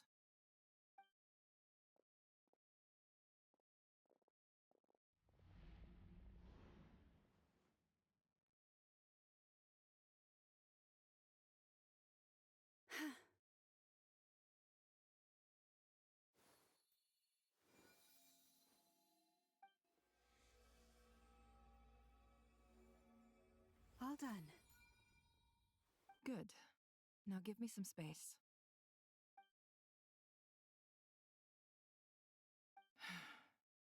Come on then, little one. Show me what happened in the past.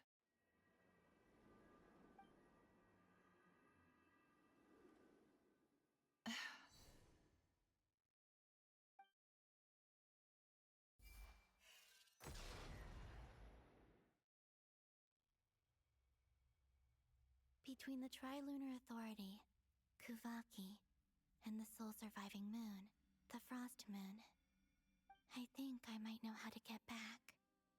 But I will need my sister's help. Time to go talk it over with them.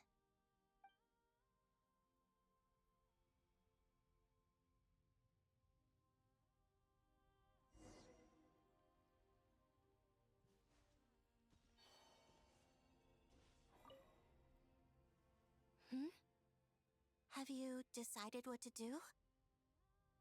I hope it's not too dangerous. You really scared me when you said that thing about not leaving here alive. Come on, let's go find the other two.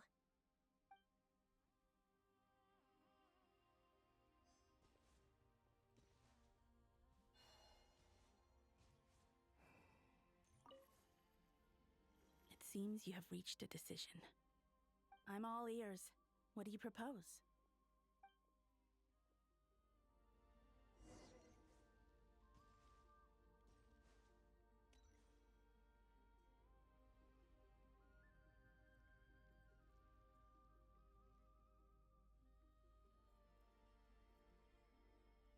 Have you figured it out, Columbina? Tell us, how do you plan to leave this place? I intend to die here, in this moment, and then be reborn in the future with the help of my friends. What are you saying? How can the dead be reborn? And how will you inform these future friends of your plans? You can't exactly leave oracles. Nothing can escape this place. Not a single ray of moonlight. And even if you found a way, what if they never find the message you left for them? You'll... No, that won't happen. Come again? They will find my message. I'm sure of it. I'm not following. How exactly will you achieve this? It's quite simple, really. First, I will leave my soul here.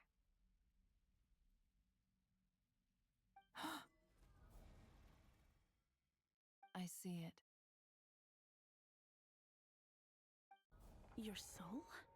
You mean your divinity? Yes. I once left a portion of my soul in the future. One so small that this prison barely noticed anything. In this very moment, she can resonate with my soul across time. When the time comes, I believe that she can serve as an anchor to pull my soul from here back to the future reality. Just as gravity connects the world to the moon. Exactly. In the future, where I came from, the moon has been cast beyond the false sky, but I can still feel that it is there. In a similar way, I can feel a connection to the soul fragment I left behind even now. My friends can use it to detect my presence. But how do you just leave your soul here? Is that even possible? On my way here, I met an ordinary mortal who entered this place long before I did. Her body is long gone, but her soul remains. And before that, I encountered an old enemy whose entire soul survives here intact, while the power that once corrupted his body has faded away. So, perhaps this space is specifically designed to imprison divinity and authority, but not the physical body. Still, even if your body can escape, would it not just be a lifeless husk without the soul inside? Wait, is that what you meant when you said you wouldn't leave alive? Yes. I shall turn my body into moonlight and pour it over Nod-Krai.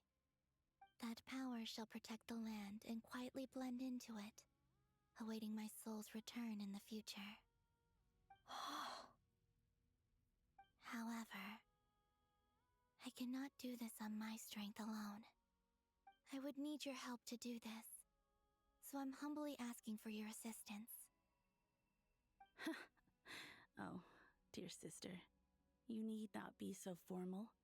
As I said before, we are but remnants of a bygone age. You, on the other hand, were born alone in that distant future, and you have walked a long and lonesome road since then. How could I bear to let your story end here in this dungeon? Don't forget, we are your sisters, your family.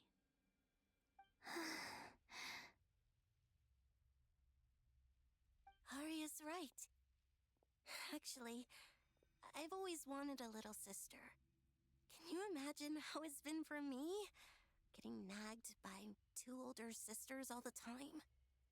Now, I finally get to be the big sis.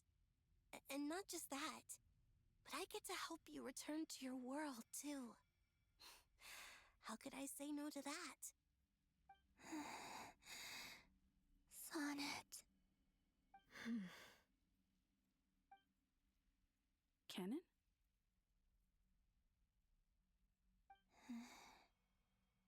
I'm sorry. I know this is a bold request. The Frost Moon is rightfully yours, and it remains intact. Oh, No, please, don't misunderstand me, Columbina. I was just thinking back on the years that the three of us once spent together. You cannot imagine how happy I am to hear of the future world you describe. The Frostmoon Scions, your lovely, kindly friends. For the three of us, whose purpose in life was to maintain the peace in Teyvat, it is a great relief to know that the people of this world live in such an abundant future. If your plan can save them and save Nod-Krai, I will gladly give you all that I can. Besides, the three of us have been together since the day we were born. I could never abandon them to live on alone without them. Canon. Still, I do have one question I would like to ask you before we proceed. Certainly. What is it? Why do you cover your eyes?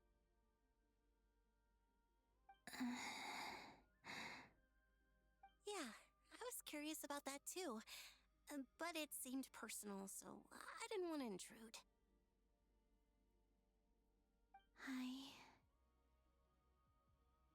There was a time when I refused to look upon the world. I believed it was full of nothing but lies and falsehoods.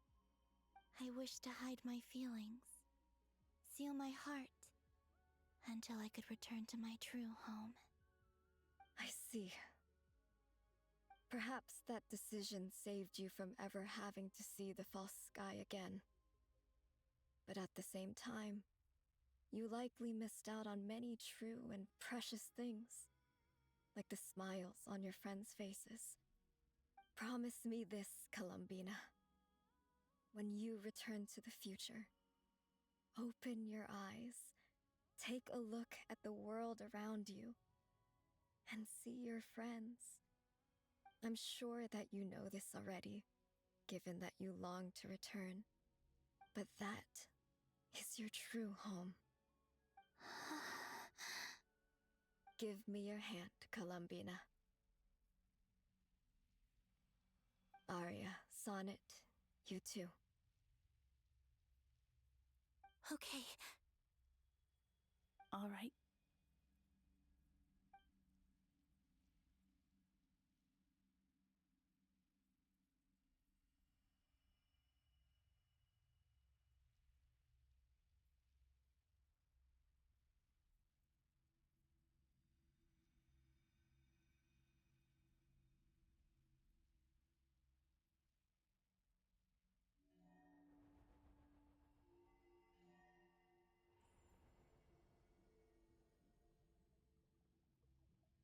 We once were the songs sung for eternity, but now it is you who must continue to sing.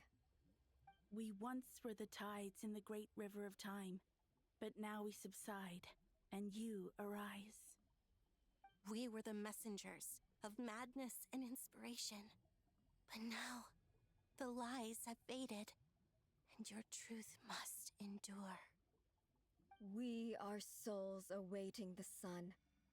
You must return to be with those who smile when they see your face.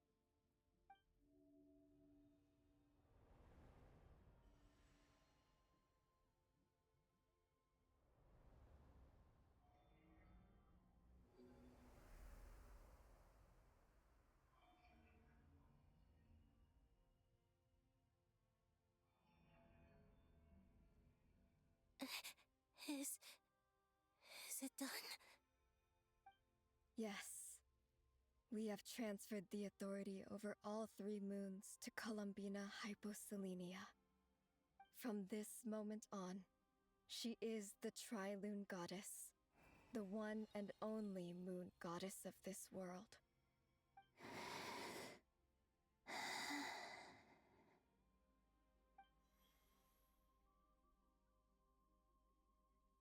Thank you. Thank you, my sisters. Now go, and do what you believe is right, Columbina Hyposelenia. Be aware that we cannot grant you the power of the three moons beyond these prison walls. The conflict that arose over their remains following our disappearance will still take place. I understand. Sisters! Oh, my body. It feels. Now that we have given up our power and authority, our bodies are merely mortal shells. This prison is dissolving them as we speak. It's okay, Sonnet. The end must come for every god, just as it does for every human. That's all this is. The final destination of our lives. Canon and I will be by your side the whole way. We have one final request, Columbina.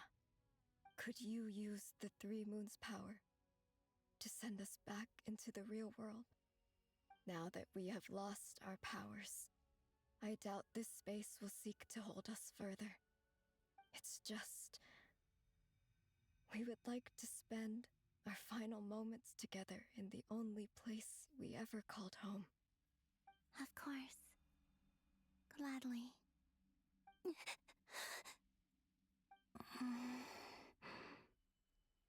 Sonnet? Yes? Don't... I wish I could tell her not to give in to the abyss. Not to be afraid. But is this really what I should say at this moment? Don't forget. I'm so glad to have a big sister like you.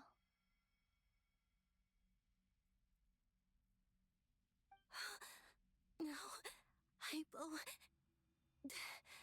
Thank you. I'm okay. I'm not afraid. As long as my sisters are with me, I won't be afraid.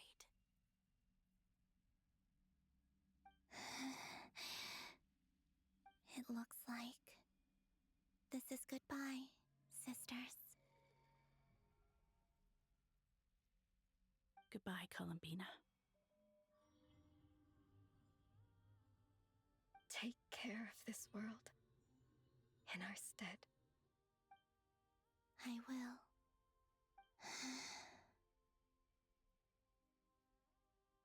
And now, it's time for me to bid farewell to my body, too. May it become the moonlight that keeps Nod-Krai company through the long years ahead. So this is why Nod-Krai was not always home to Kuvaki. It only appeared after I poured my body out upon this land, and only this land. Kuvaki responds to me because it is me. My body, answering the call of my soul. And the golden energy I've encountered on my way here was, in fact, that very soul, which I am about to leave here to guide me.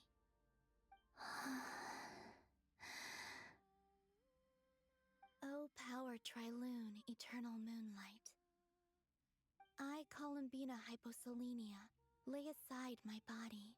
Let it be cast into the dark night to illuminate the future. May it be a companion to all who dwell beneath the moon.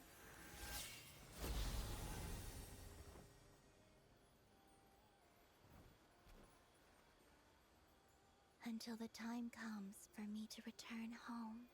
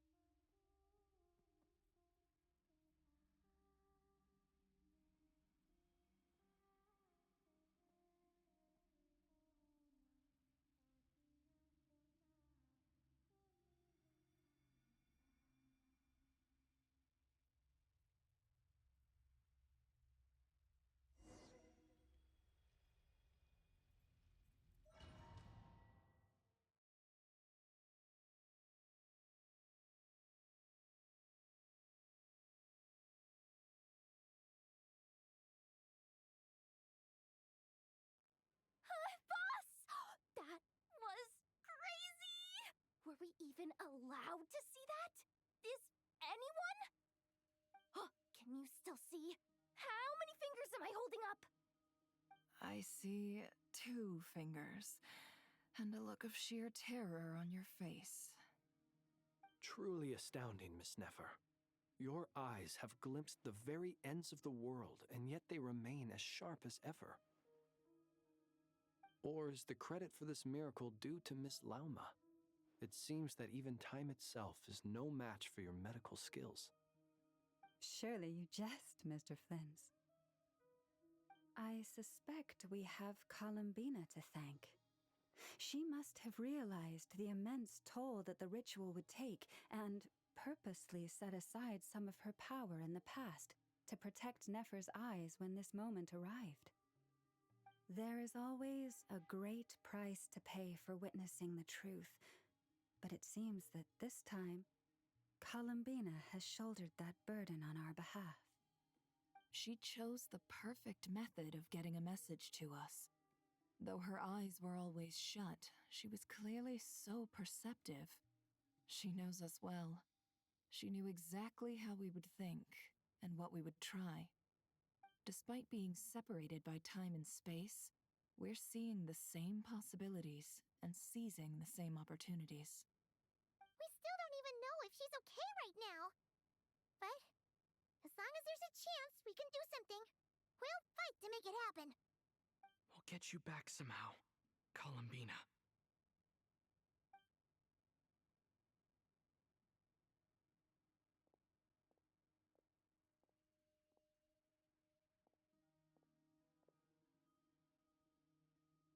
Well, based on the information we now have, let's figure out our next moves. Thanks to these gentlemen, we have a much clearer picture of the situation with Dottore. The civilian population has been moved to safety, so we no longer need to hold back. Miss Androne, how are the calculations going? So far, so good. I'll keep seeing how far I can push the system, though. Can't have Hatman being powered down for nothing. There's still a long road ahead. Where should we begin?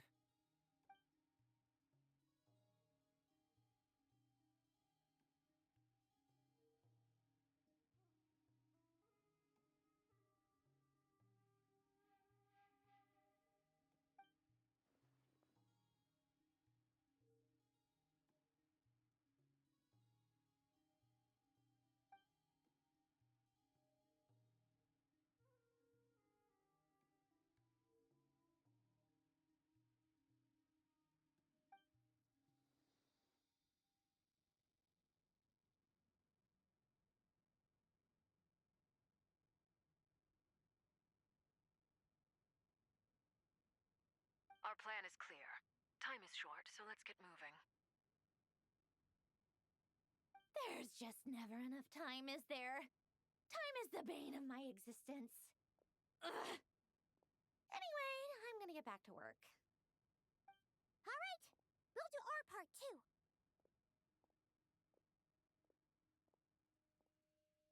Yeah. Yeah. Oh. Never mind. We're gone. Am I free? No, I'm Albedo's not. theory says that elemental energy can dilute the light realm's power. But I'm no expert in building elemental defenses. Sounds like something out of the advanced elemental theory section of the library. Whew.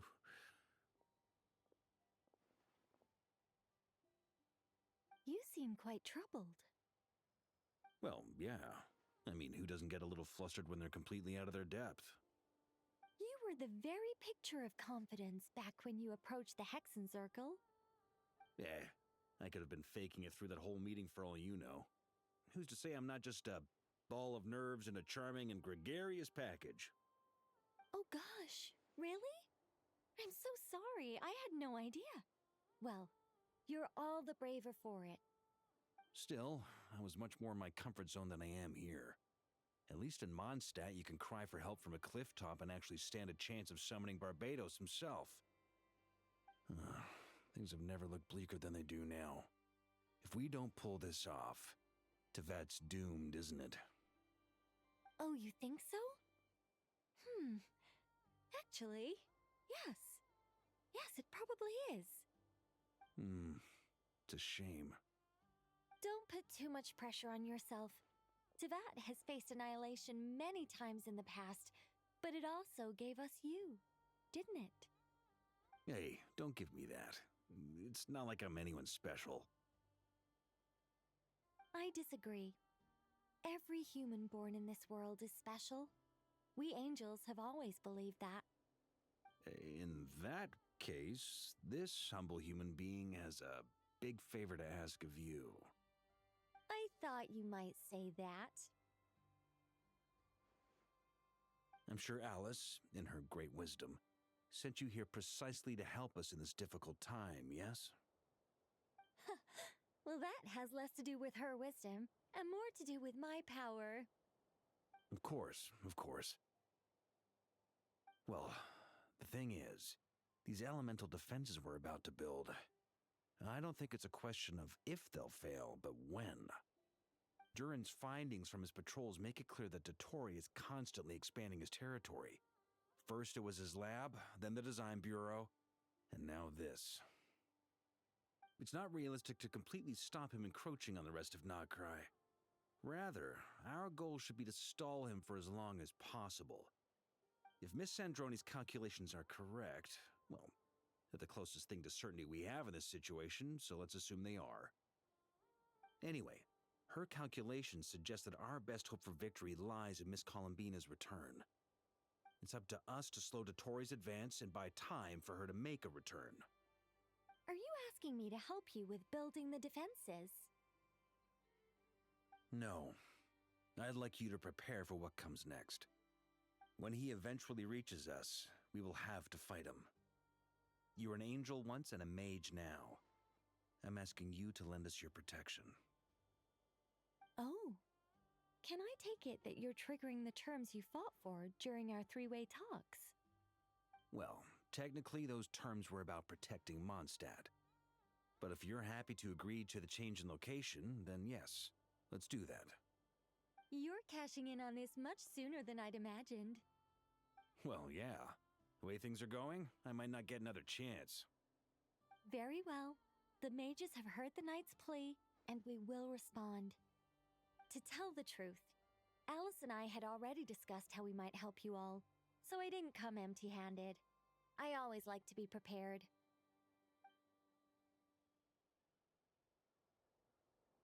This is... wow. Yeah. This is great. Seriously, thank you. It's been many long years since I had a chance to dazzle humanity with a little divine intervention. To humbly serve as a reliable and responsible guide. Anyway, Knight of Boreas, please accept this gift in recognition of your great virtue. Go now. May the angel's blessing deliver you safely to your destination.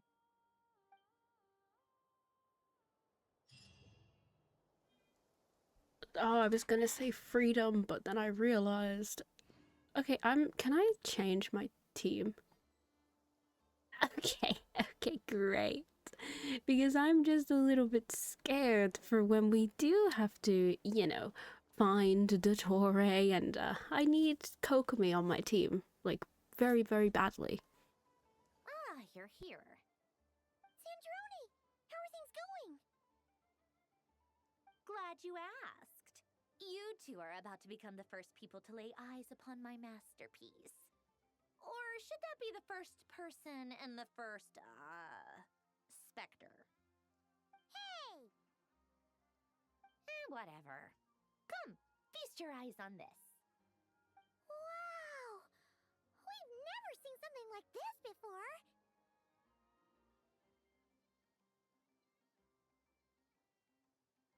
This meter displays the progress of my formula.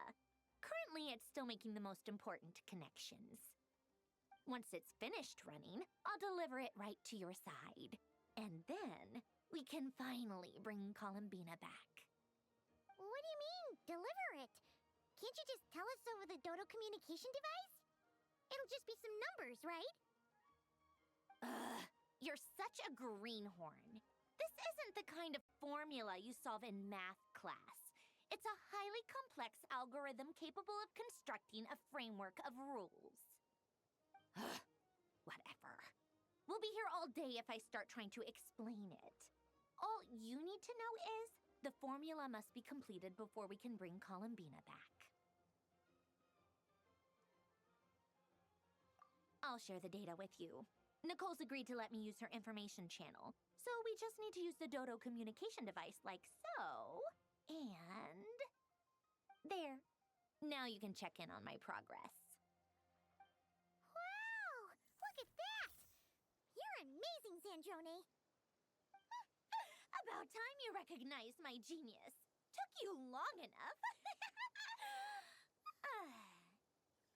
Anyway, that's all for me. You should check on the others if you have time. Make sure we don't have any weak links in the chain. That might sound harsh to you, but close supervision is a common practice in a Fatui. Not looking to catch anyone out. I just care about everything going smoothly. That's all. I'm kinda stuck here while the formula's running, so I need you to be my second pair of eyes in the meantime.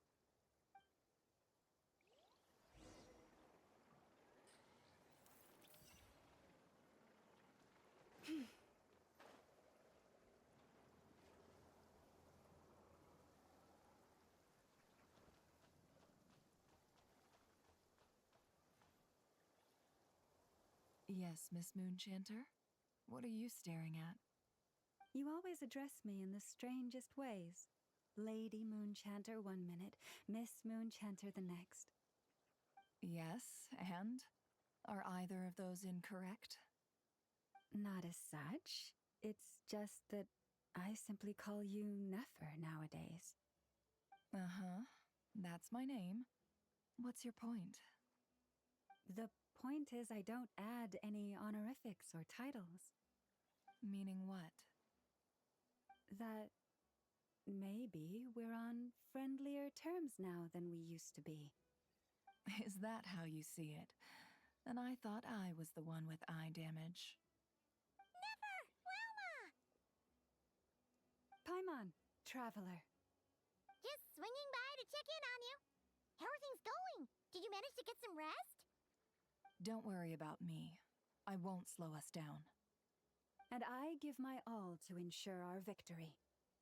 Ah, yes. Allow me to give you two a quick checkup. All done. You're both in good shape.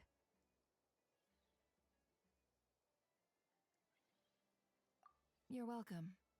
You'll have your work cut out for you in this battle against Dottore, so make sure to get some rest in first. Paimon will keep an eye on him, don't you worry. I'm glad to hear it. Take good care of yourself, too, Paimon. Sure thing.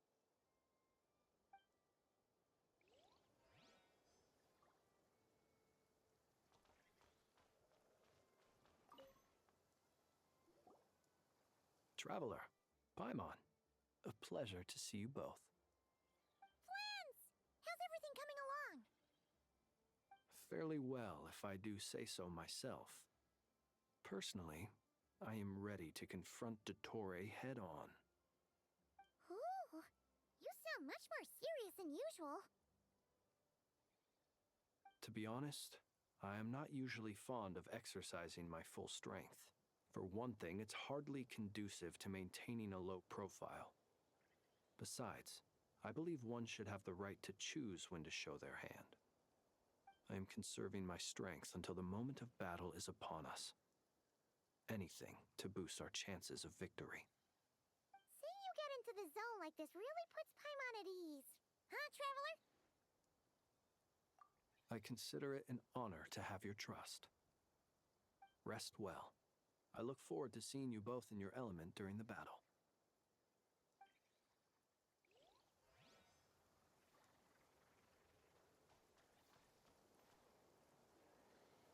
Thankfully, Miss Nicole has come to our aid. Nasha Town is now looking very well defended. Golden Flame. Yes, that's Nicole's power, all right. Based on the latest message from Grandmaster Varka, it sounds like they've reached an agreement. The situation should be more stable with her assistance. Everyone will have at least some degree of protection. Hello there, you two. Are you well rested? That's good to hear. As per the plan, Albedo and I will be in charge of Nasha Town. As Dottoro's energy field expands, it's creeping ever closer in that direction. But we will do our best to hold our position. We fought side by side many times before, and always with great success. I believe this time will be no different. So don't worry about us. Focus on fighting Dottore.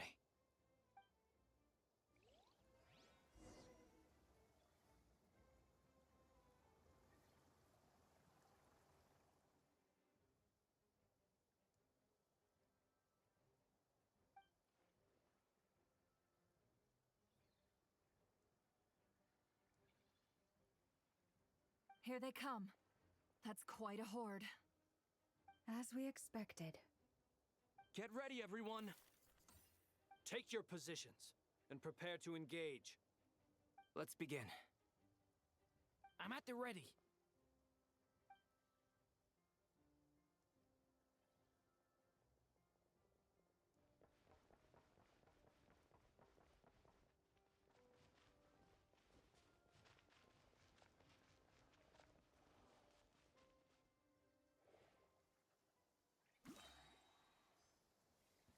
Oh, you're kidding me. Alright, there we go. We can do this with him. You're gonna take some hits and you're gonna get frozen, but that's fine because then you can just do this. Whoa, go. I wasn't meant for this world. Right. So I'm gonna need you guys to yeah. Yeah. So I can restart. Thank you. I'm rather out of sorts. Right. Well, that didn't go to plan. Oh, great. Okay. Oh. Yeah, don't fully heal me. Yeah, it's fine. I didn't even need that.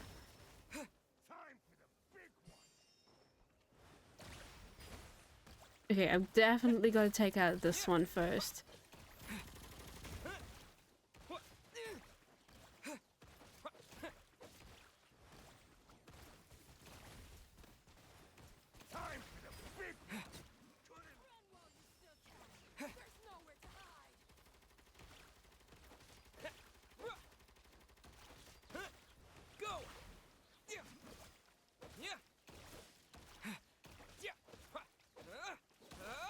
Okay, only a little bit more. There you go. Alright.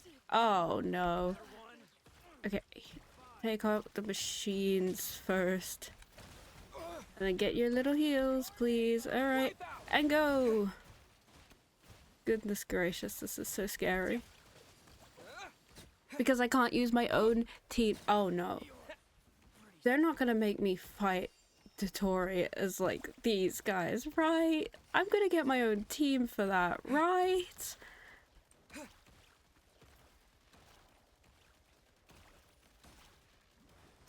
I hope so.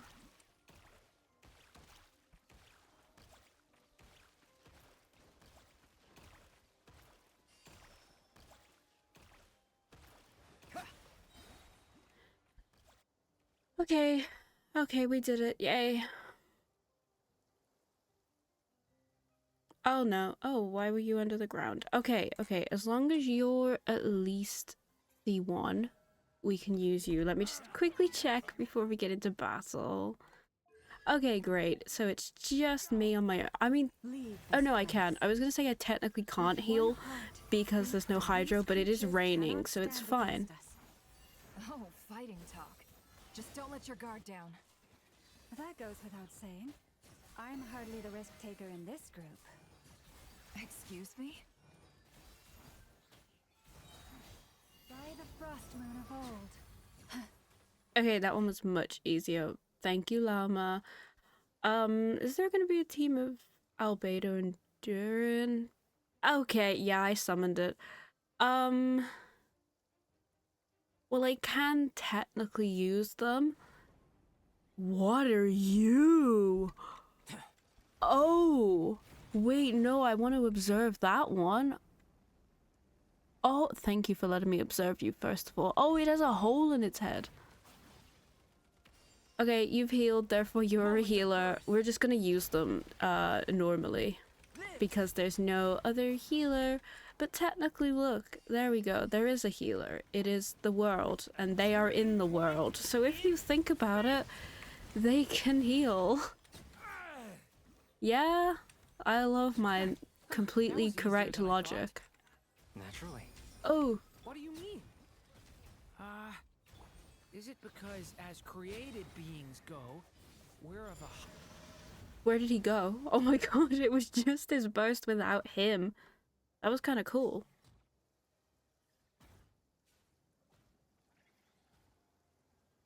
Okay, I think that is over. I don't want to jinx it. Oh, okay, no, that's fine. 1 and 2, 1 and 2. Where are they? Oh, right, hello. Bombs away! Water jet! For the everlasting forest. At least I have the 2. That's all right. That's much better.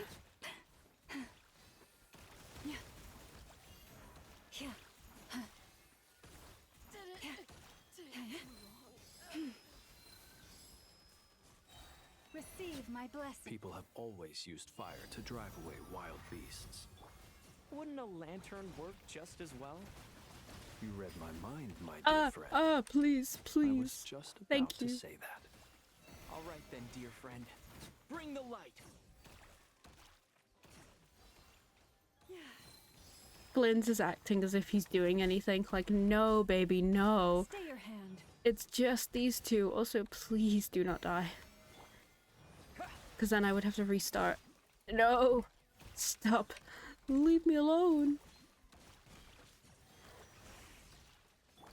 For the everlasting forest, lush as the moonlight. Okay, phew. Oh, that was good. That was really high damage. It's almost like she's C3. Okay, we're done. Okay, yay. You're looking well. I trust you've had a good couple of days. Dottore. It's actually a good thing, in my view.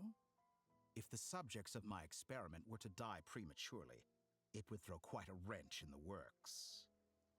And so, I must thank you all for your resilience. We are no longer on the same level, but you are nonetheless worthy of my respect. A creator god should be merciful and gracious after all. And in any case, it is only right that before I end your lives, the world is informed of the arrival of their new god.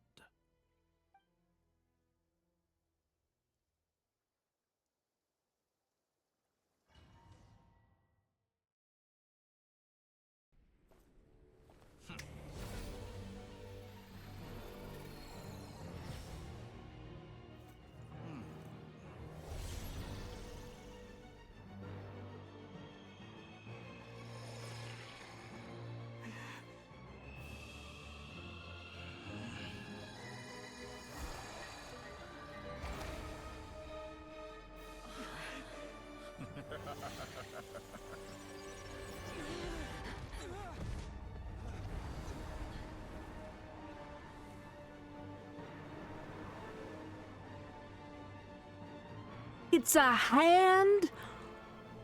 Ooh. This is so hype. Oh my god, this is so peak. I'm so ready. I'm so ready. I'm not ready, but I'm ready. Dude, I'm so scared, but I'm so ready. Okay. Okay, wait. No, I'm not ready. I'm not ready.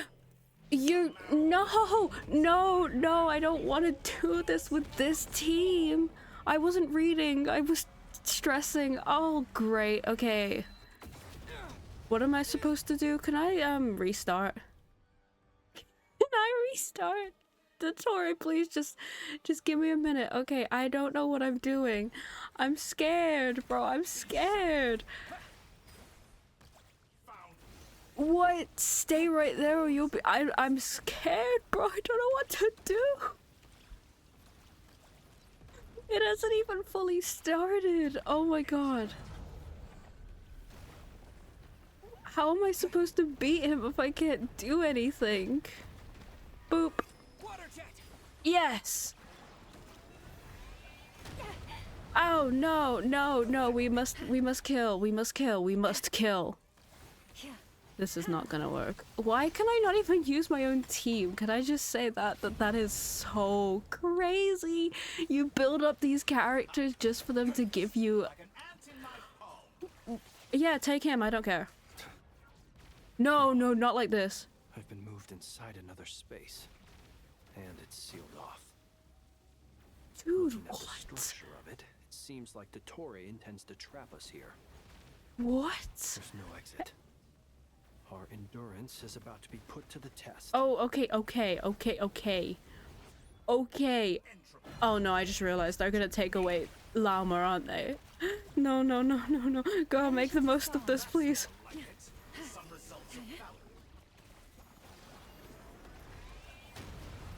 It's fine, just heal. Just heal. Like, what's he gonna do? Heal himself? He better not. Oh my god. I just had a scary thought that he will. Look at how insane this guy is. Loma! You didn't realize she'd ran! You can't just do that! Oh, you're gonna be punished now. Die. That's fine. Leave this place. Okay, okay, okay. Take cover behind the ancient moons. Okay, okay, hide behind them. I got it. I was reading this time. Dude, what is even happening on this place and time? I don't know. I know, no, Lama, no! Looks like Dottore has opted for a divide and conquer strategy. But we will not allow him to triumph. Now, I shall pray for our victory. Leave this place. Dude, no, no, no, no, no, no, no, you don't understand. I can't do this as just him. I can't do this full stop, but I can't just do this as just him. I guess you just gotta hit things and then get him. Yeah, get his legs, get his thighs. Hell yeah, get them thighs. Do not face him. Okay. Yeah, I don't want to look at you. I'm not looking. I'm facing away. I hate you. I hate you. I hate you. That's a lie. Oh my god, you're such a good villain, but I hate you. I'm looking away. Can I look? Okay. I'm hoping that's enough. Oh man. And he's bullying me. He's like, "Did you think that would hit me?" And like, I did. I did think it would hit you. No, no, no, no, no, no, no, no, no. Oh, okay, bye, Nefer. What's this supposed to be? A knockoff version of the space Columbina got trapped in? Yeah, oh no, please don't die. There really is no way out. Well, We'll see about that, Dottore. this is nice, isn't it? Okay, okay. I had not intended to take your teammates from you. It's fine. I didn't need them anyways. Obey, and I can release them. An excellent deal, if you ask me. Ooh. Oh, that would have killed me. Great. Love to know that. At least the world is healing me. Oh wait, I was supposed to. I can't. I'm a runner. I'm a natural runner. I'm a runner. I'm a track star, you know? Don't know why I said that. I'm losing my mind. Hey. I'm aware you've been working on some little tricks to surprise me with, but it appears that none of them have come to fruition. My guess would be that you're trying to bring Columbina back. But then, where is Sandrone? Or are you trying to buy time for her? I always found their friendship to be a curious phenomenon. Two highly incongruent personalities, and yet they share a deep connection. Speaking of Columbina, I once saw her as like a younger sister. We got along quite amicably while she was with the Fatui. But then one day she suddenly decided she would refuse to take part in any further experiments. To this day, I truly don't understand what I could have done to upset her so much. It's such a pity. I could have had a sister, a family. But alas, she grew to dislike me. You're not fit to be family to her. That I can't deny. So many people, all obsessed with playing out the same tired old dramas. This world is rotten to the core. And then there's you. You had every opportunity to reach the right conclusion. The thought of killing you off like this? But I maintain that I approached you in good faith, so I will offer you another chance. Will you work with me? You have until I count to 10 to make your choice. 1, 2. Sure, why not? 3. Let's do it. In a million years. What about 2 million? Come on, don't you want to have a bit of fun? I know it's like your life and everything, but like, have a bit of fun. Sandrone, what a pleasant surprise. I didn't think you'd join us all the way up here. You're as sick and twisted as ever. Don't fool yourself into thinking anyone's grateful for the chances you're offering them. Sandrone? But the formula hasn't finished running yet. Funnily enough, I was just discussing a collaboration opportunity with the Traveler, and then I see you, who I must say is a good example of an opportunity gone to waste. Gone to waste? I said that everyone would get one chance, and you've used yours to march right back into the lion's den. So yes, it's an utterly wasted opportunity. And what makes you think I believe a word that comes out of your mouth? I was planning on disposing of your little formula after wrapping up more urgent business here. But since you've taken the trouble of serving it to me on a silver platter, I can simply bring it forward in the schedule.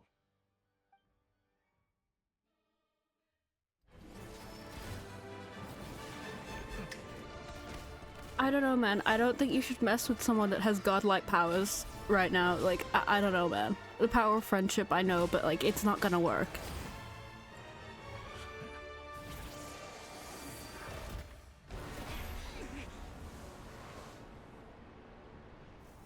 Polonia, no!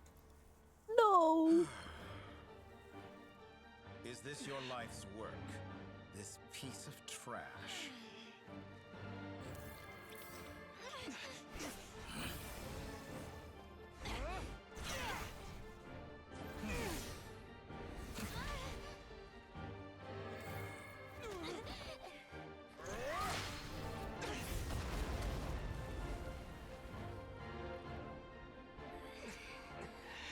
Your formula runs too slowly, Sandrone. You put your hope for success on others instead of fighting dirty. That is why you have failed.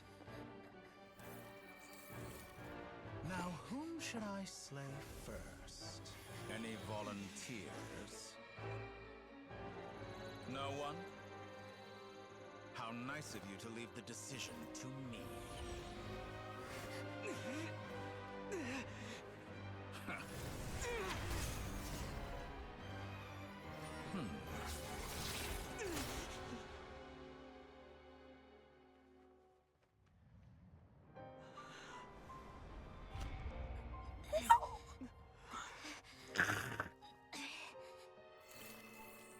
Oh, how unexpected. Sandrone, any last words for me, comrade?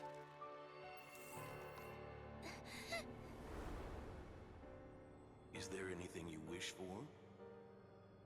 Not really. But I've always known what I don't want. Go to hell, Dottore.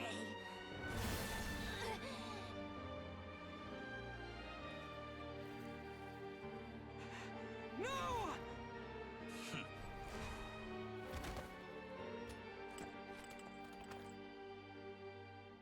And now, you have failed.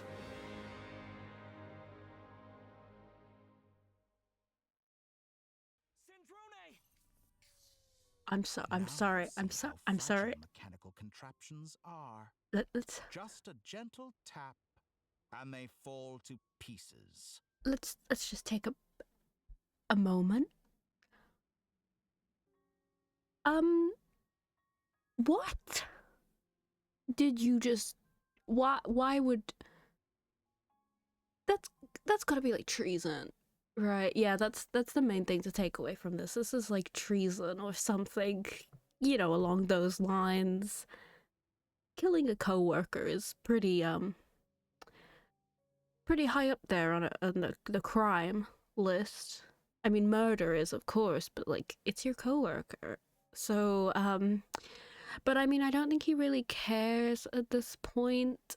But now I'm more shocked that they actually did that. That Genshin Impact actually did that. Like they don't do that. They're not supposed to do that. She looked very playable. What do you mean she's very dead? No. However keen of an inventor Sandrone may have been, her death spells the end of the formula that was running inside her body. Of course, I have to commend her for making it this far. As her colleague, I have to admire her stubborn tenacity. Now, it is time for you to take your place by my side. My count was interrupted, but the second chance I extended to you still stands.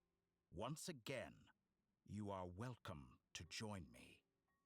By now, I'm sure you have gained a greater appreciation for the power and authority I wield. What is stopping you from embracing a new world of endless possibilities? Not in the mood to talk? As you wish. You seem less talkative than usual today. I'll change the topic to something more apropos. Sandrone was always like this, never trusting anyone, always so reluctant to share her research with them. Objectively speaking, she had her strengths. It is remarkable how she extracted and even optimized the world formula from so much data. But her inability to trust was her undoing. Had she allowed someone else to monitor or run the formula for her, you might still have a chance at victory even now. But regrettably, she was a stubborn fool. As much as it pains me, she had to go. Dottore. Maybe this is news to you, but people can change. Columbina surprised you when she escaped. And I think Sandrone would surprise you too. Change? You can twist the truth however you want, but I see it clear as day. You're the one who can't trust other people. Is that how you see me? By this point, what can you hope to do about it?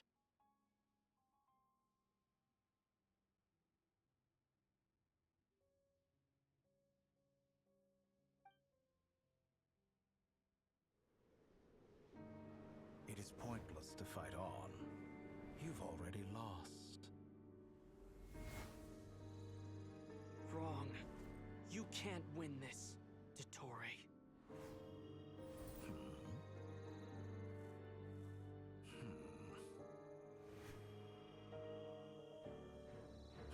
What?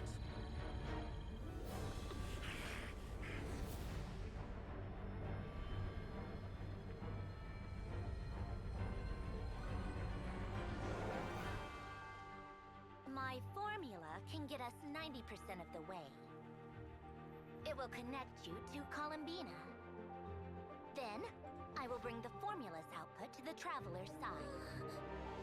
For the last 10%, do whatever it takes. Just bring the moon down.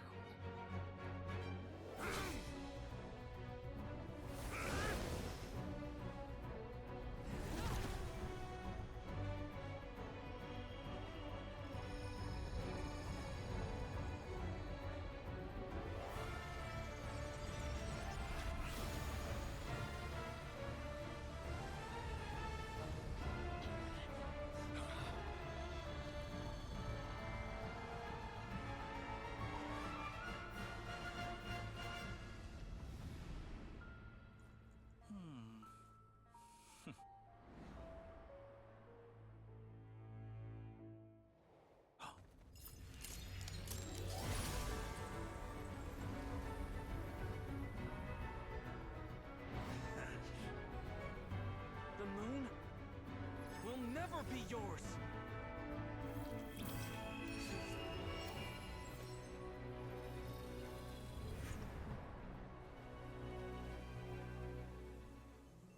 I turn my body into moonlight and pour it over Nod-Krai. My soul, I leave here to inform my future friends. Lastly, I will hide the Trilune Authority within the Frost Moon. And when my body, soul, and authority are reunited, finally... Columbina!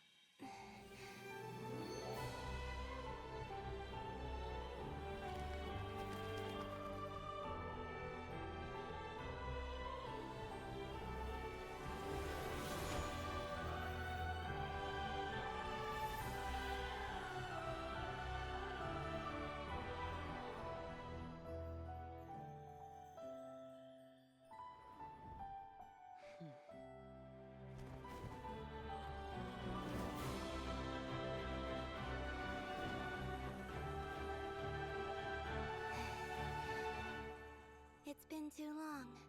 I'm back.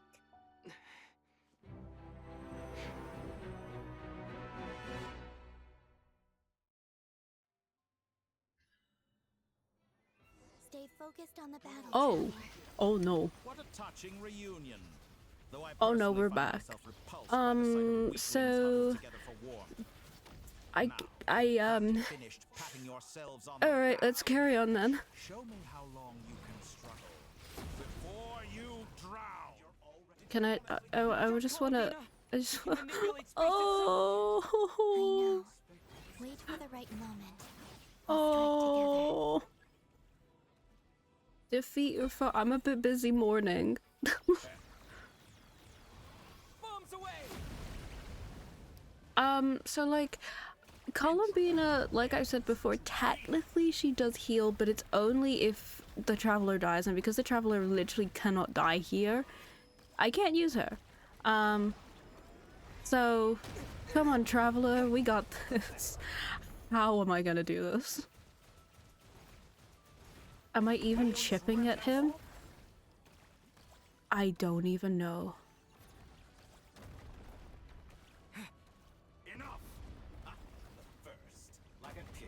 Wait for Columbina. Thanks, Columbina. I don't know what's going on anymore.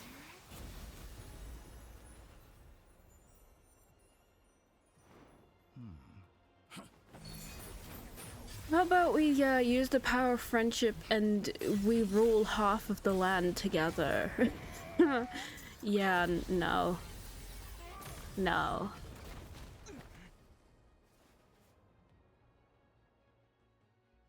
I grant you the new moon's Oh, blessing. kill him. Oh, The that's new not moon me. shines upon you. Oh well. I am growing weary of your stubborn resistance.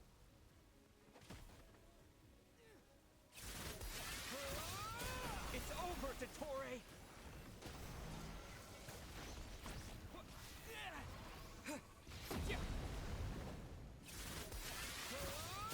Time to pay for your hate! No longer must the world cower in the cold night.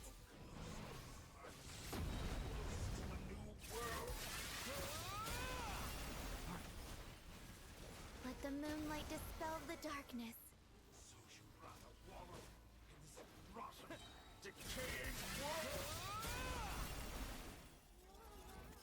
everlasting as the moon.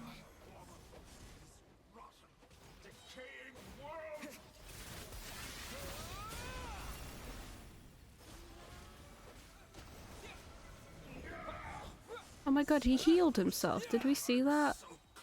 Slay. He's gonna be a healer.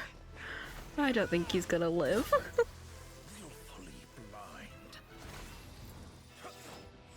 How can you be so satisfied with your fate?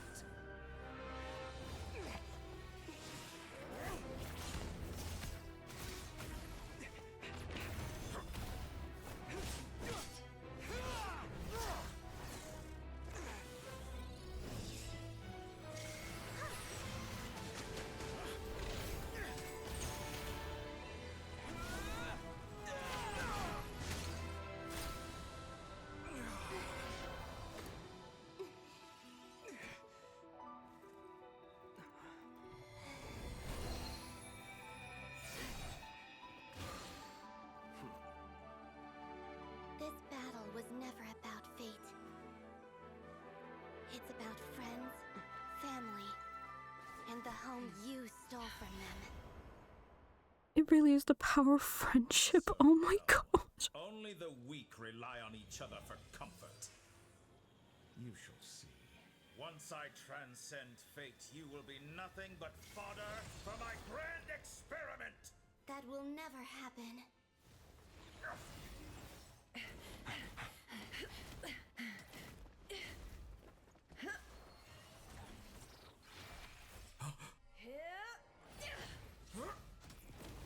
I was not expecting a quick time. Oh my god. What if I missed that? Just game over.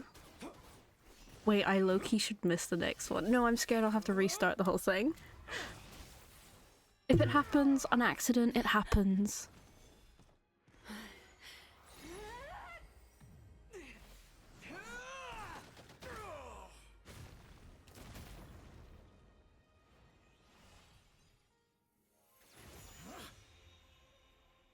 Today, the moon lights up this world once more.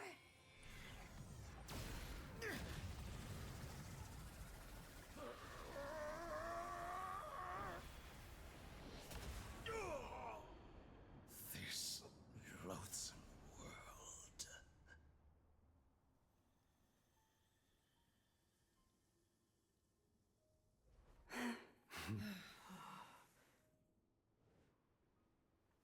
No, this world is our home.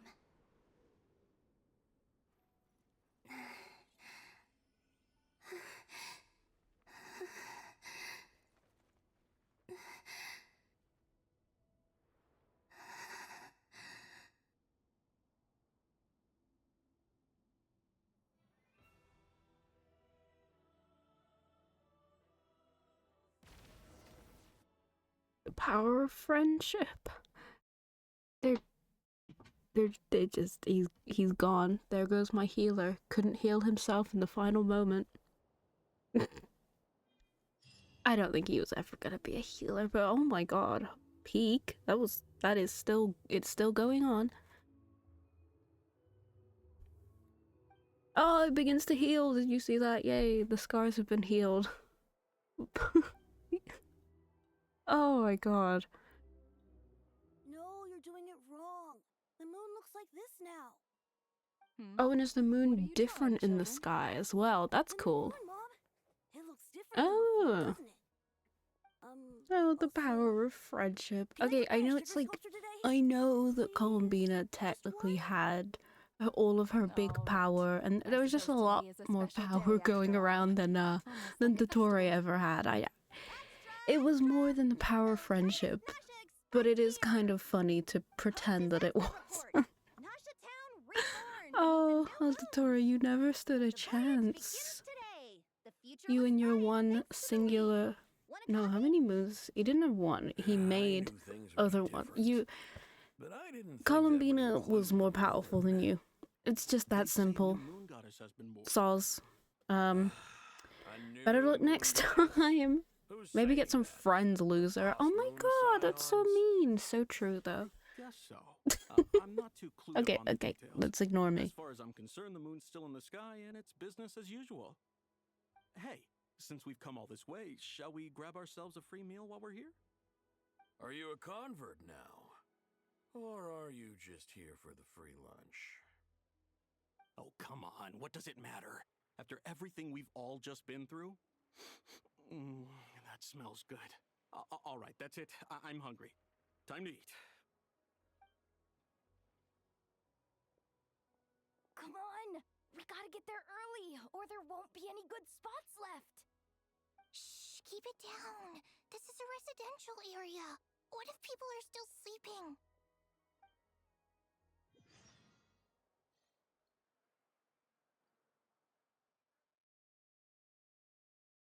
There's like no Fatui Harbingers left. Wait, how many are left? We've got Arlecchino, Child, Pantalone, the Punchy, and Pierre. Oh my god. Everyone is either dead or gone. That is not. No. Oh my god, we're gonna get to Snezhnaya and it's just gonna be the Tsaritsa there, like, hey, everyone left. It's okay. Paimon was pretty much awake anyway. It's been so long since we last had a chance to relax, huh? Feels like time is moving slower than usual. What about you? Did you rest well?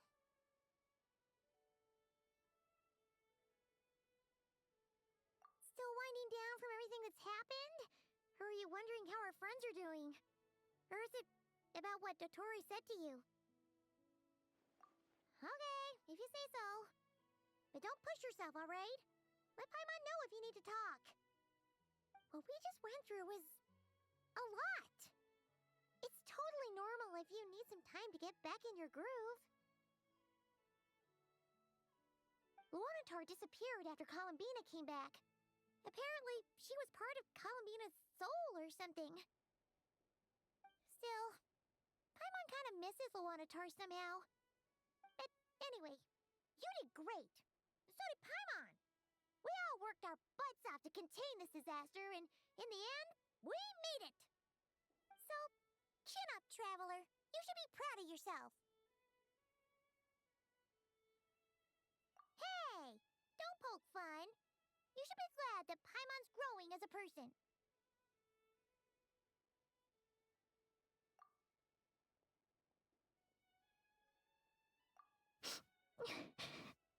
Paimon didn't think you'd mention it.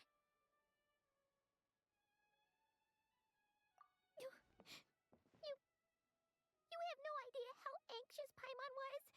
She was worried sick about you. Well, if you really want to show Paimon you're sorry, you're gonna need to make it up to her. You better be ready to splash out on a lavish meal.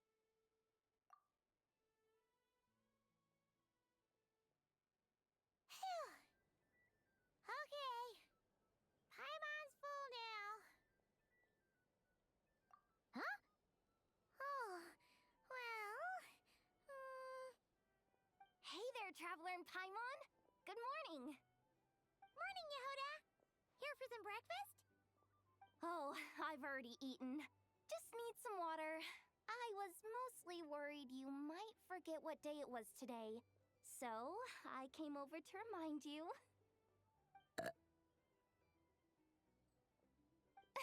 Careful there, Paimon. Too much food will make you drowsy.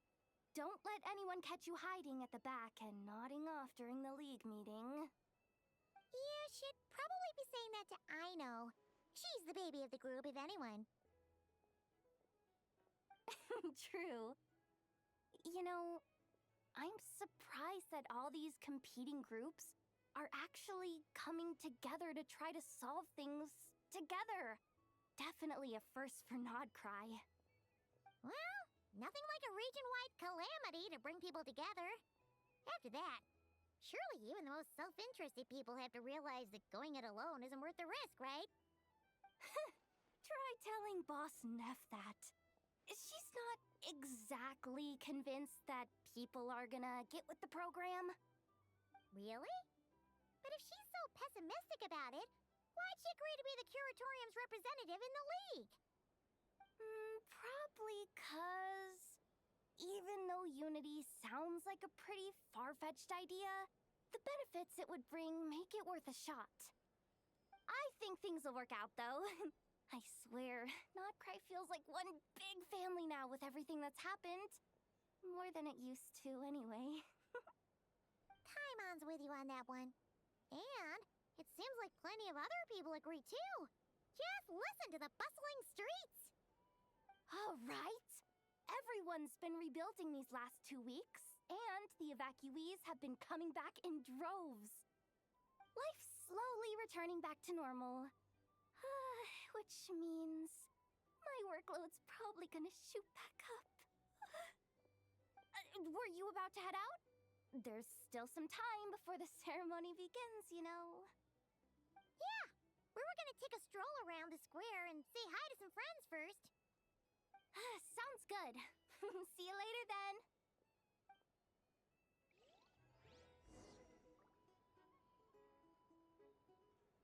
Oh my god, I'm finally back. It's been years. And now I must leave the building.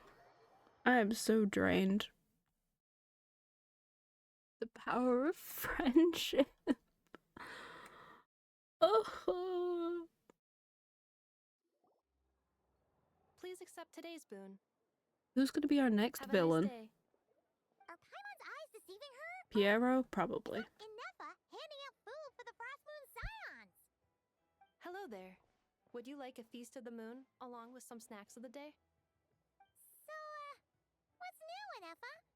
It was only a few days ago when we last saw you, but it looks like you've joined the Frost Moon Scions in that time. And I know too? What are you talking about, Paimon? We're just here to help. Duh. In the wake of the disaster, it's all hands on deck. We responded to Lama's request for support. At times like these, the smallest good deed can inspire others and help them through the hard days ahead. And we're using eggs and heating tubes to make that a reality. In true Kromkake Craft Shop style! Enough! Did you hear that? The Traveler said I did good. The Traveler! That's because it's true, I know. Proposal. If you can resist eating today's dessert, I will provide you with compliments, too. No way! Well, that proposal got shot down quickly. I need something to get me through the hard times too, you know. Mom! Yes, dear. Go right ahead. Excuse me. Could I take a photo with the robot lady? She helped us get safely out of Nod-Krai, and she helped us get back home too. She's the best. Of course she is. And since I'm the whiz kid who built her, that makes me even better than best, right? But you stole my snacks, though. Oops. Shall we move to the open space near the center? The view there is better. Thank you!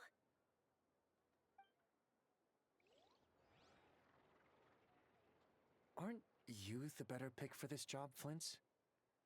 You underestimate yourself yet again, Master Ilua. Not at all. I rarely come by Nasha Town.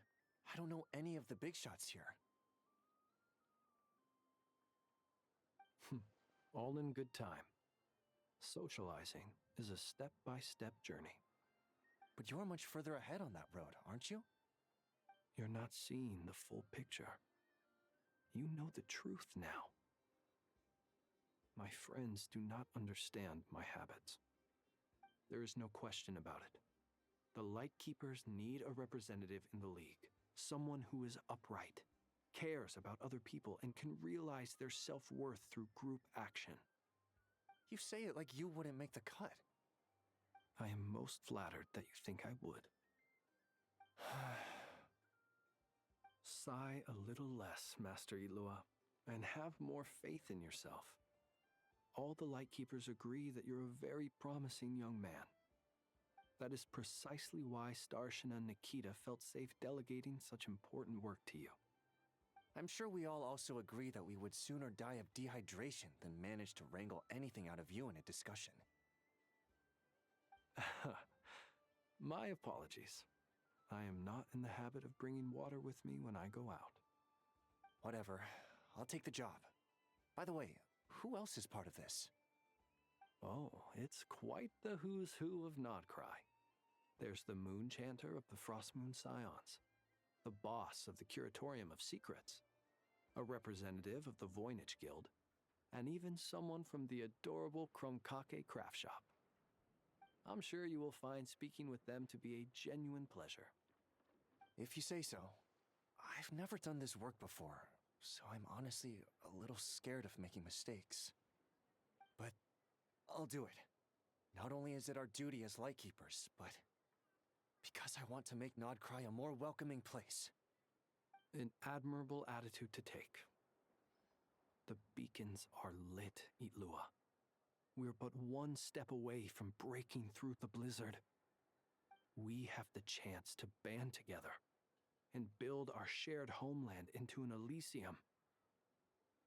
This is unprecedented for Nod-Krai. An opportunity not to be missed. Yeah. You're right. I'll do my best. Quite a few familiar faces have arrived.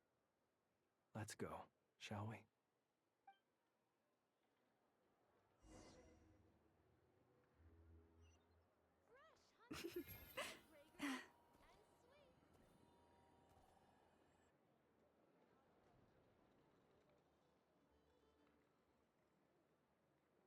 Wow! Everyone's here!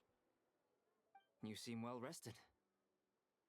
I know no one's asked, but I'm sure you all want to know, so let me just say, we're doing great. Thanks. Well, great, but not perfect. Starting to lose my mind from boredom. Can't drink a drop of alcohol while I'm waiting for my wounds to heal. I'm sure you had a sneaky swig or two. Wait, how'd you find out? I'm sure you must be missing Mondstadt after all these years away, Grandmaster. Yeah, you could say that again. Every time I get news from Mondstadt, it makes me want to go back and see the place for myself.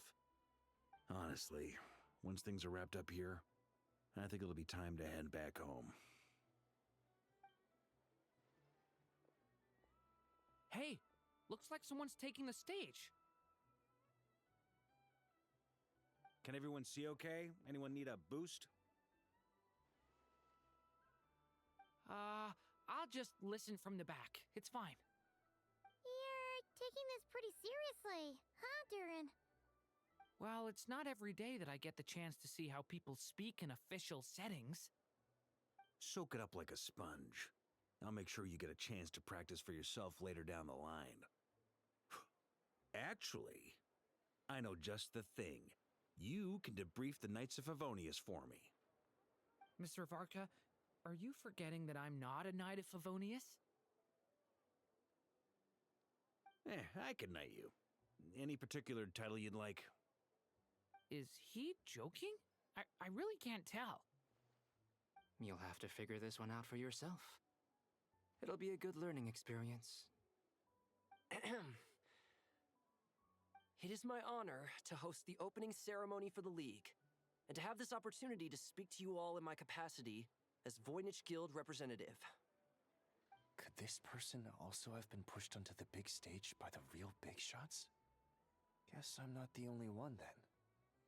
We come here today, having weathered the trials and hardships of yesterday, and having learned from them the importance of unity and cooperation.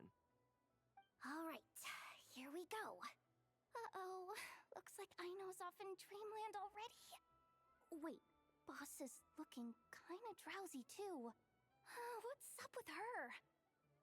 Come on, get this speech over with already. Nod-Krai is our home, the land we rely on for survival. And as we chart a course for the future, may we persevere through the storms ahead as we sail towards a new era of prosperity, freedom, and hope.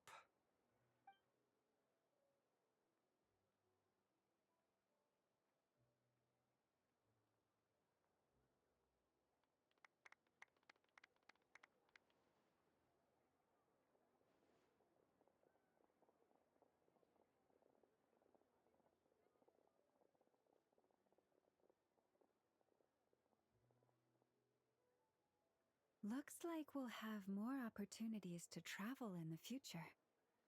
I'm sure you'll cope, Lady Moonchanter, given how fleet of foot you are. Unfortunately, I suspect I'll be too busy at the curatorium to act as your host. We have a busy schedule, not to mention an international network of contacts to manage. It'll be all right. I'll just check your schedule with Yehoda well in advance. And if she's not available, I can simply ask Ashru.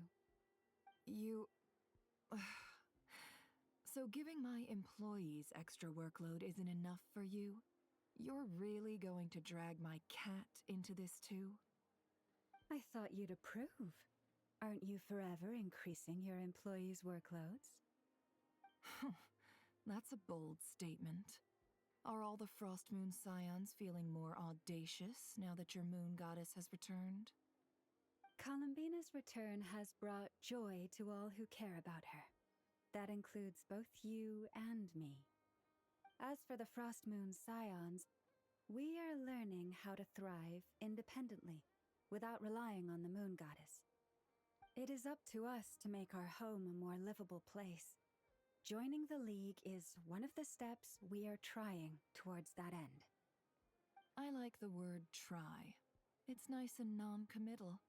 You can opt out at any time and still say you tried. You don't see a bright future for the Frostmoon Scions? Or did you mean the League? I'm just not as optimistic as you. The Frostmoon Scions should count themselves lucky that they have a leader as stubborn and enterprising as you.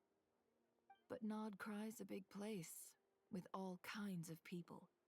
Most of them don't enjoy answering to a leader, or even listening to reason. Well, that's where you and your methods come in.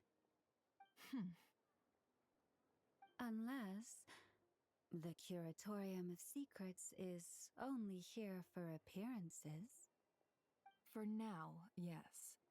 And that won't change until this venture becomes worth my while. What would make it worth your while? Getting out more than I put in. Right now, I'd barely break even, but I'll grant that it's a good start for Nod-Krai. Then maybe it's worth a try. All right, you can stop now. Or do I have to join the Frostmoon Scions before you'll get off my back? You'd be very welcome to join us. Hey, you two! Congrats on all your hard work! What are you chatting about? Nefer was trying to dissuade me from adding to her employees' workload. Also, she's considering joining the Frostmoon Scions. Sorry, what? Your conversations are always the most interesting. Would you two care to join me for some tea before heading to your next destination?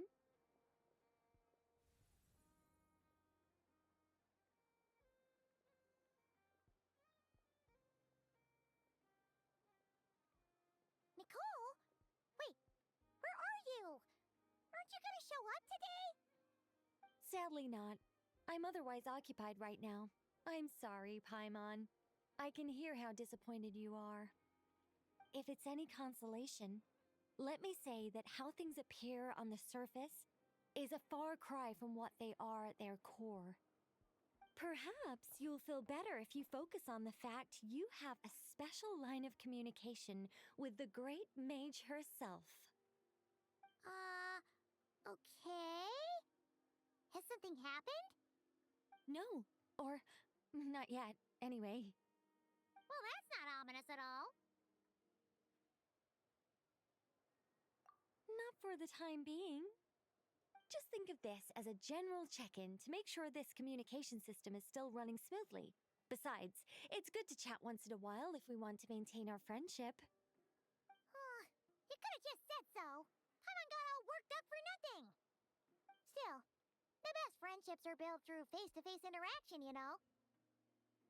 It's never gonna stop being weird having tea with you when you're not there and just talking to thin air. All right, fair point. I'll bear that in mind for next time. Yeah. Any update on that crisis at the world's borders? Alice just informed me that they had their work cut out for them. And now everyone's thoroughly exhausted. But they did finally get things back under control. Still, we can't let our guard down yet. The disruption caused by this disaster has made Teyvat easier to detect from the outside universe. She plans to wait for things to stabilize, then reschedule her Mondstadt vacation plans. As for me, I agree with Hat Guy's perspective. This is a time when many new variables are emerging, and the situation is changing constantly. Plus, most of this change is for the worse. We have to remain vigilant and ensure that the embers of chaos are not rekindled. I did notice that the energy in Nod-Krai changed somewhat after the War of Funerary Flame, but since it was still aligned with the Light Realm, I never gave it a second thought.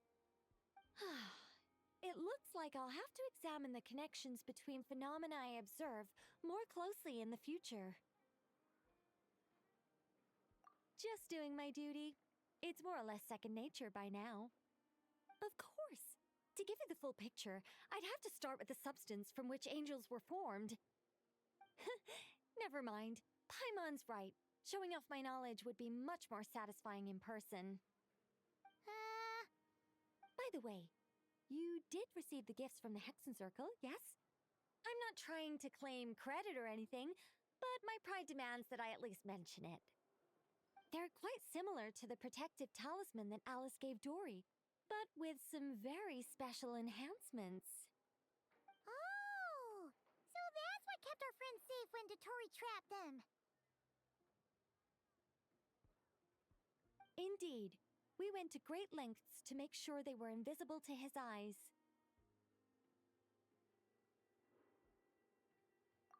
I'm so happy they came in handy. Still, not fishing for gratitude, by the way. I just want you to be aware that sometimes your friends may be protecting you in ways you cannot perceive. Anyway, I'll contact you if anything else crops up.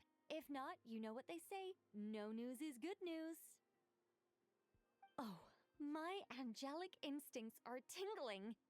They say you should head to the docks next. Your friends are about to board their ship home.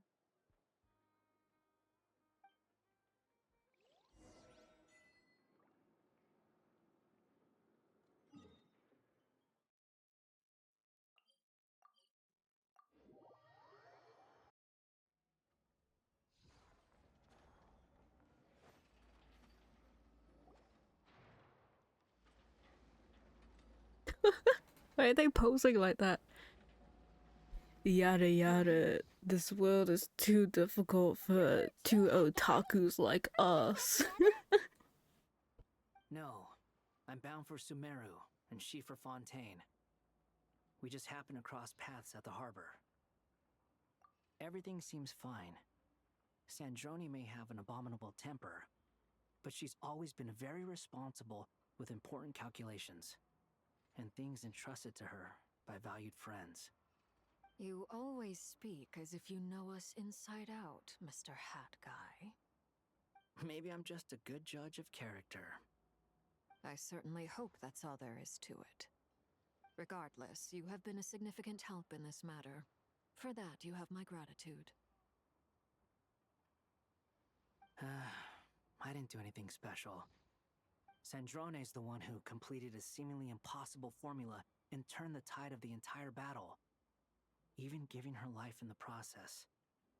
She's the one we should be thanking.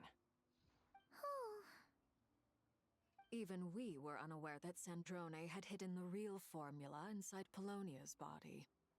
She managed to fool Dottore into thinking the formula was running in her system. by installing an identical-looking decoy within her. She probably realized that she didn't have the strength to stop Dottore. But this way, she could at least get him to lower his guard. She always worked like that. Always had a backup plan. Well, that's why I'm traveling to Fontaine. She made a request of me long ago, and the time has come to fulfill it. Think of it as her will. She said that should she ever fail in a mission, she'd like me to deliver her core and Polonia's to the Fontaine Research Institute. She also mentioned that she had made arrangements for people there to set her affairs in order. Some of her personal effects, such as her notes, were left to me. I've decided to take them back to the House of the Hearth, for safekeeping primarily, but also as mementos, I suppose. However, there is one book among them that I'd like to leave in your care. I'll have someone deliver it to your residence at the flagship at a later date. No, I was specifically warned not to tell her. This is her last wish, and I will abide by it. I can only hope so, but none of us here can know for certain. I bade farewell to Columbina earlier today. As promised, she turned the iridescent moon's marrow over to me. She spent a long time with Sandrone's body, saying her goodbyes. Oh, is she alright? Sandrone's passing has left a great wound in all of our hearts. It will take time to heal. But Columbina surprised me. She offered me some words of comfort before I departed. Despite being grief-stricken herself, she showed an awareness of the feelings of others around her. She never used to act like this. Clearly, she has grown. And I suspect that we have you to thank for much of the change we are seeing in her. Huh. After these recent events, the Tsaritsa has revoked the Pale Star Edict. Snezhnaya now realizes that the arrest warrant for Columbina was just a ploy by Dottore, who coveted her powers. I shall return to Nod-Krai to see her as soon as I find the time. I hope that from now on, she too will explore more of the world. Columbina Hyposelenia's journey is only beginning. My ship is here. Traveler, Paimon, we shall meet again. You too, Hat Guy. What are you still bumming around for? Isn't Columbina waiting for you? I thought today was the day you'd agreed with her to go find out the truth about your sibling.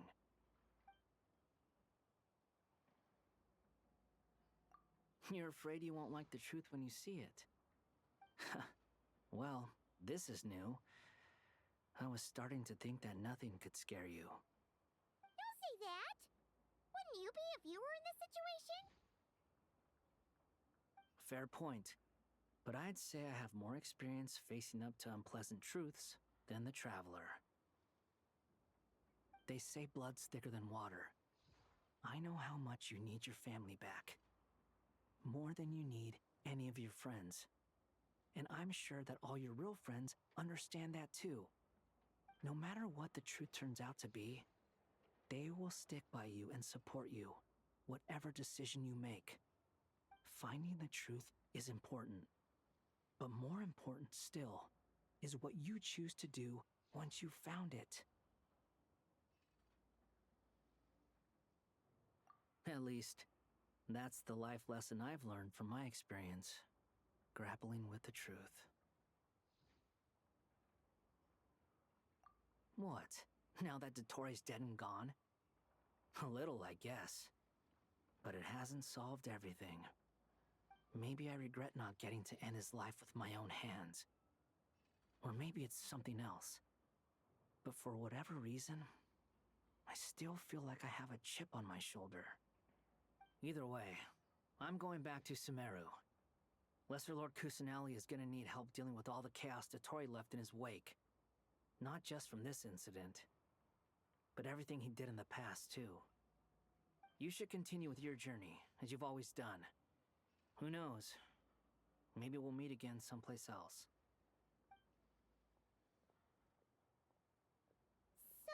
what should we do now?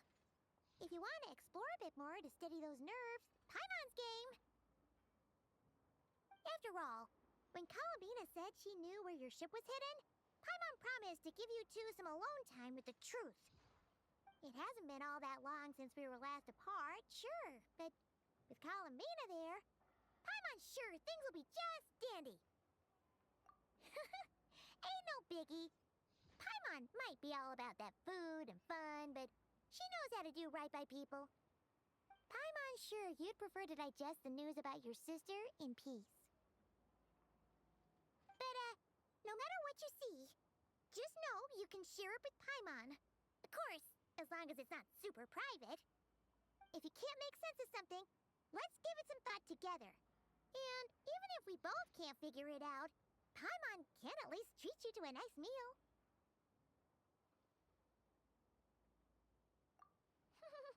Glad to hear it. Feel better now? Alrighty. Next up, time to meet with Columbina.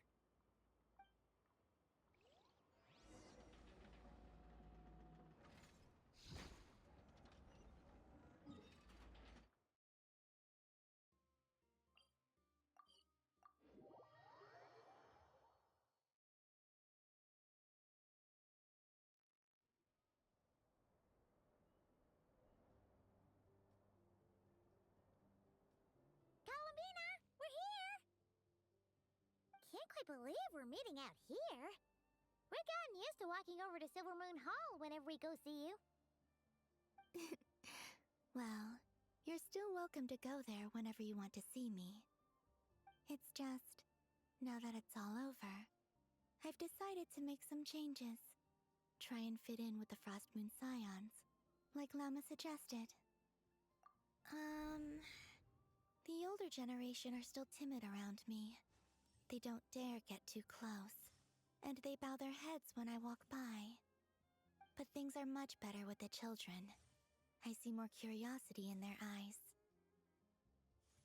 Hopefully, by the time the next Moon Prayer night comes around, I can enjoy the festival with them as myself, without having to pretend that I'm only dressed up as the Moon Goddess.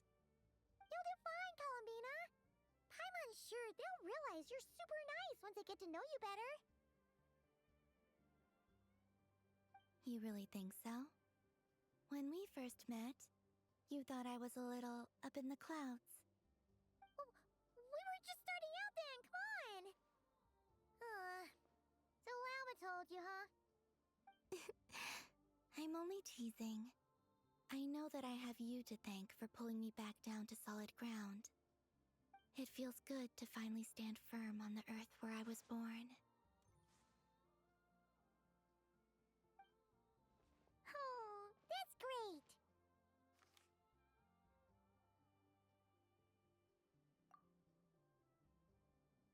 Thank you. I'll make sure not to lose it this time. Well then, are you ready? Lumine, what happened to our spaceship back then? Why did you leave? It's time to learn the truth at last. Ready as I'll ever be. Good. Then let me open the way for you.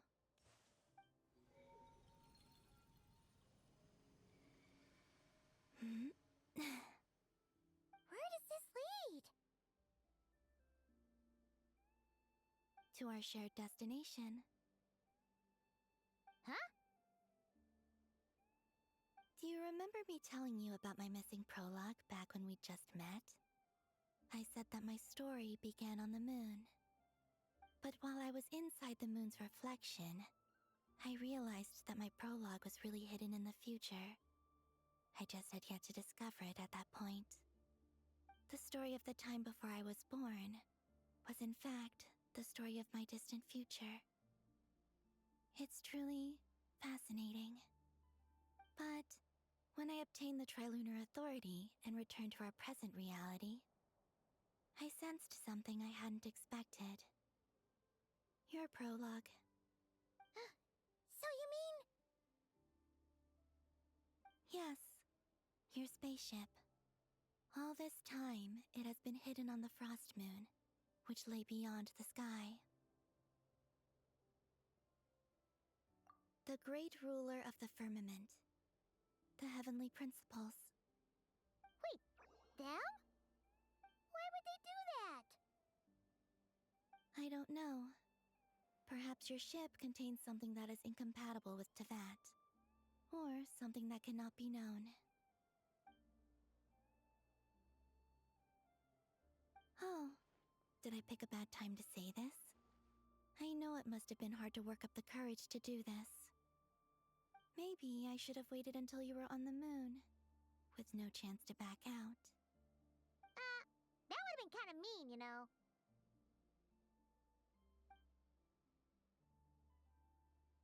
Take me there. Oh? Whatever is hiding in that ship, it belongs to me and Lumine. Those memories belong to us. No one else has the right to decide whether I should or shouldn't know about it. Not even the heavenly principles. Very well. Then let's go. You two take care, alright? And don't forget to come back soon! Rest assured, Paimon. We will. Traveler, after you. Thinking about the story that we'll find hidden on the moon? Yes. And hoping that it has a happy ending. Stories like that don't exist, you know? You don't believe in happy endings? I don't believe in endings.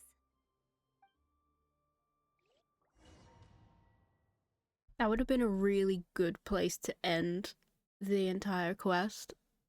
There's no such thing as endings. Ends. Where am I? This is the pathway I built between Tevat and the Frost Moon. The moon is very far away from us, so it could be a long journey.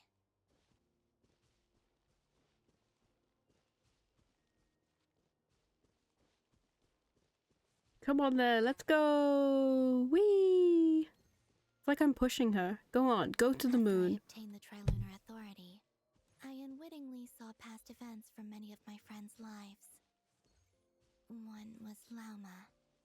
She was so young when they chose her to be the Moon Chanter.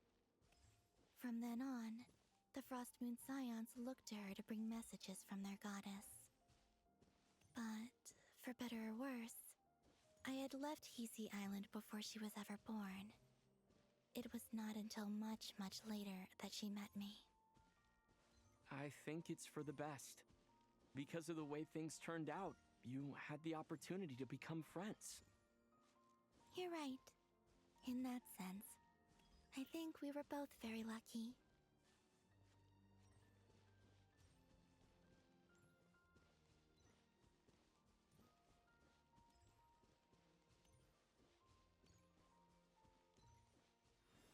Oh, and about that mage, Nicole. I only recently learned that she has lived in Tevat since the time of the Three Moon Sisters. The moon goddesses always had a good relationship with the angels. I suppose our friendship continues that tradition.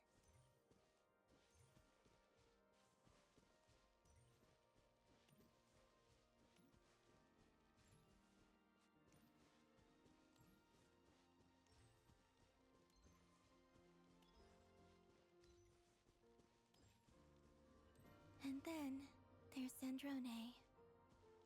I never knew that much about her, beyond the fact that she was created by someone called the Lord Artificer. She, too, suffered for a long time before joining the Fatui.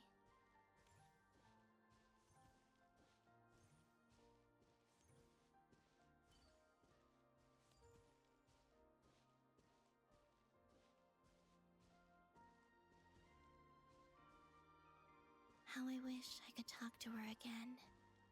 Even if only to hear her say nasty things to me.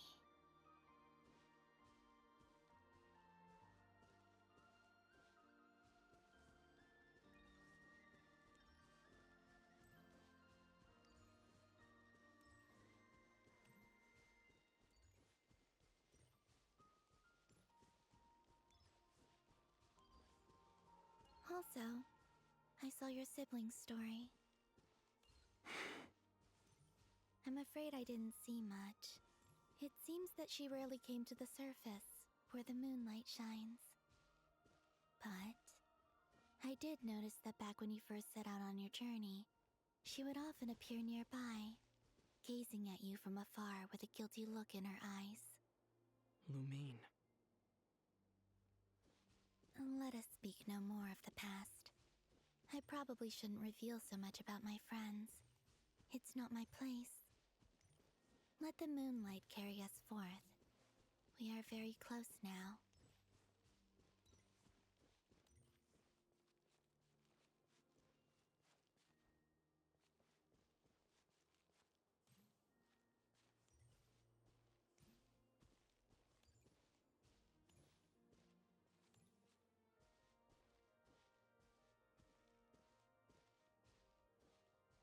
After this, I'd like to bring some kuhenki to the moon as well. If they're willing, of course. What about your other friends? Will you bring them to visit too? Certainly. But I'll need to tidy the place up first. This home hasn't received any guests in a long, long time.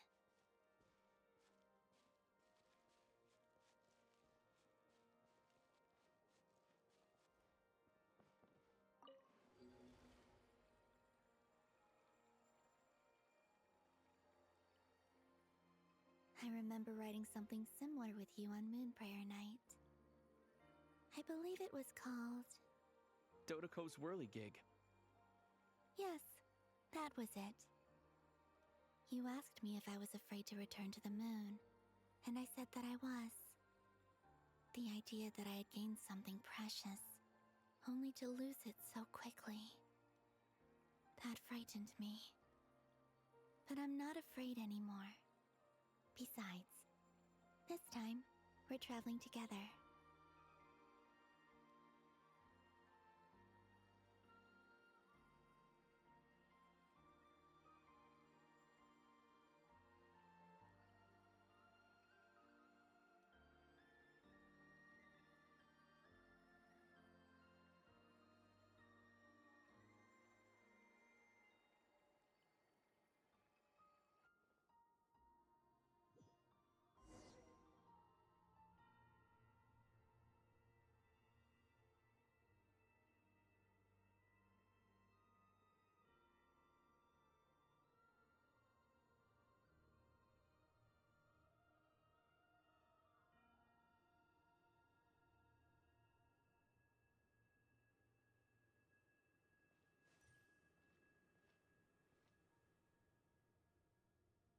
We're here.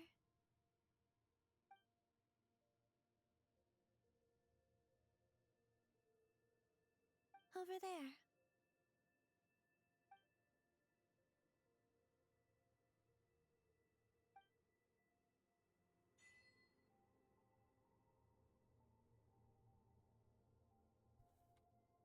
Dude? Wait, oh my god, look. The little light. Oh, there's more.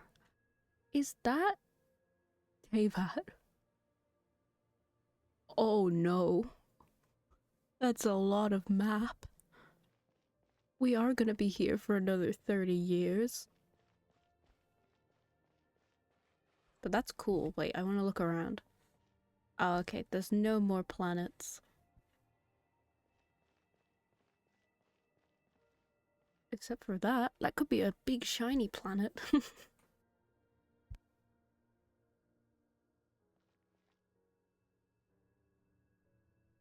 Our spaceship. It's huge. I suppose that the moon is the only place one could hide it. It'll be alright. Huh? The way you feel in this moment, I went through it too, on Moon Prayer Night. The door was right in front of me, but I struggled to find the courage to step through. Solitude for me once meant living a life in which even I was absent. Before I met you, that was the only life I knew. But that night, solitude meant throwing away the life I had gained after meeting all of you. Columbina. Go. Retrieve the part of your life that was once lost. Trust me, you will lose nothing by doing so. Look, Tevat is right there. All of our friends are down there, waiting for us. You're right. Thanks, Columbina.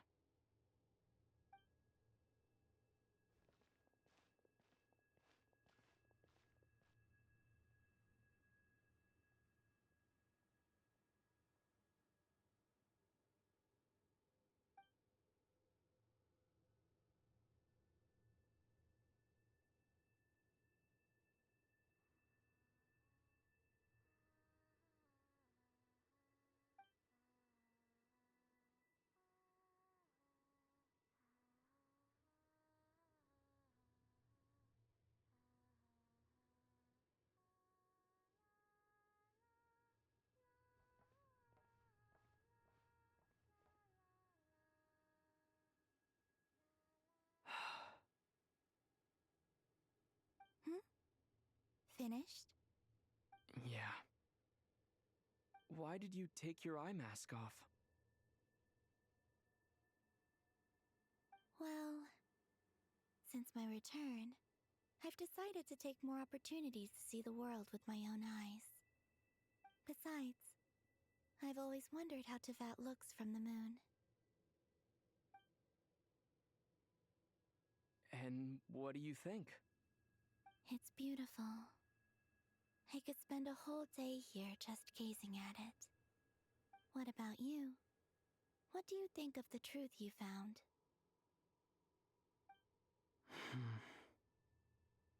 I haven't looked at another person's expression in a long time, but I think yours is saying it was neither good nor bad. Keep this up, and it won't be long before you give Nephra a run for her money. Oh, I don't think that's going to happen. I'm much more used to sensing what's going on around me with Kuvaki. I think I'll save my eyes for seeing special moments I really want to remember. I read the spaceship's flight logs. I always assumed that this was my first time in Tevat. I thought that Lumine and I must have been hibernating in space for centuries on end. But the logs show that our spaceship flew over the skies of Tevat once before. A long, long time ago. Flew over? So you didn't land? No, the ship barely came to a stop before flying on again. After that, it continued traveling through space for a long time. Some of the data is corrupted, but I suspect that it kept flying for thousands of years. It was only after that that the ship made a forced landing in Nod-Krai. When Lumine found me, she came from outside the ship. Could this mean that she left the ship long before I did? Maybe even during our first pass over Tevat. Are you alright? Yes, I can feel that the truth is coming together, one small piece at a time. I remember Lumine telling me that when she first arrived in Conria, she could not recall the past. So this might be something that even she doesn't know. Here, I made some space for you. Your mind must be racing, and this seems like the perfect place to relax and clear your head. Oh, wait, there's one more thing. What is it? Wait here a moment.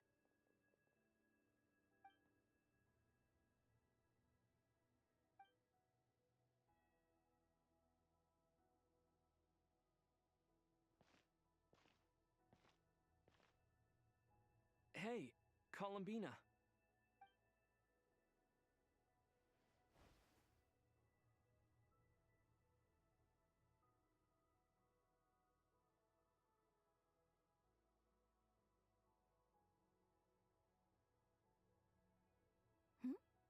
Is that a new outfit? An old one, technically. It's been in a cabinet inside the ship this whole time. It's a matching pair with Lumine's. She always liked this set more. Huh. I don't think there's a huge difference. Really? Yes, it's still the same you. You're the same person, no matter what clothes you wear. Only Columbina would make an observation like that. Traveler, do you consider Tevat your home? Home is wherever Lumine is. But then after all the time I've spent here, and everything I've been through, yes, I'd say it's my home. Would you change your answer if Tevat changed appearance? I mean, if the truth about Tevat turned out to be different than what you thought.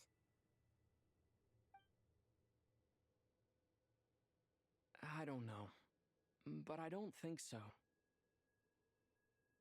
The truth is not what matters most to me about Tevat.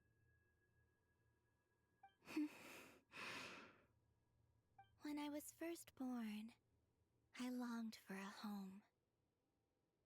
And when you get something before you're mature enough to understand the world, you just take it at face value. I thought that a home was a transaction. You give me what I want, and I'll do the same for you. But you and your friends taught me what a true home should look like. You never asked for anything, yet you gave so generously to me. That's because your friendship matters to us.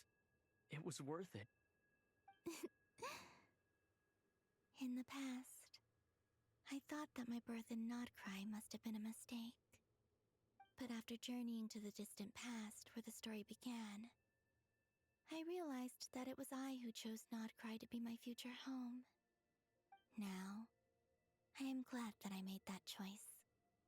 I'm sure your friends are just as glad. In fact, I intend to make the same choice today as I did back then. What do you mean? Well, I've given the Eternal Moon's Marrow to Lauma, and the Iridescent Moon's Marrow to Arlecchino. And now, I shall return my Kuvagi to Nod-Krai again, that it may continue to protect my chosen home. Wait, but what about your body? Hmm? Oh, are you worried that I'll disappear again? I won't. Not this time. The Frost Moon has now entered the fall sky, and I am the Tri-Lune goddess. I am only returning to Nod-Krai the part of me that it needs. I am giving what I can, because my home is worth it. Oh, and I have something for you, too. For me? Yes. Come closer.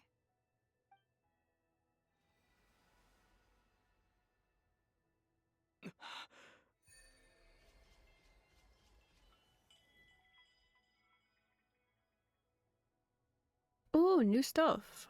Wait, I didn't even know about.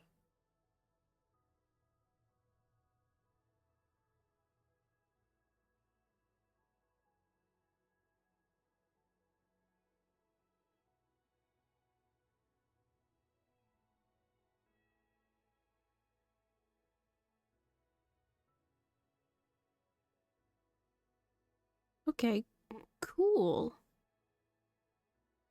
We get more damage from them. What was that? I lifted some of the restrictions this world placed on you. I trust this will help in your future adventures. My power. It feels like it's grown. I can use the elements more freely now. Thank you. This will be a great help. You're welcome.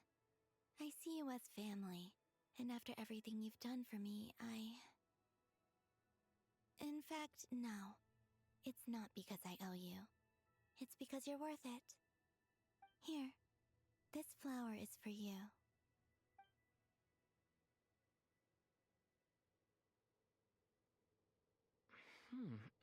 Isn't this a moon prayer blossom? Yes. Don't worry. You will never see these flowers lose their color again. I'm finally discovering the joy of giving. How I wish I'd learned this sooner. Hey, better late than never. What are you thinking about now? Why don't you take a guess? You get one shot. I don't think I'll get it in one guess. But I'm sure it's a happy thought. That's kind of a sneaky answer. I can't say you got it wrong. Down into that, the moon seems so far away. I felt it might always lie beyond my reach. But on the moon, everything feels so close by. The haze that once enshrouded the skies has finally been dispersed. I feel like a traveler on a winter's night, starting a new chapter in my tale by the warmth of a bonfire. I don't have a lot of luggage, but I do have a lot of hope for the future. Well, what's next?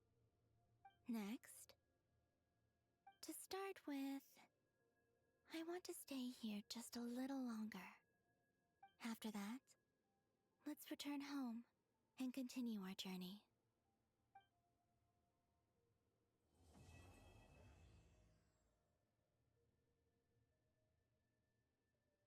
Aww. These Oh, clothes bring back so many memories. took the braid out. Cool. Let's sit and talk. Because that's what we have to do. What a nice Archon quest. Well, mostly nice. I mean, 2 people died. And for me. But the rest was nice. Like I said, this is not the end. I don't believe there has to be an ending. Oh, is that your next destination? Most people would probably tell you to pack some warm clothes. But I experience things differently than most people, so I can't know how cold it is. In fact, it is home to quite a wondrous heat source. I think they call it Kreshnik's torch. Every city in Snezhnaya is built around one of those. I sensed the energy it gave off as I was passing by on a railway train. It felt grand and distant. I also recommend the Korolievsky troupe in Snezhnograd. They give performances quite regularly, and entry was free for harbingers. I liked them a lot.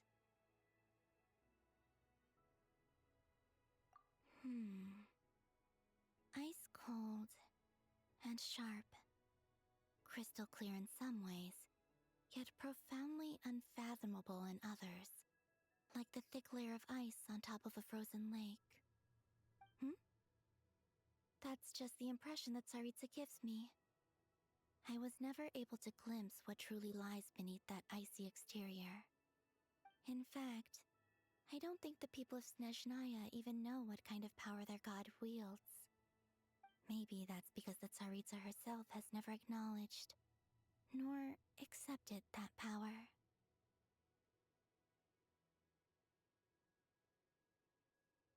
There's Regrator, the Rooster, and the Jester. Between them, they control a lot of what happens in Snezhnaya, but I can never wrap my head around how exactly power is split between them. I just know they are each responsible for many specific domains. I noticed that the Rooster and Regrator often appear to get along on the surface, while working against each other in secret. And theirs is not a friendly rivalry. But I wasn't particularly interested, so I tended to keep my distance. Now that I think about it, the term Mistelton often seemed to come up in connection with Project Stuja.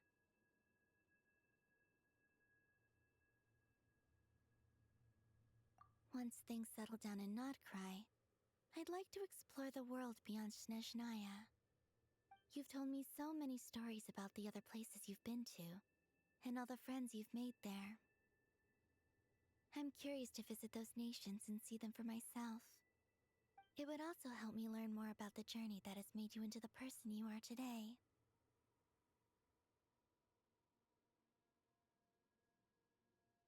Okay. As you continue on your journey, don't forget to gaze up at the moon once in a while. It is, after all, no longer an illusion. It shall cast down its true moonlight, connecting us in truth.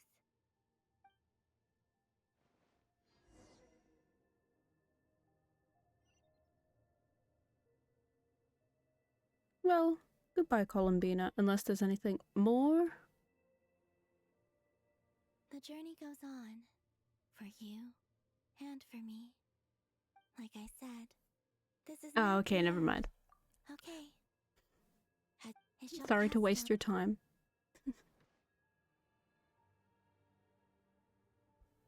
I shall be off now. Goodbye. In my cute little outfit. Ooh. Do I get to keep this? Oh, I do. Yay.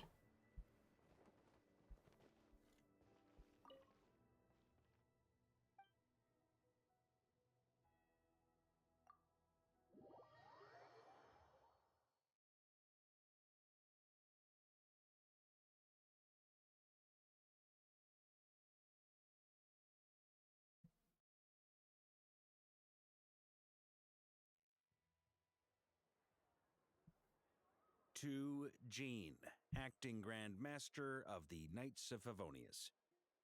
Ugh, this preamble is such a pain to write. It's probably high time we got rid of this acting business. I trust that Dern has updated you all on recent events. Hope we didn't worry you too much. The good news is, we managed to come together and put a stop to the Doctor's evil schemes. With that, I think it's safe to say that Nod-Krai is finally out of the woods. As for the Fatui, not counting the Damselette, aka the Moon Goddess, who has left their organization, we found ourselves allied in this instance with both the Knave and Marionette.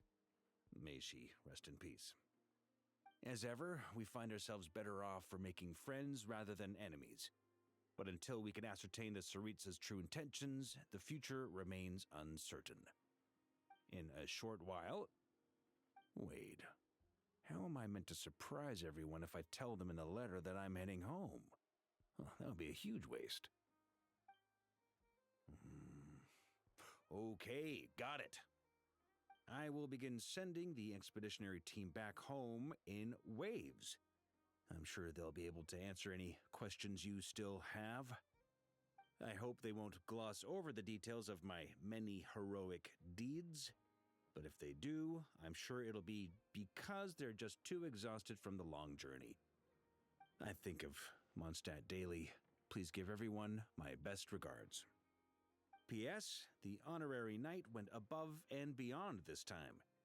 Are there any other honors we can give him? I'll leave it with you. P.P.S. Please be extra nice to Klee for the foreseeable future. I cashed in on the last favor that the Hexen Circle owed us, so we need to earn some more goodwill. If there's any serious problems, feel free to stick me in solitary confinement when I get back. I'll do the time for her. Whew. And that, as they say, is all she wrote. End of an era. And with the moon shining down brighter than ever, I think everyone is going to sleep well tonight.